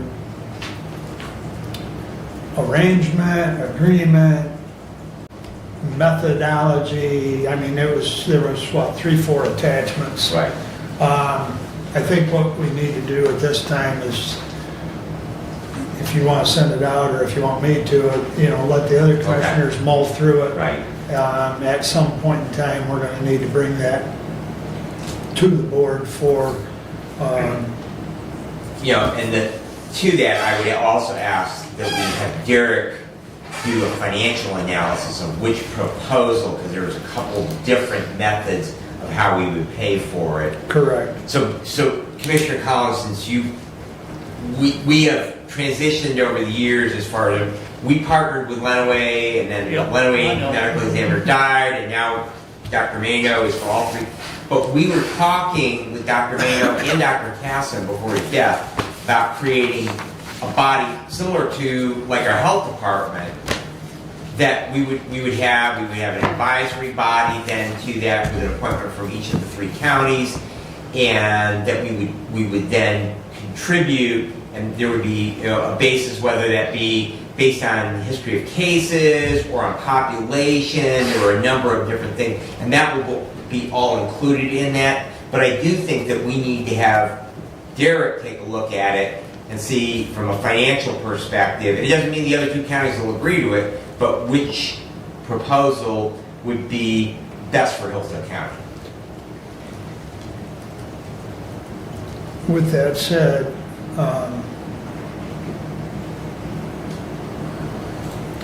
I'll send it out to everyone. Okay. And why don't we let the budget committee get with Derek once they've put eyes on Okay. the options. And then the budget committee can work with Derek to get, you know, That, recommendation. that's fine, because we will have to have budget area. Right, right. Is that agreeable to budget? I'm going to guess that those options are probably going to exceed the current budgetary, budgeted amount. Well, I can't remember now since I looked at them. I think there was one that would fall real close, the other The ones not big so thing much. that's going to be the killer on that, Commissioner, is going to be the medical examiner investigator, because and just brutally honestly, the contributing factor most likely why we have no MEIs in Hillsdale County is that the pay, when you look at the other 2 counties, and they're not the same either, Lenawee and Jackson are not the same, but the pay for that position was grossly different. And that's, and I've had some discussions with Derek in the past, and it would, you know, require, you know, a larger commitment on the part of Hillsdale County to, you know, come to parity with what they're paying in other counties. But basically what this is saying is that we would have a common pay across all 3 counties, but it would also then allow for those MEIs to come from wherever they would be available. So that probably is going to be the hardest pill to swallow out of this agreement is that additional cost. Well, with that said though, the common pay portion of that, if we adopt it, maybe we can attract some people because the pay would be much better. Yep. Because then you're not paying quite as much. To pay for an MAI to come from the 2 adjoining counties is more than if we have one within, and actually you need probably 3 or 4 within the county, but we can work on that, but we've tried. But the pay's been the issue. Yeah, So, absolutely. So I do have something. Recall that when you send something back to committee, you're sending it to 2 commissioners, which then creates the, especially if you're asking for a recommendation, Yeah. that's part of the decision-making process that will require the open meeting and, you know, all of the elements, whether it's personnel, we just referred something to personnel committee, now it's referred to budget committee as well, So this item. you So want me to send it just to budget chair? I'm just pointing out what, In that regard though, Commissioner, Yeah, you know, the Open Meetings Act says anytime that there's deliberation taking place, deciding, Right.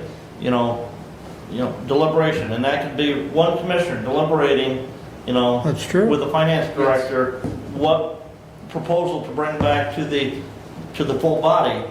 That is potentially an open meeting that needs to be held.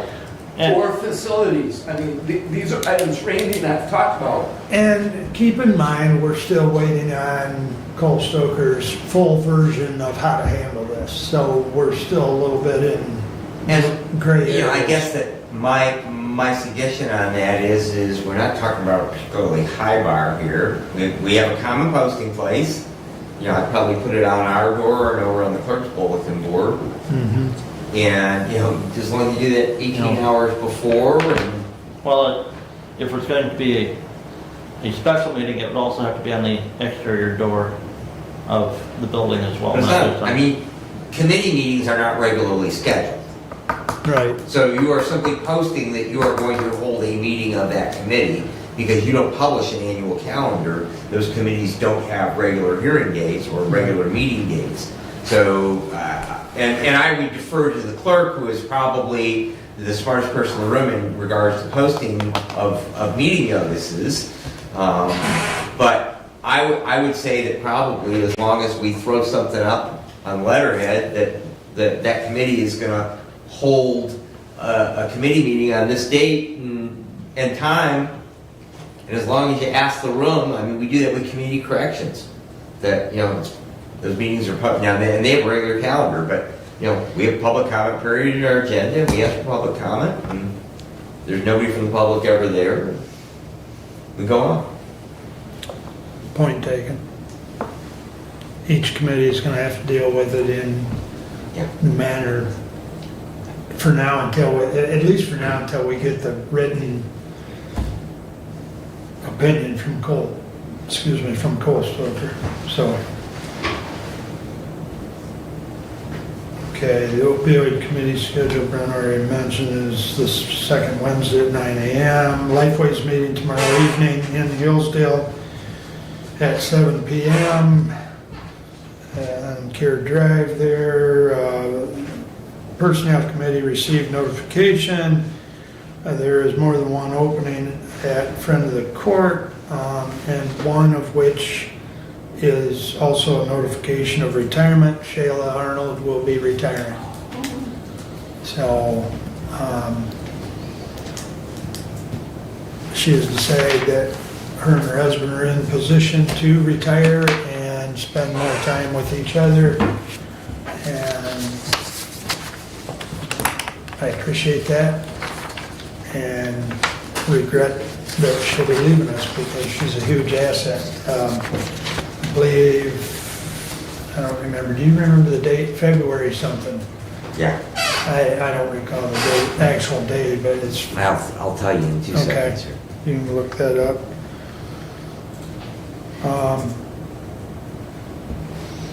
So anyways, that position's posted as well as they've still got the, she's been also serving as the manager / director out there.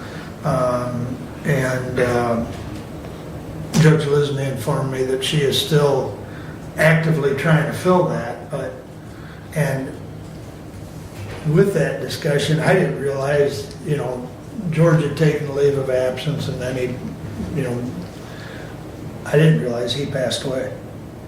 And he passed away several months ago, so. Yeah, he, but September, I don't remember the exact day, but the leukemia is what got him, but, you know, it's sad that, you know, he was seeking medical treatment and they aggressively treated it, but, you know, cancer is that bad with C-word, but. February 18th. February 18th. So I would imagine at some point there'll be a little hail and farewell or something, but anyways, so, you know, those are pretty big shoes to fill out there, so I know the judge has got her hands full trying to fill. Well, the other thing the judge shared with me, she's been away from it long enough now that Jill has really been, you know, the current key personnel. And so it's going to be, in the interim, it's going to be exceedingly difficult. Correct. All right, last order of business that I've got on my list is the EM position. We interviewed 2 candidates today. Do we want to discuss that further? Do you want to sleep on it, think on it, and make a decision at the next meeting? What's the desires of this body? Doug? I was a proponent of sleeping on it. I have made my decision. Okay. What's... You want to make a motion?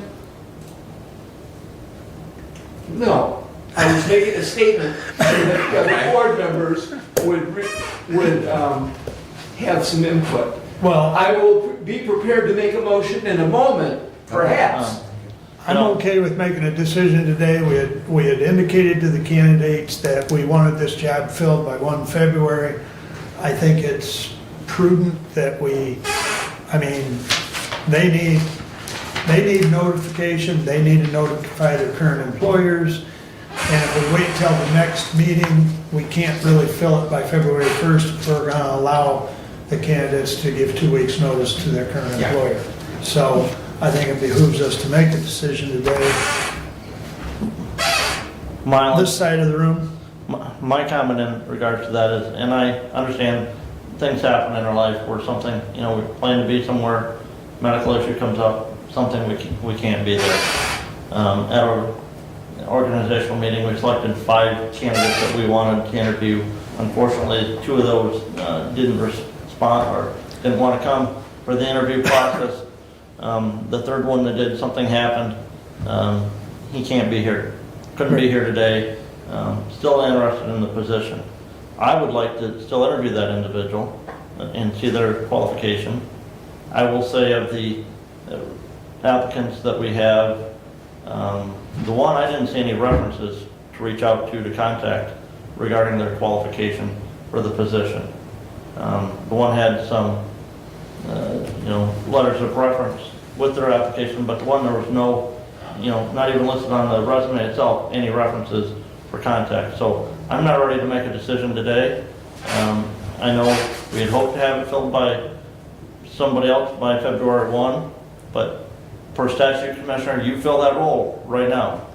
I knew that was coming. And I'm just praying we don't have an ice storm. Again, I don't think, we're looking for a long-term applicant and candidate for the county. I think we need to take our time and evaluate all of those possible opportunities.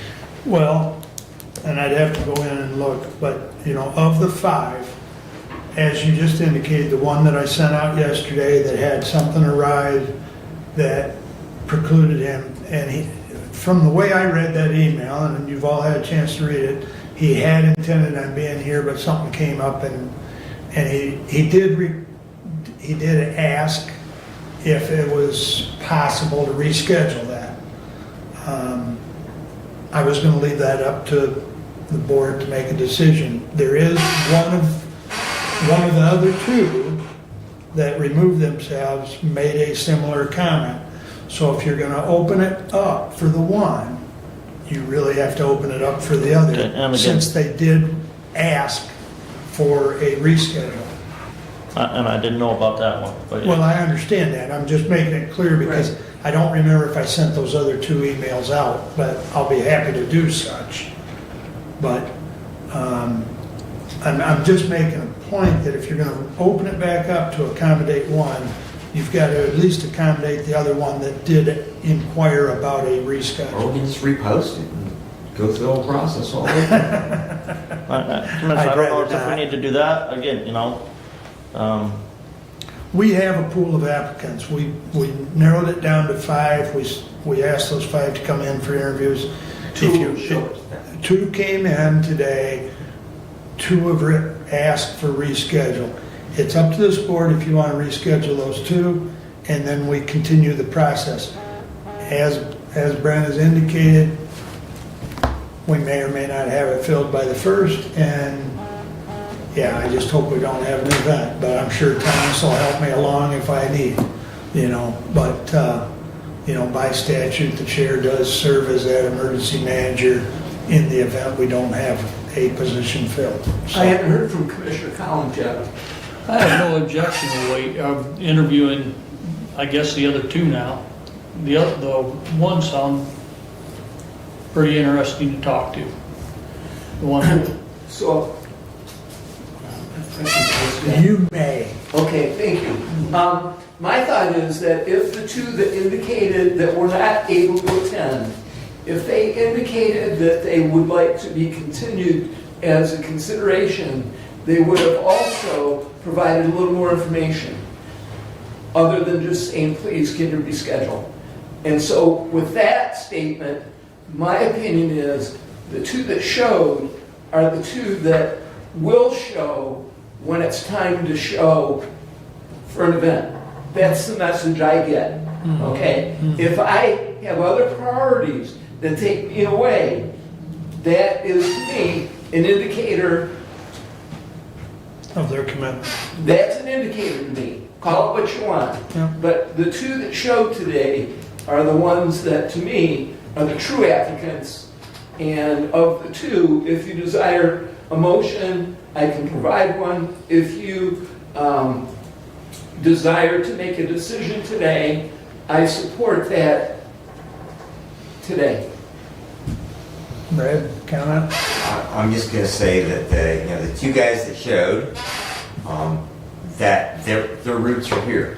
And, we don't have to worry about where their lines are, or where their priorities are. And so, we had a pretty widespread ice storm. And, I know that I certainly worry about those things when I'm working 2 counties away at my EMS job, that, what's happening back at my house, and, what the problems are. And I know where I want to be. But I like the fact that the 2 people that did show up, that their roots are here, and not short-term roots, long-term roots.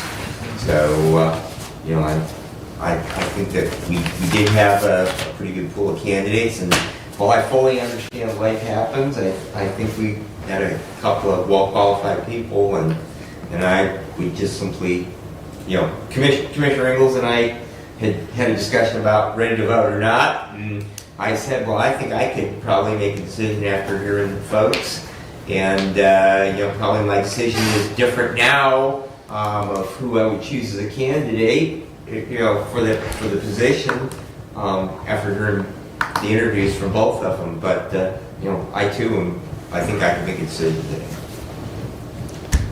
This side of the room.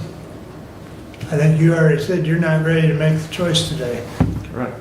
But I'm also hearing that they don't want to call in the other ones, which quite frankly, I would have to concur that, commitment is what it is. And if you're selected for an interview and you don't show up, regardless of what the reason, it does have something to say about commitment. So, but your thoughts on making a decision today, Kevin? I'm good with that. You're what? I'm good with that. Well, It does make sense with, it's for an emergency manager. Seems like you would come no matter what, unless it was you and that was having the emergency. But it was a couple days.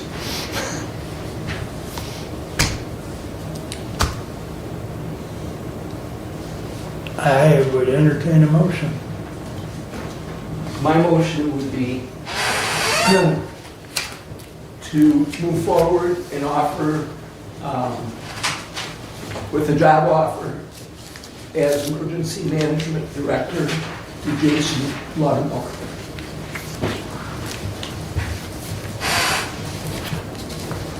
I'll second it. Was there support on that? You support? Okay. Did you get the language? I think I shortened it a little. I said motion to offer a job as emergency management director to Jason Laudermilk. Funny, I didn't struggle with his name at all. All right. Is there any discussion on that? I think we have discussed it, so roll call. Commissioner Leininger. No.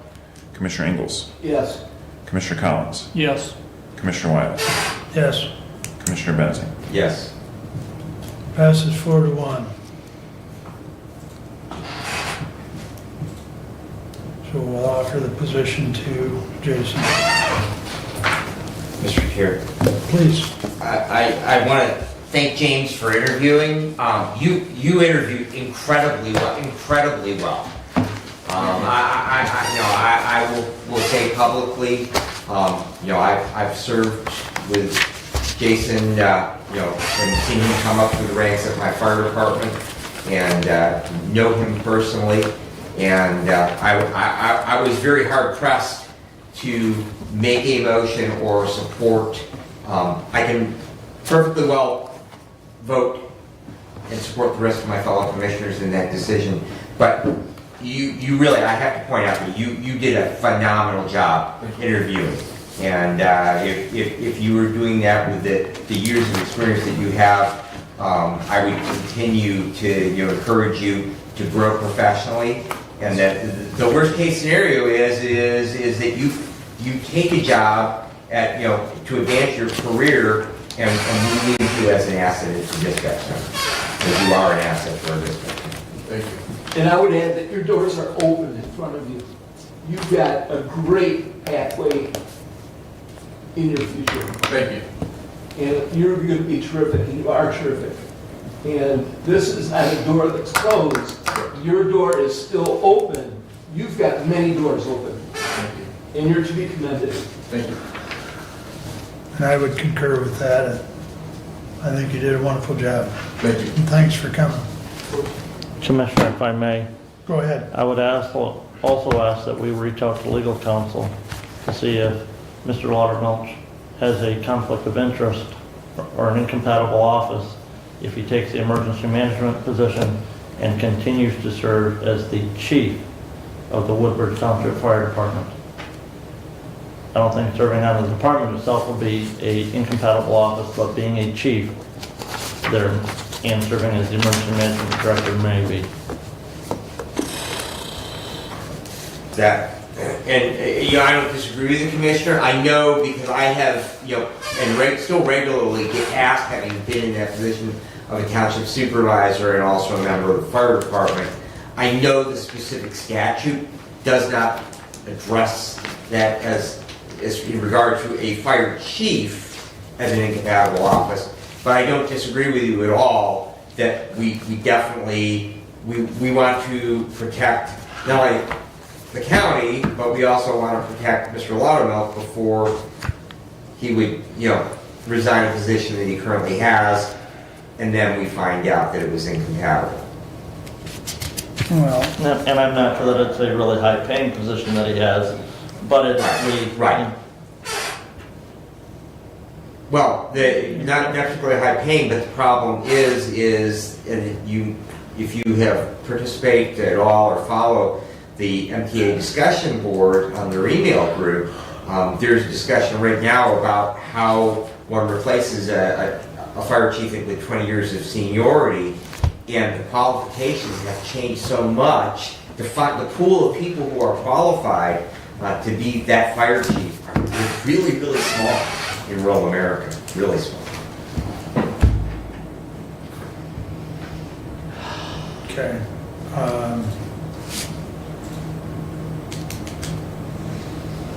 I can reach out to Tom. Basically, the question is there a conflict of interest between the emergency manager position and being the Is it fire an chief? incompatible office? Not a conflict of interest, it's an incompatible Incompatible. office. office, incompatible office. It's Okay. MCL 15 something. Yeah. It's your photographic memory.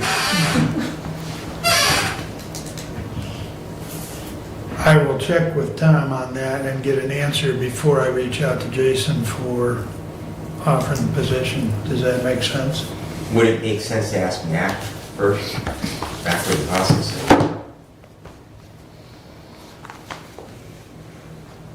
Because I mean, this should be a reasonably clear cut. Yeah.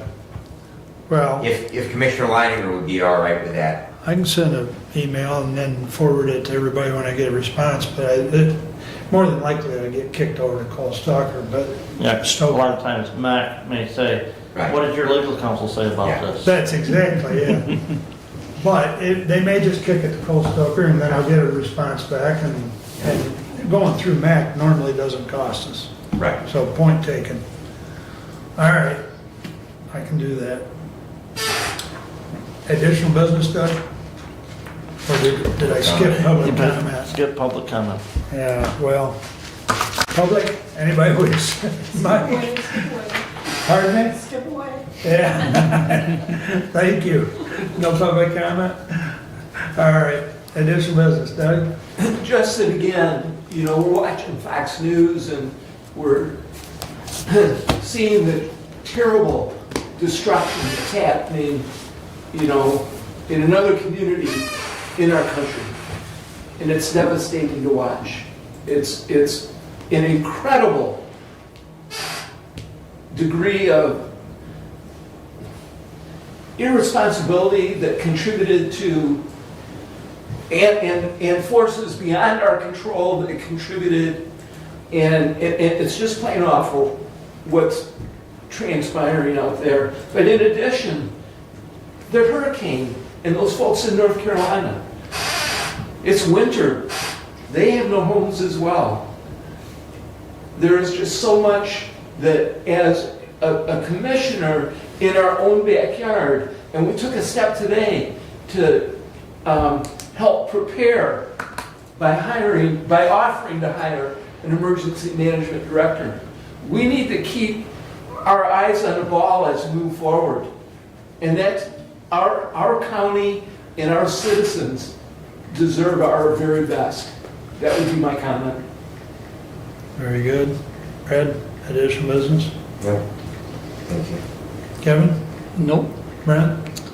George Tershon passed away June 27th of 2024, so. Yeah, it was a shock to me. Of course, I hadn't talked to either Shayla or the judge about his, of course, discussing health of someone is, but anyways, yeah. Anything additional? Nope. We are adjourned. Oh.